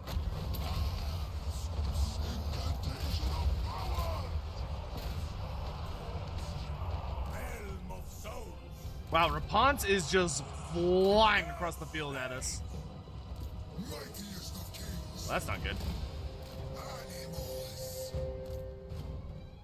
Kill them. Invocation. Settra, time to move. Fall back. Boom, prince. Nope, Settra's got a little preoccupied. All right, she's all yours, big guy. Networked. You go support him. We'll just let y'all hold the line. Settra, get your ass over here.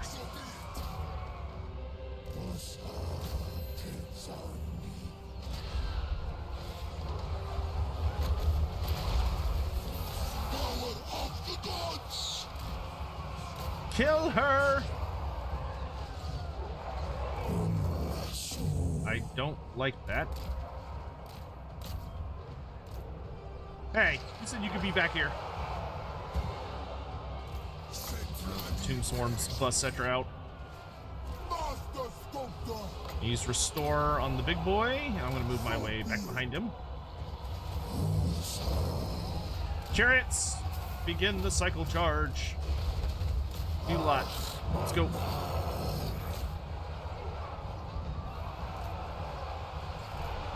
You run away. Son of Henry. Come now. Go. And Settra is winning his little duel over here, so that's nice. My orders enacted. Who's he fighting? Some random dude? Lich priest. Well, is he kind of winning? Asaf's magic.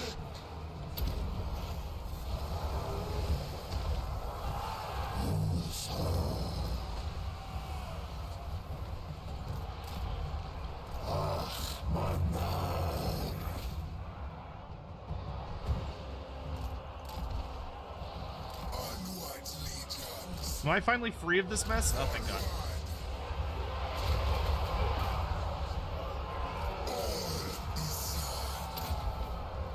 Support your king!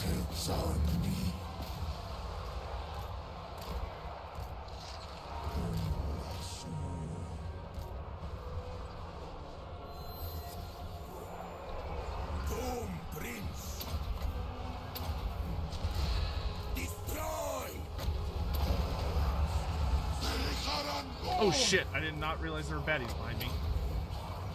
Perish. The dead do not rest. Charge. God, I hate all this shit getting behind me. You! Kill him.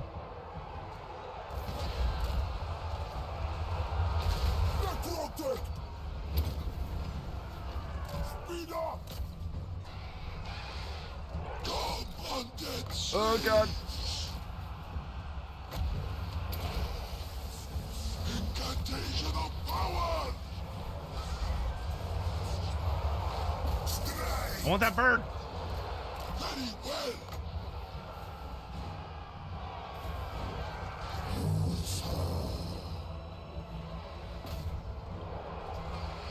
Settra the imperishable. Get off of me, Jesus.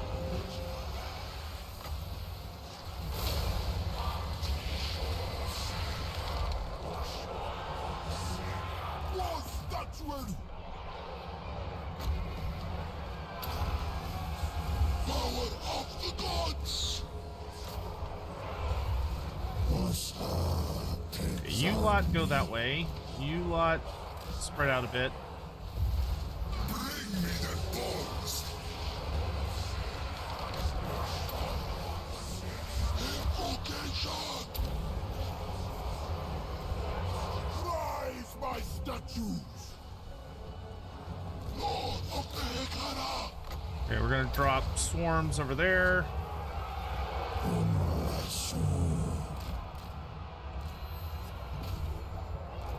Alright, Settra's on his ass. That's good.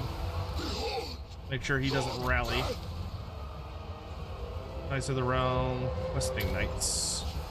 Asaf's magic!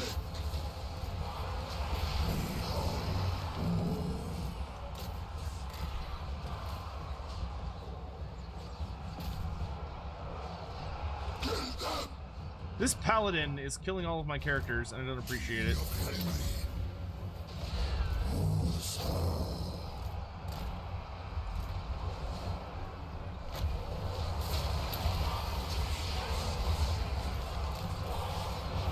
I don't like halberds in this mess. You pull a little more over to here.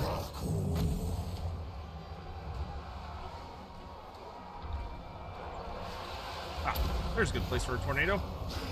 Alright, good. Settra killed him, so now I'm gonna come kill this fucking paladin. So I'm sick of all this shit!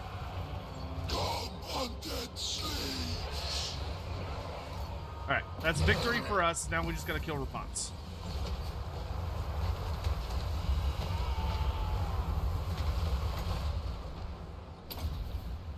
A little annoyed about the Tomb Prince and the Necrotech, but it's whatever. The lady's blessing is lost.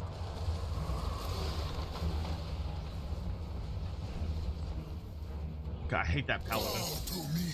The paladin killed like so many of my characters. Move! Bring my chariot! Settra moves! My way! Yeah, you're not the only one that could explode in a bunch of light particle effects. Alright, Rapunzel is dead. I am undefeatable. Let's mop up a little bit.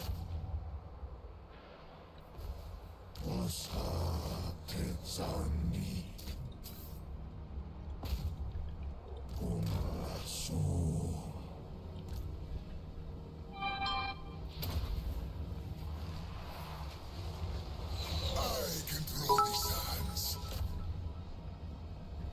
Noob 2 higher cheered. X100.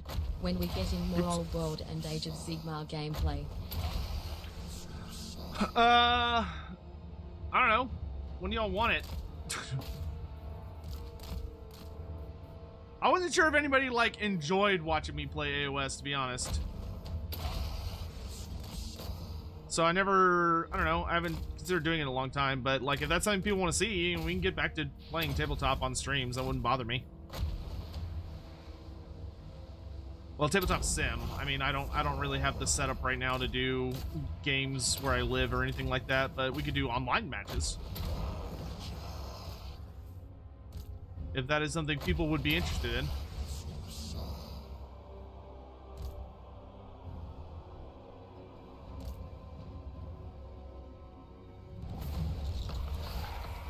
Ugh, good grief. Well, Settra did pretty well, all things considered. It felt like Rapunzel had the fucking Sword of Cain. She was being so hard to kill. Oh, good lord. It's like she's unbreakable and she's got like 1.1k damage when she's all buffed up. Oh, the map's a little funky. Whoa. Foul lizard thing joins the red host. Cursed so okay, there we go. Settra remains imperishable. Settra remains imperishable indeed. But, Bourbon Fire, thank you for the 24 months. 2 years. Thank you. Super generous. I really appreciate that. Cheaper buildings? Yes, please. I would rather have cheaper buildings than anything else. Okay, so our prince... Oh, good. Our prince was immortal. Nice. End of an errant. Double experience when fighting Bretonnians. That's actually not bad. Okay, so they killed our Necrotech, which, like, alright. Get Tomb Strike, and let's get Woundmaker. I want to be able to hit hard.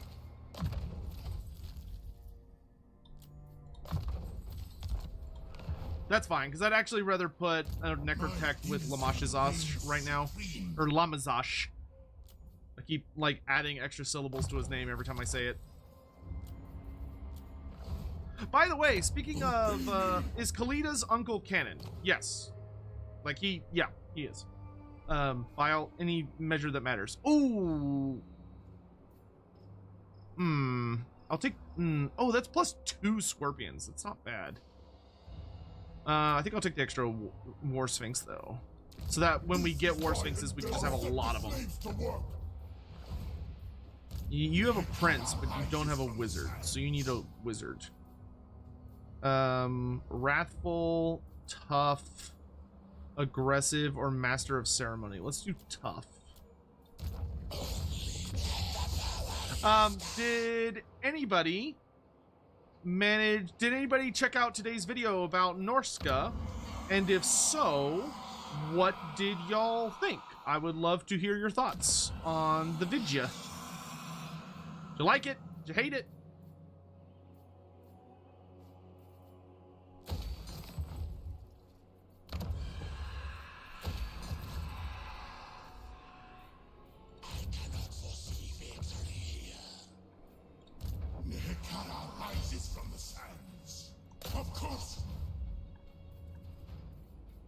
You're losing in the tutorial?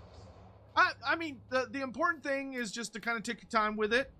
Work your way through the systems. You'll get the hang of it eventually. To be fair, Total War is a very demanding, difficult game out of the onset. Like, it is not the most intuitive thing. And it's a little tricky right at the start. So, you know, don't beat yourself up if you're struggling a little bit. That's okay.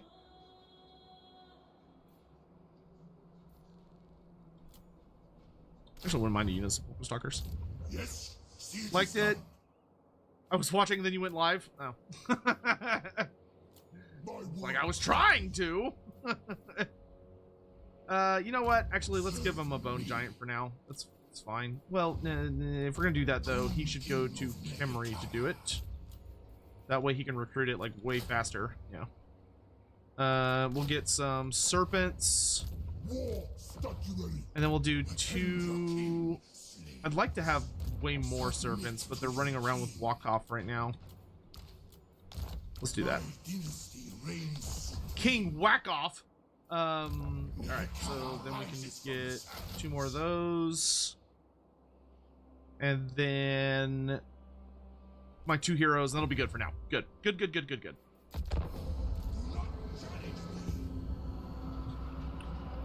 Loved it. Wish the Famir were expanded, not left to Norska, but it works. Yeah, I mean, you know, it's like Norska's a really weird faction. It shouldn't have been called Norska. That's the problem, right? That's the problem. If they had called Norska Tribes of Chaos, it would have made way more sense the direction they ended up taking with it, with like the Famir, and like it would have opened them up to having like Kurgan and Hung units. Like it would have made so much more sense to call it Tribes of Chaos instead of just calling it Norska. Norska was honestly like not a good name for it, to be frank. Okay, we need to find out where Scarbrand is. I am ready. Because he did declare war on us, like the big old douche that he is. Which means he's lurking around here somewhere. Thar green great art refreshes all. Another wretched foul lizard thing joins the red host. Cursed Sotek spawn. Yo, do you think they will add more factions in Old World? Yes, Sister Alma, it's already been basically, like, they haven't talked about it, but it's already been kind of functionally confirmed for all intents and purposes, that they are going to be releasing, at the very minimum, they're gonna do Grand Cafe, and they're gonna do, having such a brain fart. Grand Cathay and Kislev, at bare minimum. I think as far as like, oh, how far are they gonna go with it? I think we're gonna have to wait to see how successful the setting is. Like, I think if they come out and it's making like lots of money and people are really eating it up and they're buying it, then I think they could potentially go pretty ham on it. But if it ends up being kind of, you know, if people aren't really into it and aren't really feeling it, then, you know, I don't know. We'll kind of have to see.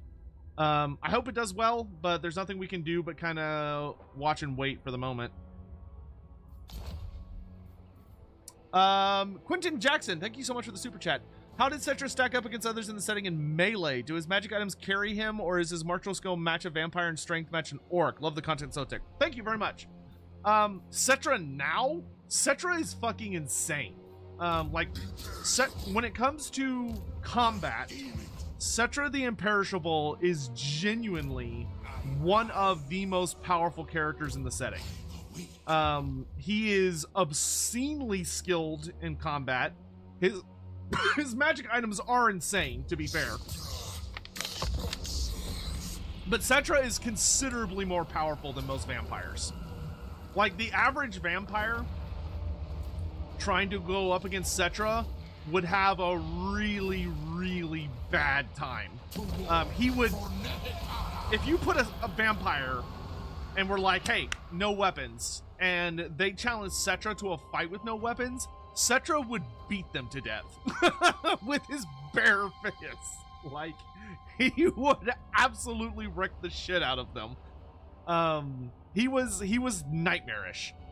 Settra is one of those characters that he can fight anybody in the setting, and it's a fair fight. He could fight Vlad von Karstein, he could fight Kolek Suneater, he could fight Archaon the Everchosen.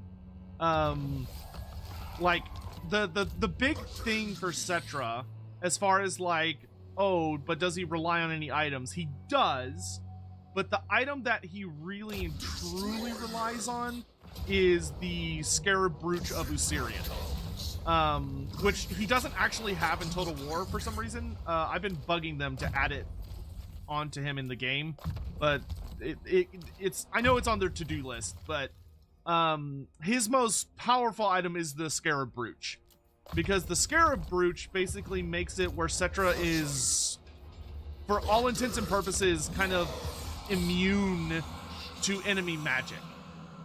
Where, like, if somebody is trying to hurt Settra and they're using magic to try and do it, it just doesn't work. It will bounce off of him. Which, if you know anything about magic, you should know that is fucking terrifying. That is obscene. For someone in the setting to just, like, for someone to be like, ah, magic, and the person's just like, oh, that was cute. But that's what Settra's like. because the whole thing about the Scarab Brooch is that he literally has his god, Usirian, who after Nehekara fell became the most powerful member of the Nehekaran pantheon. Usirian is literally sitting there in the corner being like, no magic. But no, Settra did not kill Kolek in the end times, canonically. Kolek Sun Eater never appears in the end times, ever. Never shows up. There is a... Blessed of Pictra, Lord of the great Mortis River. Who are you again? Settra's got, like, fucking dementia. But, there was a popular blog. Whoa. There was a popular blog, that I want to say was run by Josh Reynolds, who was a Black Library author, and he basically did fan fiction because he really liked the Warhammer world. Josh Reynolds is not my favorite, not because of like a lot of this. By the time the end times happened, I was not a big fan of what Josh Reynolds was writing because he cared a lot less about trying to flesh out the world based on the lore and the information that was available, and he cared a lot more for pushing his own personal fan fictions, and like to hell with the consequences.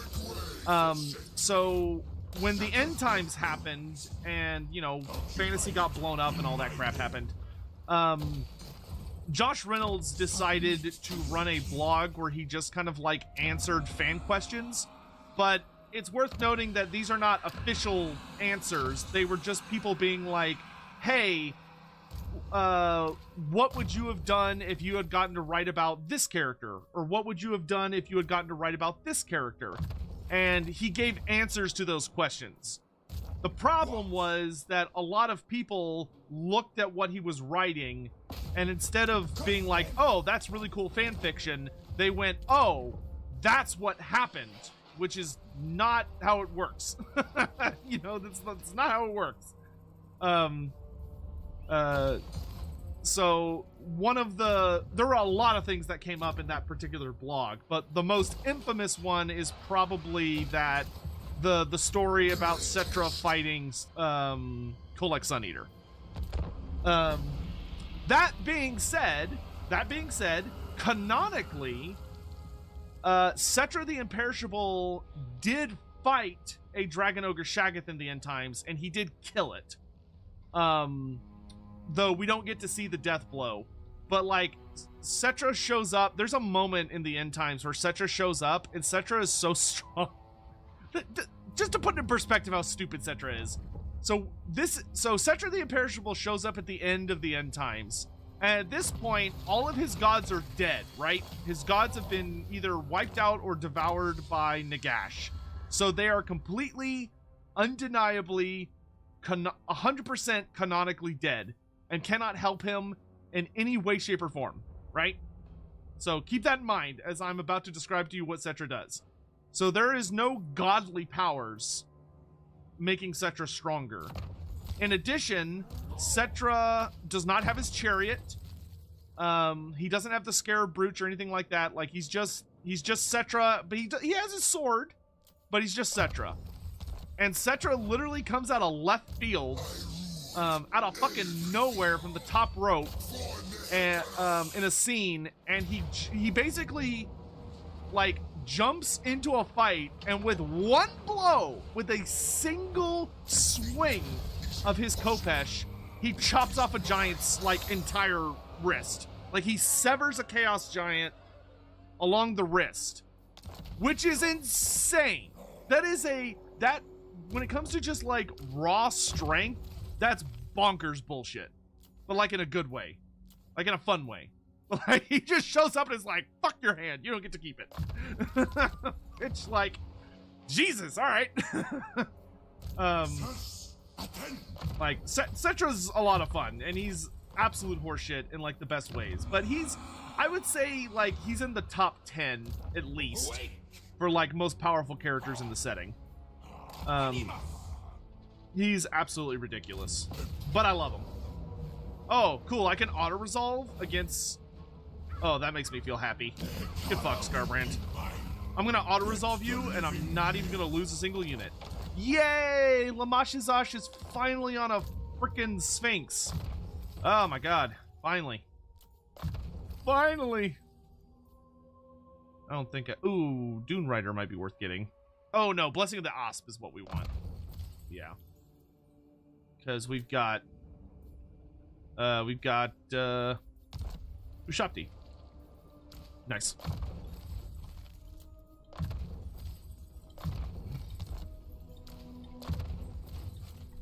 Boop, boop, boop, boop.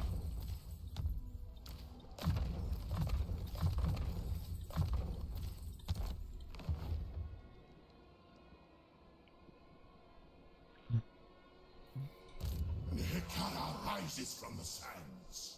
Stride to greatness. Ready?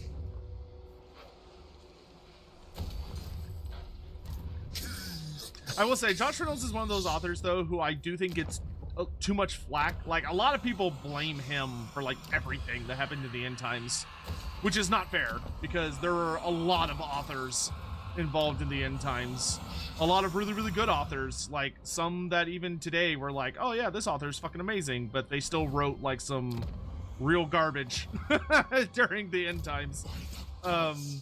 But so it's like, I don't think it's fair to pin it on any one person. I think the only people that should be blamed is like the actual like head honchos that were forcing them to rush everything out. Ooh, I might be able to win this because of the Tomb Swarms. Ah, he has summon still. It's worth a shot. It's possible. In Josh's blog, the alternative end times endings are fun to speculate on. It's weird how he laments the only way Tomb Kings could help win would be Settra still being beaten by Nagash, though. That's it. Yeah, I think you could I think there is absolutely a way you could tell a story where Nagash dies because Settra beats him. And Settra ends up becoming the incarnate of death. I think that's something that could have absolutely happened. As like a fun, like, alternate universe. You know, obviously that wouldn't be like super crazy well supported by the material that we have. But it would make for like a fun thought experiment, so to speak.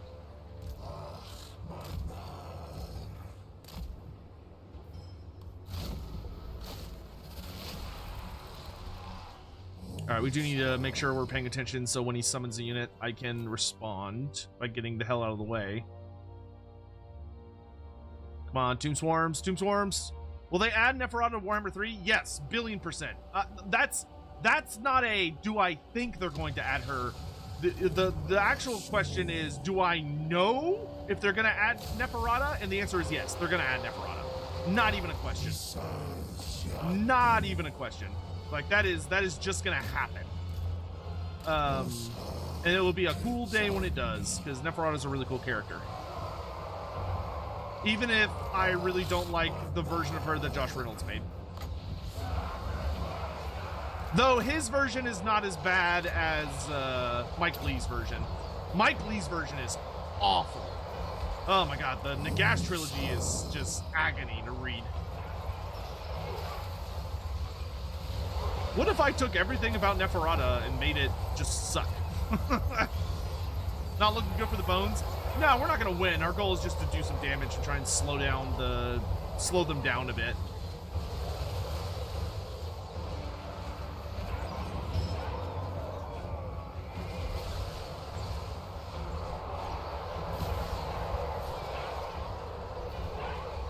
She's a strong, independent vampire that don't need no man.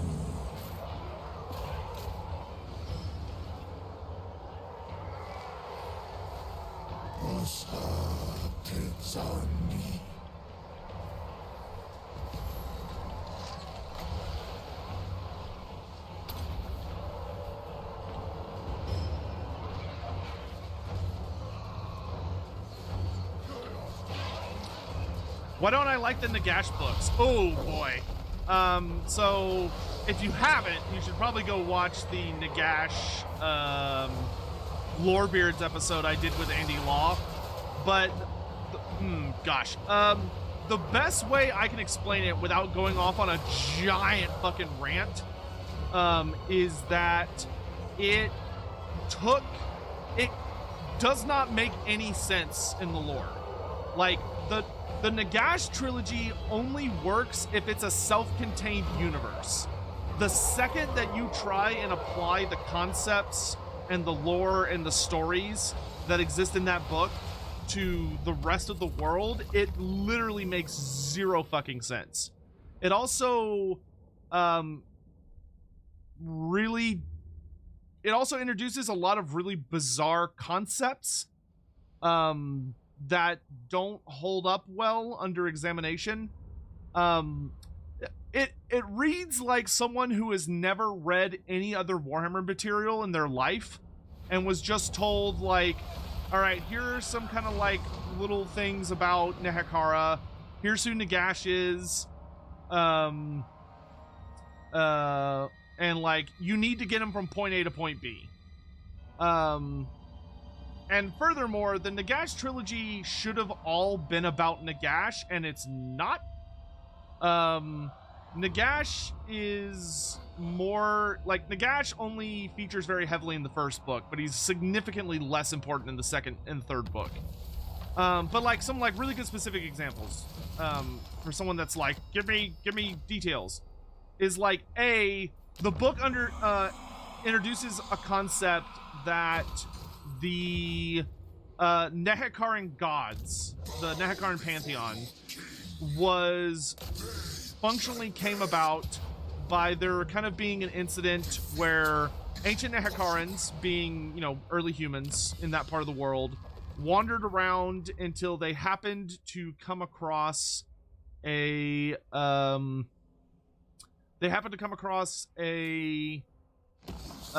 like a rock or this place, like a physical place, and in this physical place they encountered the gods, and there they made a pact with the gods, which is like, that's not how that really works, but like, all right, you know, okay, fine. Here's the really stupid thing. Here's the stupidest thing, right? I want you to think about this. These gods, the gods of Nehekara, make a pact with the humans of Nehekara, and the pact is that the gods of Nehekara will provide power and everything like that the humans need. You know, they'll give them like magic and prayers and whatever in exchange for their worship. But what's stupid, super duper stupid, is that the pact is a person.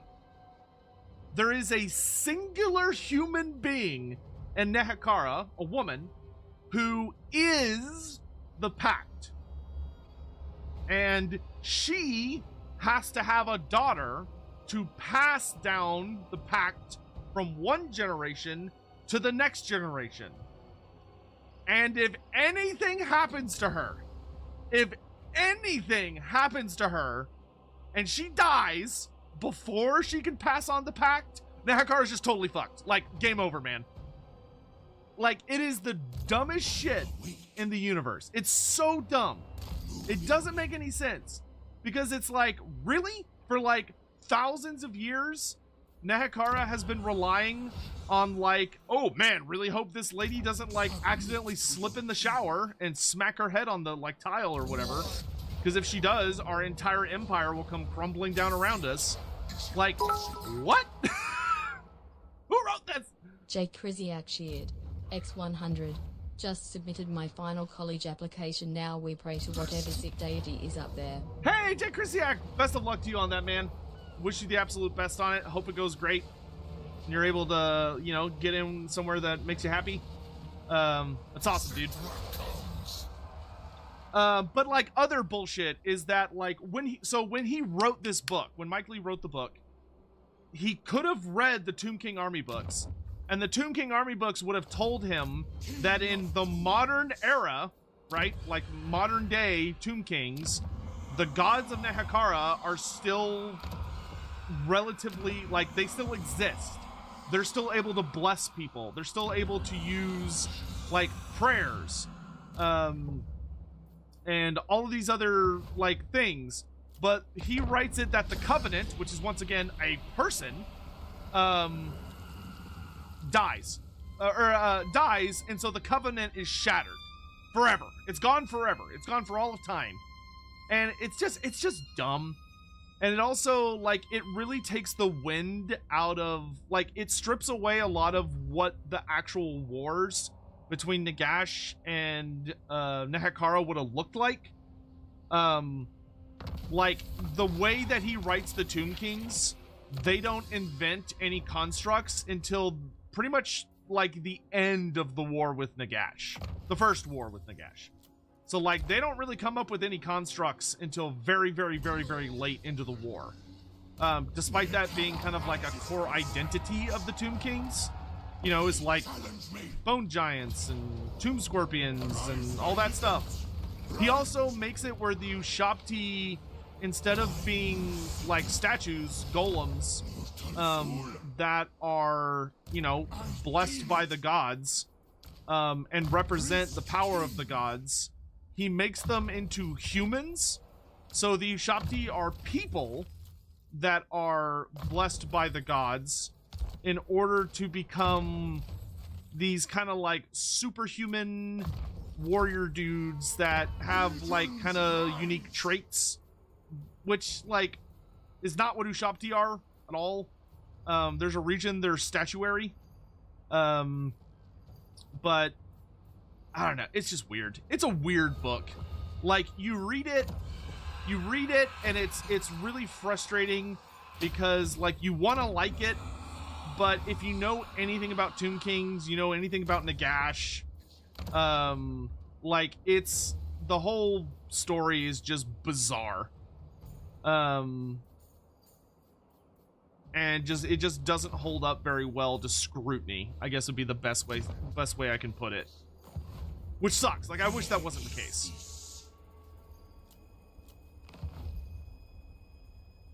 Obey me. Oh shit, I shouldn't have done that. Well, I'm not a smart man. That's okay.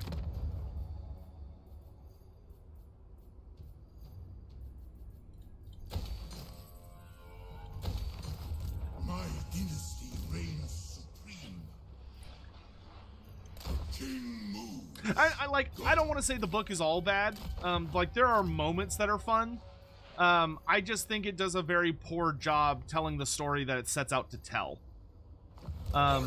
It's probably one of the best cases of why why you always have to take Black Library books with a very healthy grain of salt. Because unfortunately, the authors behind a lot of Black Library books don't do any research. Like, they basically get like a Cliff Notes version of everything that's ever been written about whatever it is they're gonna write about, and most of them seem to kind of look at it and go, oh, okay, that's cute, I'm gonna completely fucking ignore that and do my own thing now. Which is very frustrating if you're someone that's trying to like put together a cohesive universe. And you know, it doesn't help that Games Workshop like touts that as a strength. Like, Games Workshop thinks that's a good thing. They kind of view it more from the angle of, well, it's good that our storytelling is super inconsistent. That way we can tell whatever stories we want, and it's always canon, and it doesn't matter if we make a mistake, because if we make a mistake, then we can just be like, oh, well, that's just how that person interpreted those events, but that's not what actually happened. And you're just like, could you not just like, is it that hard to like write a story where, you know, you actually just care?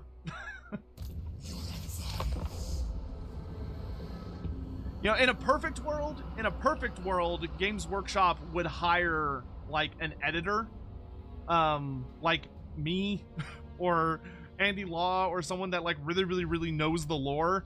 They would hire someone whose goal is to check on people's stuff and make sure that it's working. Like, if an author's like, hey, I want to do this in my book, how would I do this best? That editor would be able to be like, oh, well, you could do this, this, this, this.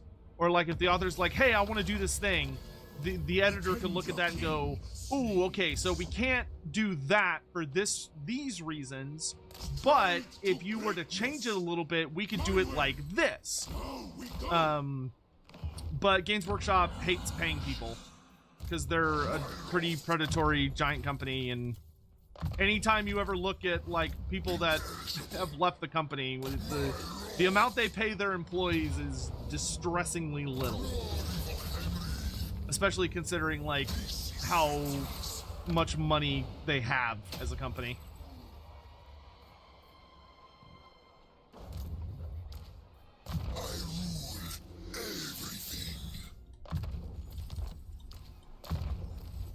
But that's enough of me bitching. Son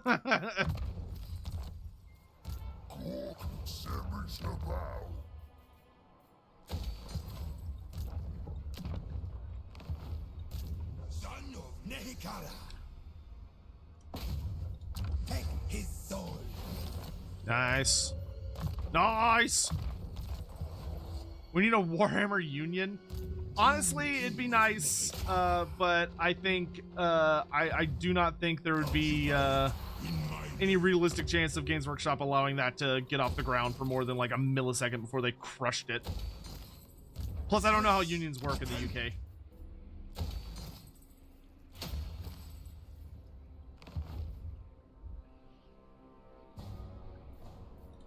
Serfs. I shall take your advice.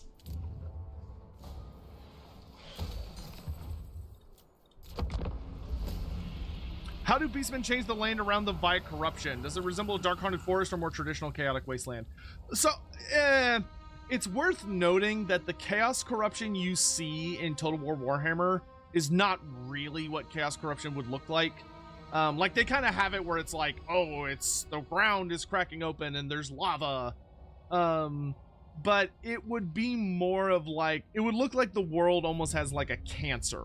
Like, everything about it in that region would just be like more and more grotesquely exaggerated.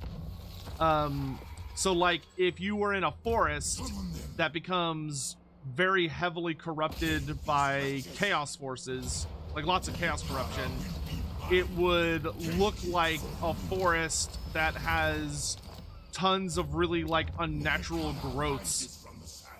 Ooh, nice. We got the Undying Legion standard. Hell yeah. I'm going to put that on Settra so that Settra can have regen.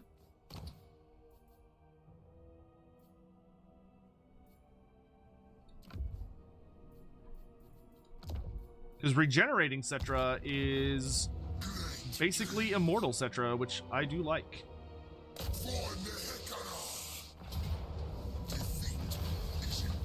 Oh no, it won't let me put it on Settra. You bitch. Alright, fine, I'll put it on one of my Tomb Guard. Did I see the latest voice actor leak? Yes, I'm not really sure what it means yet. Because Tigerman is a very vague phrase. Like, I'm not really sure what to think of it, to be honest. That's one of those ones that I'm like, oh neat, I'm gonna wait until there's more information, because that could mean a lot of different things. Like, is it that there's gonna be like a Tigerman unit in Cathay for Shadows of Change? Or is it that like they're in the early stages of working on Tigermen for the Kingdoms of End? Or is it that like it could be so many different things, and I have no idea which one it would actually be. So that one is very much, in my mind, is kind of in the we'll see what happens category. Submit to your king.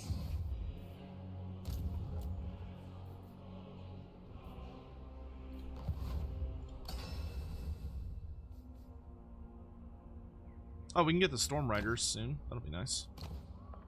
Ooh, the Armor of Dawn is not that good. I really want their Armory of Eternity. Oh, which I can get next turn. Fuck yes! So we will get regen on Settra. Excellent. Champion of the Grail, thank you so much for the super chat. Hey Sotek, which amazing beast is bigger or stronger, griffins or hippogriffs? Also for the old world, do you think we'll get a new hippogriff model / sculpt? If so, when do I think that will be? Okay, so how do hippogriffs compare to griffins? Griffins are larger and stronger than hippogriffs. However, hippogriffs are way fucking faster. Because you have to remember that the main difference between them, other than like size, is that hippogriffs, of course, are part bird of prey, part horse, whereas griffins are part bird of prey, part like jungle cat, essentially, or big cat. What now? And how this actually plays out is that griffins tend to be substantially larger, not like dragon versus wyvern level different, but like notably bigger than hippogriffs. And they're also known for being a bit more intelligent than hippogriffs, a bit more regal, according to some. But hippogriffs are known for two big things, which is that A, they are fast as fuck. They're extremely fast in the air, and they're extremely fast on the ground, which is very unique. A lot of creatures like griffins are not particularly swift when moving across the earth. Like, they're not like horribly slow, but they're not nearly as fast as a hippogriff is. Hippogriffs are extremely quick, both in the air and on the ground. And the other thing is that hippogriffs are fucking mean. Hippogriffs are incredibly aggressive creatures that are known for being a little overzealous, you could say, if you're trying to be tactful about defending their like their territory or their nests. Like, they will attack you and rip you into oblivion until there is very itty bitty left of you. Oh, nice! We accomplished our short-term goal. Yay! Short-term campaign objective is all done. Nice. We're actually almost done with our long campaign objective as well. We literally just need to finish taking over this area and then blow up a bunch more settlements. Nice. We're actually coming along quite nicely on this campaign. Siege is done. What am I doing with you? What is your deal? Oh, yeah. By the gods.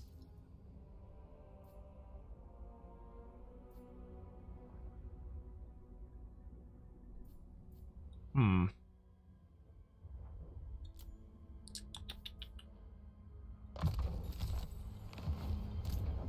have risen.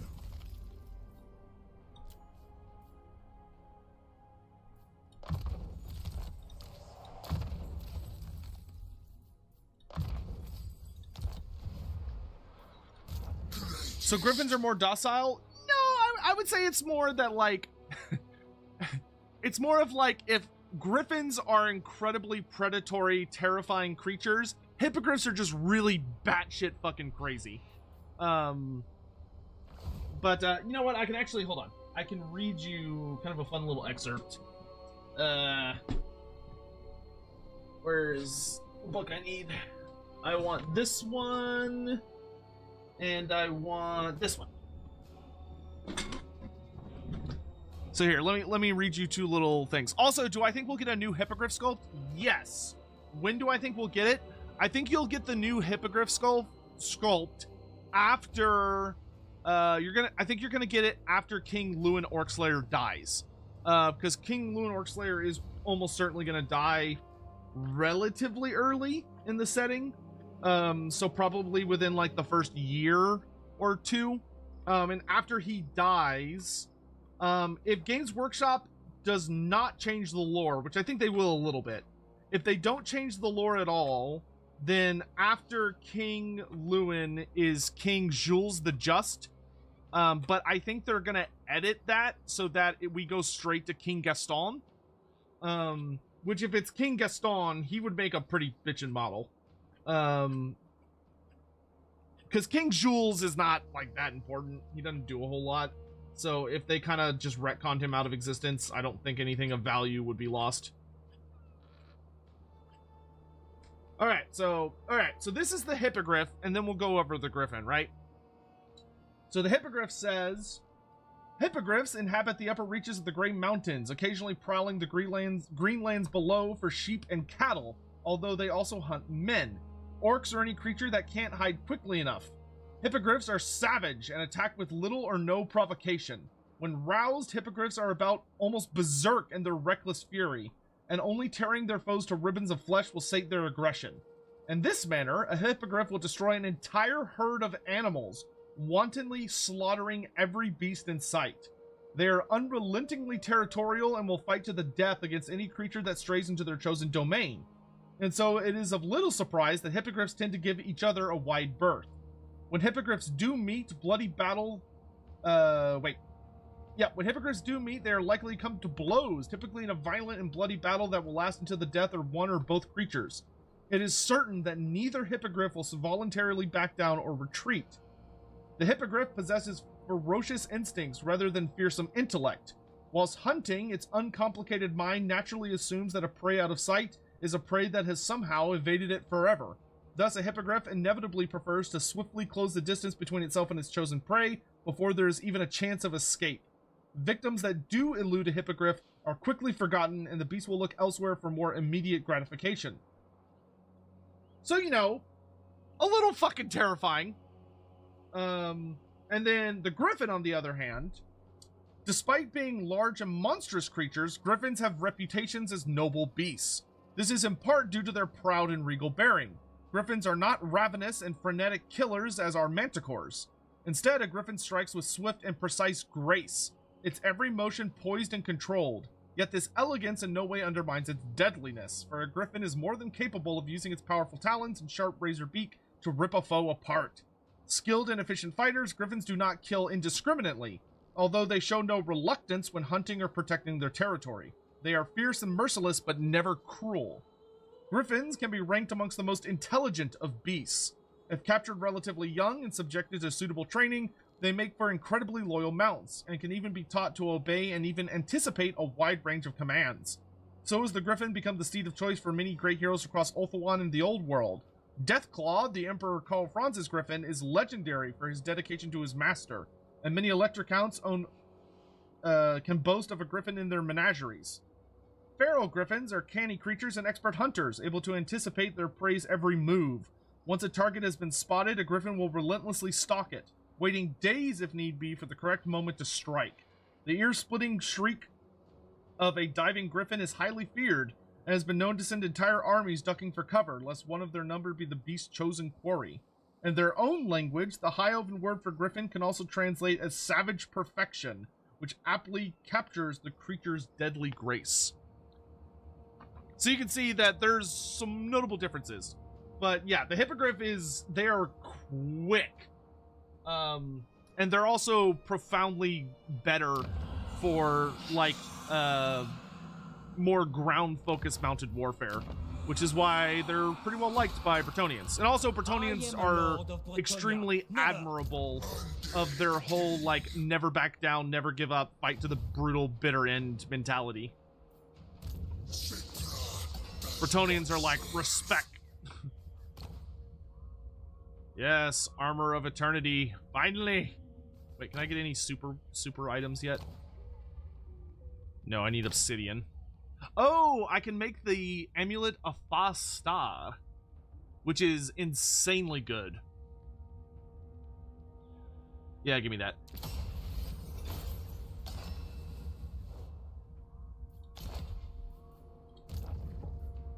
Oh, and I can put it on Settra. Ho, ho, ho, baby. Oh, baby. Everyone around him, when active, minus 30 armor, and it also gives him just as much ward save as the amulet talisman, I should say, of preservation, and it gives him more damage. Hell yeah, baby. Rises from the sands.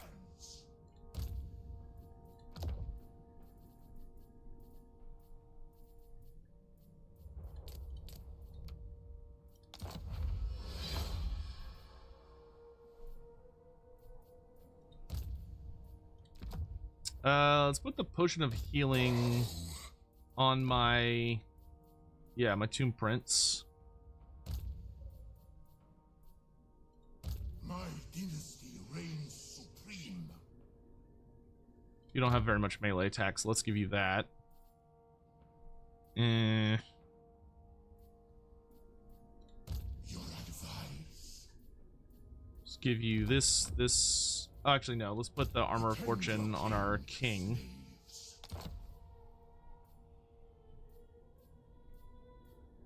Brass Cleaver can go on, I think, this prince. Give him the Gambler's Armor and the Dawnstone. Make him fairly tanky. Submit to your king. That'll do.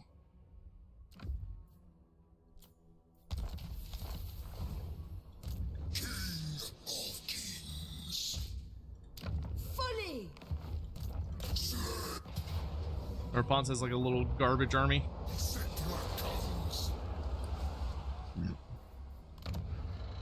It bothers me. Sta doesn't make him faster. Get out. Get out of my fucking chat. Coon King of Nehekara. Serve me.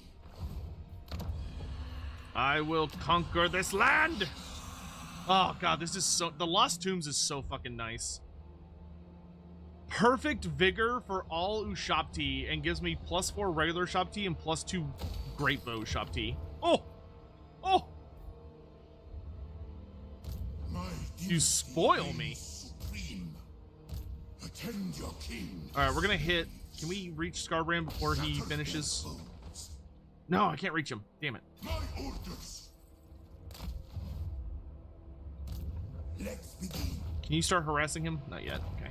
Onwards, legions. Yeah, you better run. Kind of seems silly that Construct gets tired in the first place. Well, don't think of it necessarily as like the Construct is getting actually tired. Like, he's not like, whoo, I'm beat. It's more that like the magic that's animating them is being kind of stretched to its limit. Ah, the final battle for the final battle of Rapance.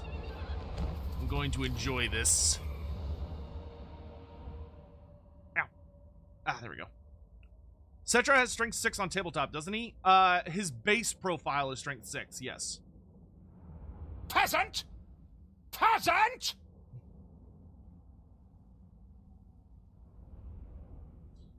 Gorgon versus a Hyro Titan? A Gorgon would curb stomp the shit out of a Hyro Titan. But Hyro Titans are also not really designed for, like, hardcore, like, kaiju battle monster fighting. They're much more of, like, a powerful, giant-sized support piece. If you want a fair fight with a Gorgon, you send in the Necrosphinx, not the Hyro Titan.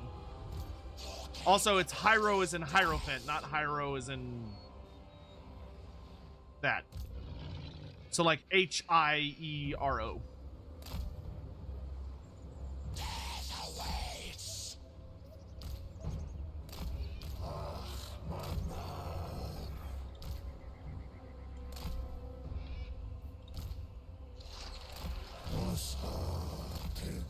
How is it Grimgor took down the Dragon Children of Cathay with a bunch of hoodlums with clubs?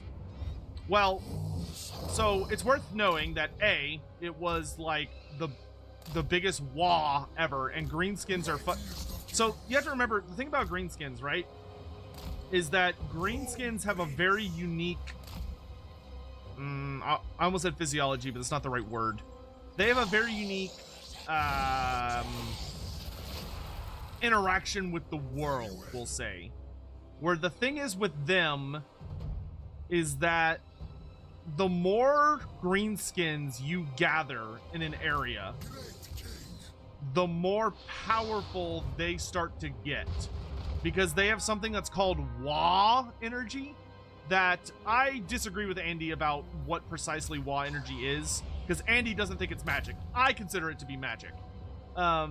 But Wa energy quite literally makes greenskins get stronger and stronger and stronger and stronger, and their shamans become more and more capable of like just horrific sorceries, to the extent that they can like pretty much cause their gods to like manifest physically into like reality, which is like what the Fist of Gork is, or the Foot of Gork. Like those are basically the greenskin gods getting summoned down by their shamans and getting involved. Is a way you can interpret it. You could also be like, oh wow, that's just like a really interesting spell that just looks like that, but it's not what it actually is. But you know, it's kind of a matter of debate. But the more important thing is that Cathay was not like defeated only by the greenskins. What happened was that Cathay was fighting like a just obscene amount of threats endlessly. So like it was Cathay got attacked by like the hordes of chaos attacking the bastion, and then they got attacked by that is not good for the Kepler Guard. And then they got attacked by the Chaos Dwarfs and the Warriors of Chaos coming over the wall, and just so much shit was being thrown at them from every direction. Oh, that's not good. Why don't we run away?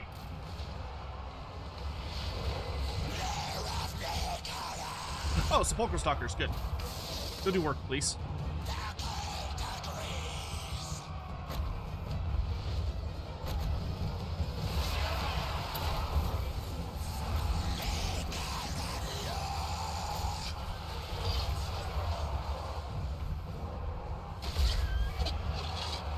I fucking love that these guys are big anti-large with charge reflection. Makes life much easier. Not good, not good. Yeah, I couldn't really defend that many flanks at once. You know what? He's got this. Sphinx! Kill her. The rest of you, I got other jobs for you. We march! North to far! Leave me alone. Settra rules. Leave me alone.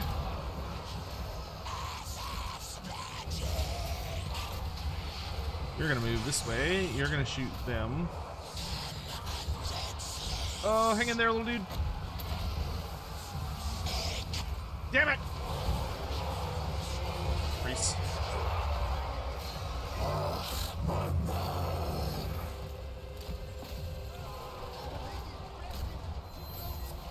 I defended the wrong flank. I should have defended this flank and not worried about like the mass peasant horde.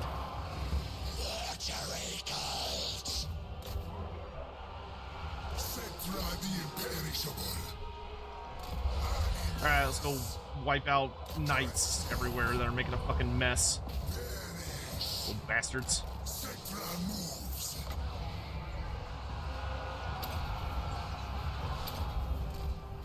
Petra agrees.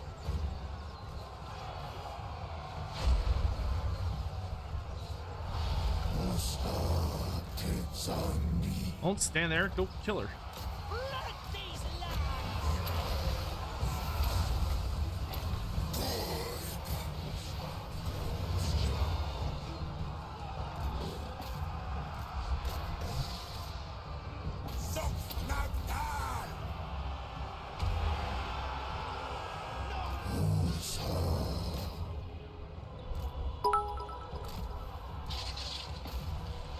Sing Wolf 11 cheered. X100 is the plan of this campaign to reenact the Geld welcome to Astalia gentleman's speech, but Settra's herald then going into his liege's list of titles? that would be yeah, kinda. Though the amount of times I keep getting all my own shit killed is a little ridiculous. This Sphinx is getting a little messed up. Bring my chariot. Come here, Rapunzel, you little shit.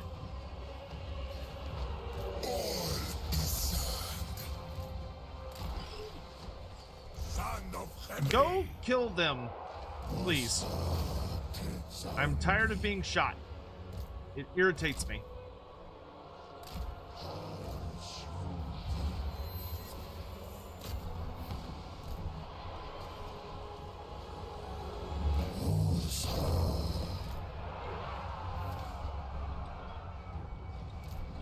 I'll be so happy when Rapunzel's is permadead. Of course. Can I, like, turn my chariot a little bit to the side so I can, like, hit her? Bring me the bones.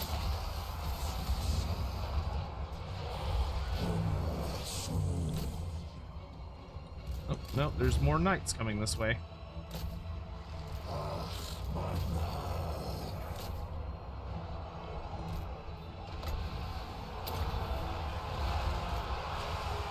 King of Henry.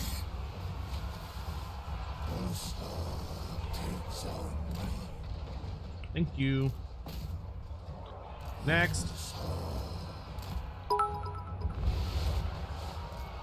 Would you just die, woman? AX200.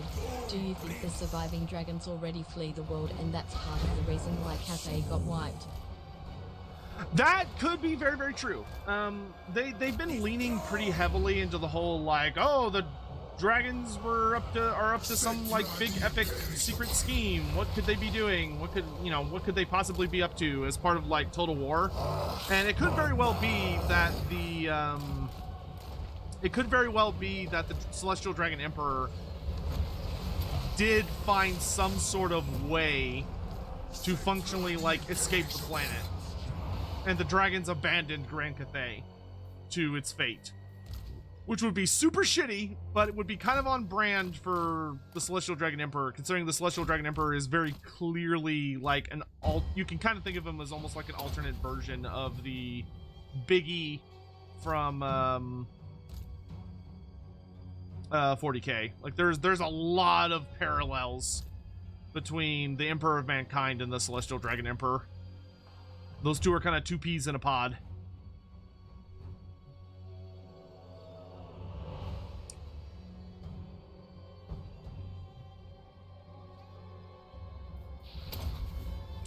Rapunzel is the bane of my existence? She is, but, you know, it doesn't help that she's like a super anti-undead character.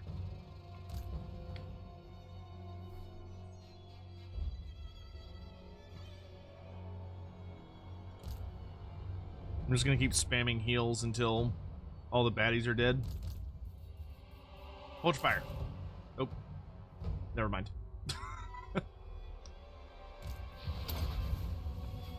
Get my single entity heals. All right, that's good enough.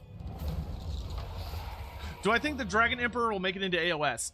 It's possible. I don't really, as of right now, I do not think there is a plan to bring Grand Cathay to Age of Sigmar. But that does not mean that will be the case forever. I will say that is the only way I think the Celestial Dragon Emperor would be playable. If they brought the dragons to AOS, the Celestial Dragon Emperor would be on par with the other god characters and could reasonably be a playable character. If it is... Oh, he's got a hippogriff. Yeah, that's fair. If it is in fantasy, the Celestial Dragon Emperor is just too big.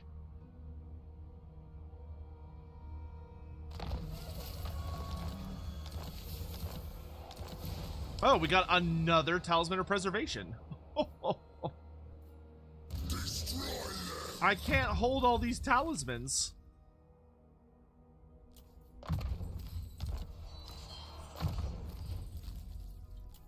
What am I going to do with all these Desist at once. glorious ward saves? Settra comes. It is mine. What? Settra the imperishable. What?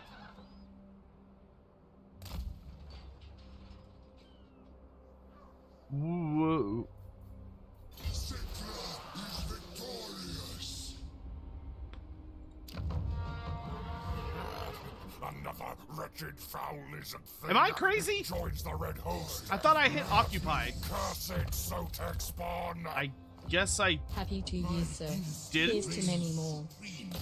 Kanako, thank you so much for the 2 years of support. Thank you, I really appreciate it. I cannot express to you guys, I really cannot, how immensely humbling and helpful, supportive it is whenever y'all like sub or subscribe on Twitch or do a membership on YouTube. It helps a lot more than you realize. I did hit occupy, huh? Well, I guess we'll try it again next turn to see what happens, because that was certainly odd.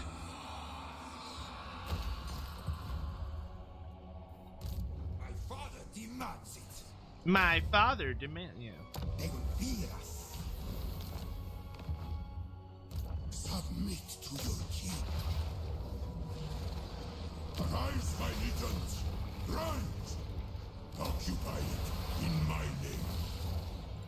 Serve me, King of Tombs. It's so nice to be beating the shit out of all my enemies. So refreshing.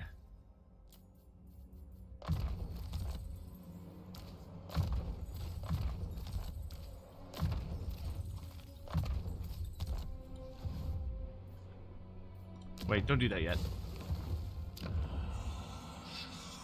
Hold on, I need to cancel another construction somewhere. Ah, because we can get the Pillar of Bone. I do like the Pillar of Bone, especially because for Tomb Kings, that gives us 200 gold per turn, which is very nice. I'll fucking take it. Isn't Albion like Narnia? Not really, no. Like, no, I wouldn't really say so.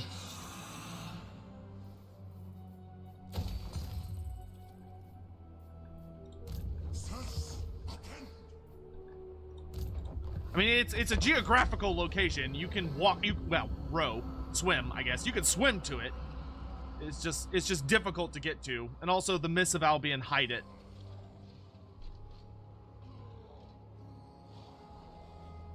What would you use if you wanted to make a magical artifact indestructible? I believe the Nemesis Crown is made out of warpstone. Is that why it can't be destroyed?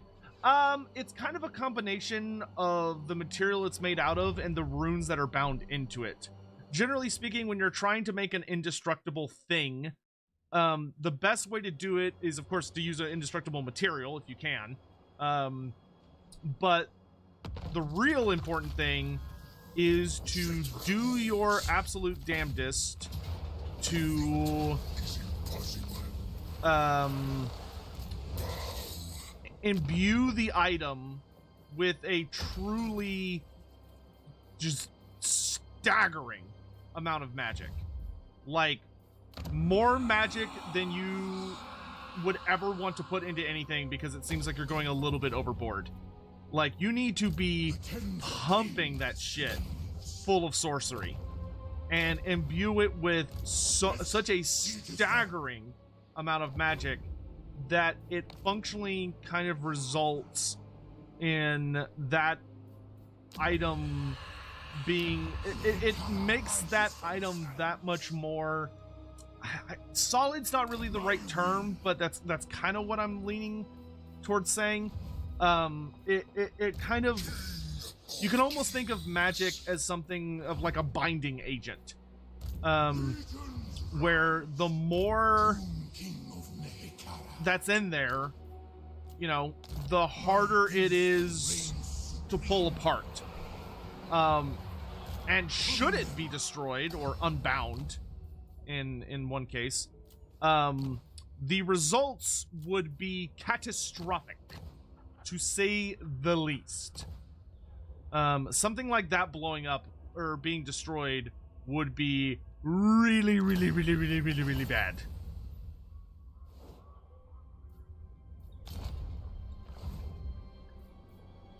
Yes, grovel and beg.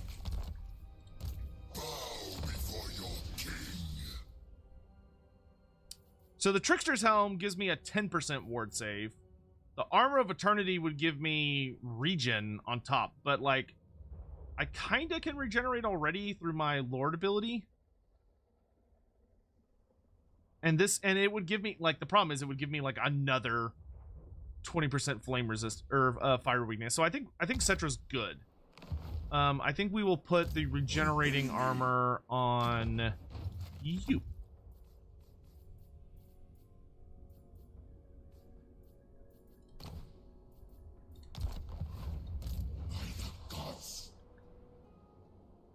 I really don't want to lay siege to Galvaraz.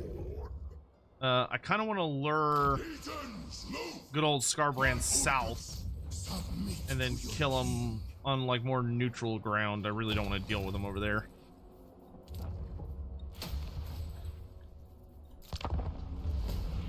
Doesn't Settra start in Norska? In the old world mod.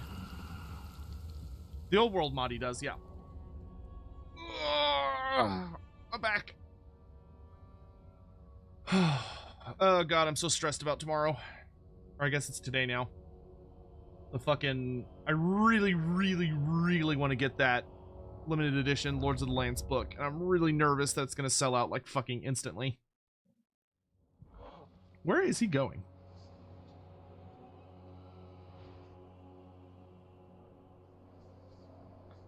Blood Knights and Grail Knights full charge. Are they breaking through a Black Orc and Ironbreaker shield wall? Man, Black Orcs making a shield wall is like actually a really interesting thing to say, because I honestly don't think they would. Black Orcs tend not to do stuff like that. They're not as they're not so they're still orcs at the end of the day, and they want to get in and smash the gits.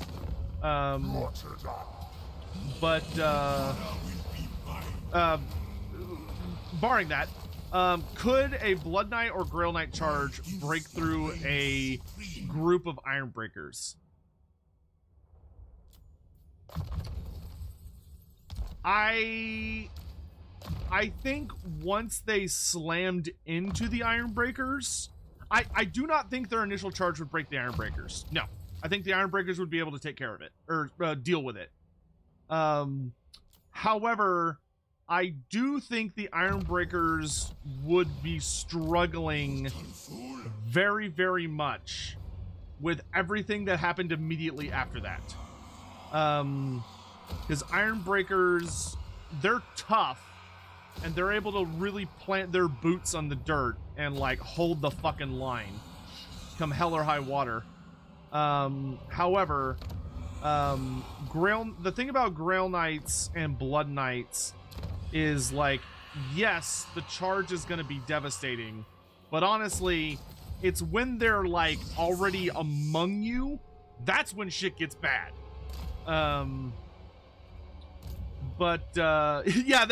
Yeah, actually, A Bug in the Rug actually puts that really, really well. Of a greenskin shield wall is just throwing like a shit ton of goblins in front of whatever the problem is. Just being like, go goblins, go die. go get in the way. And the goblins not being aware of what they have been signed up for against their knowledge. Oh, I need to get a new king. Who did we get? We got Alcazar, who is all about chariots. Fuck yeah, let's do a chariot lord. I like that. That sounds pretty cool. Here's a Talisman of Preservation as part of your greeting party. Never mind. Yes. Ow, that hurt. We're gonna buff the shit out of our chariots.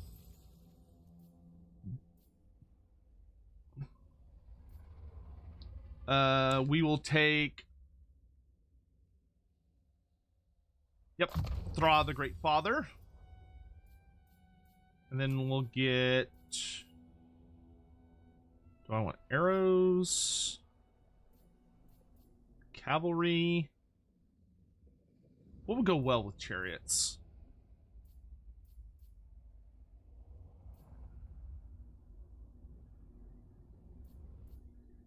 Probably, I would think cavalry would go quite well with chariots, because the cavalry would get us a bit more staying power, I suppose. Or maybe no, we should do Tomb Guard infantry, because then that's our hammer or our anvil, and then chariot can be the hammer. I think that would work best. Then Dune Riders for chariots. Nice. He's starting off with resurrect. That is kick-ass. Good for you. Good for you. So let's get some Tomb Guard and just chariots. And we're also going to give him 2 War Sphinxes to give him a little bit more staying power. And then we can get some Nehekara Warriors, I guess.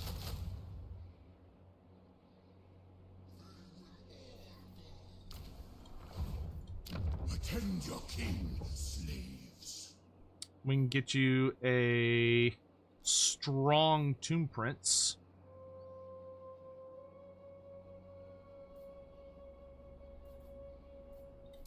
The land of the dead.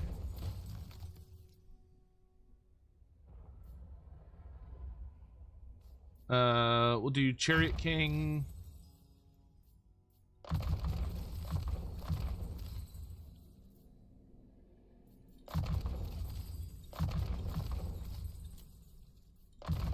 That'll work. Where is this?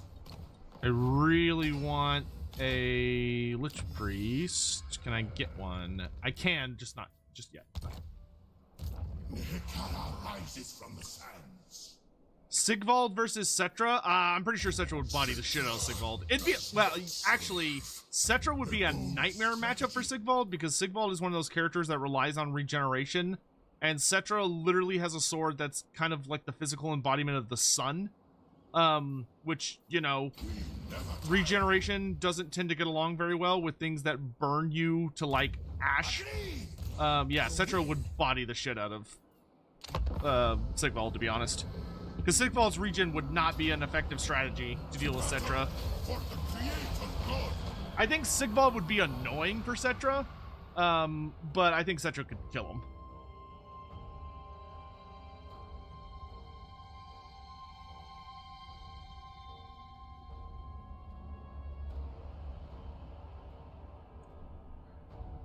Oh, goodness.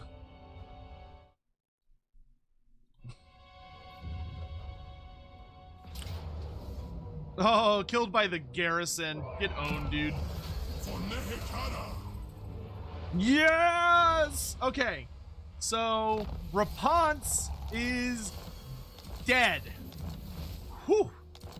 Rapunzel and Volkmar the Grim. The humans... We have wiped out the humans in the desert. How absolutely delicious. How wonderfully glorious. Oh, it feels so good. It feels so good. Ooh, I kind of want Necropolis Knights in my army.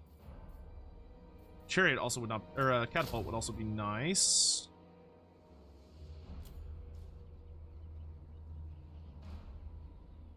Yeah, give me some with halberds. That'd be nice.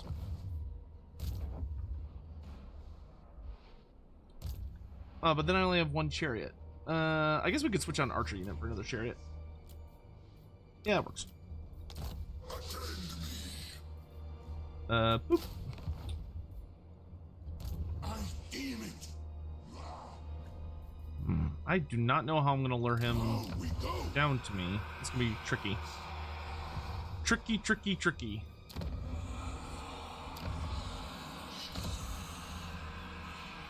Salt.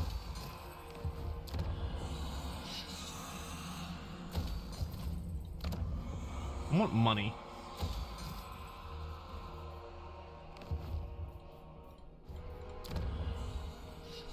Submit to your king. Should also finish probably upgrading Kimmery all the way. I don't need this anymore. Because, yeah, I'd like to get the Hydro Titan building and the Necrosphinx building.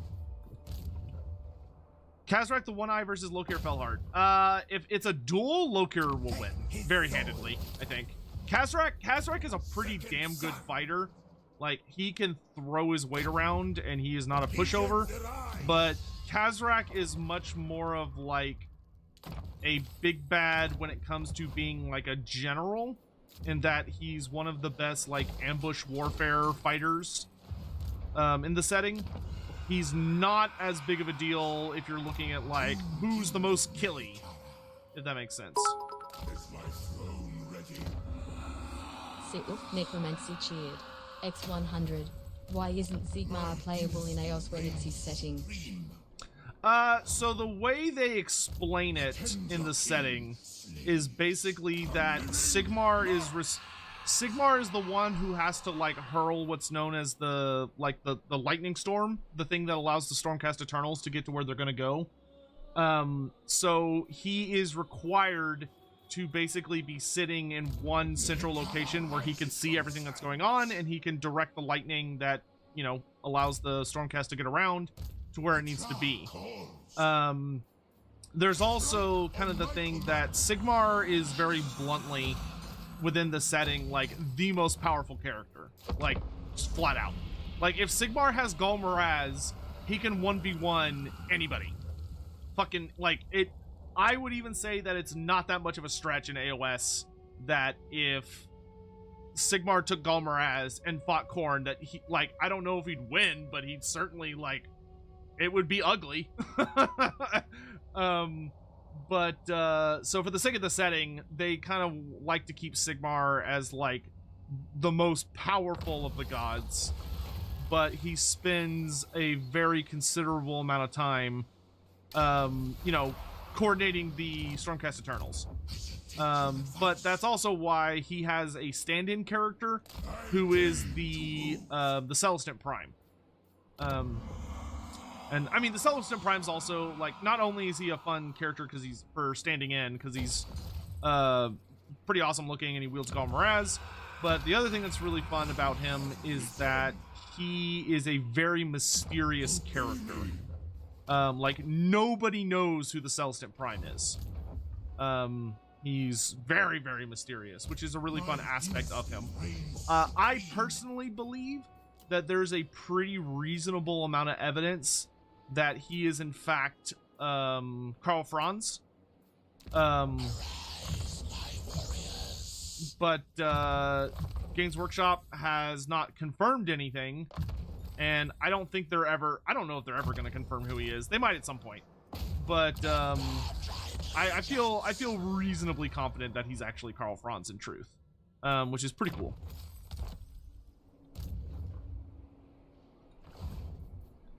All right, guys, we've been streaming now for almost 6 fucking hours, and my voice kind of hurts.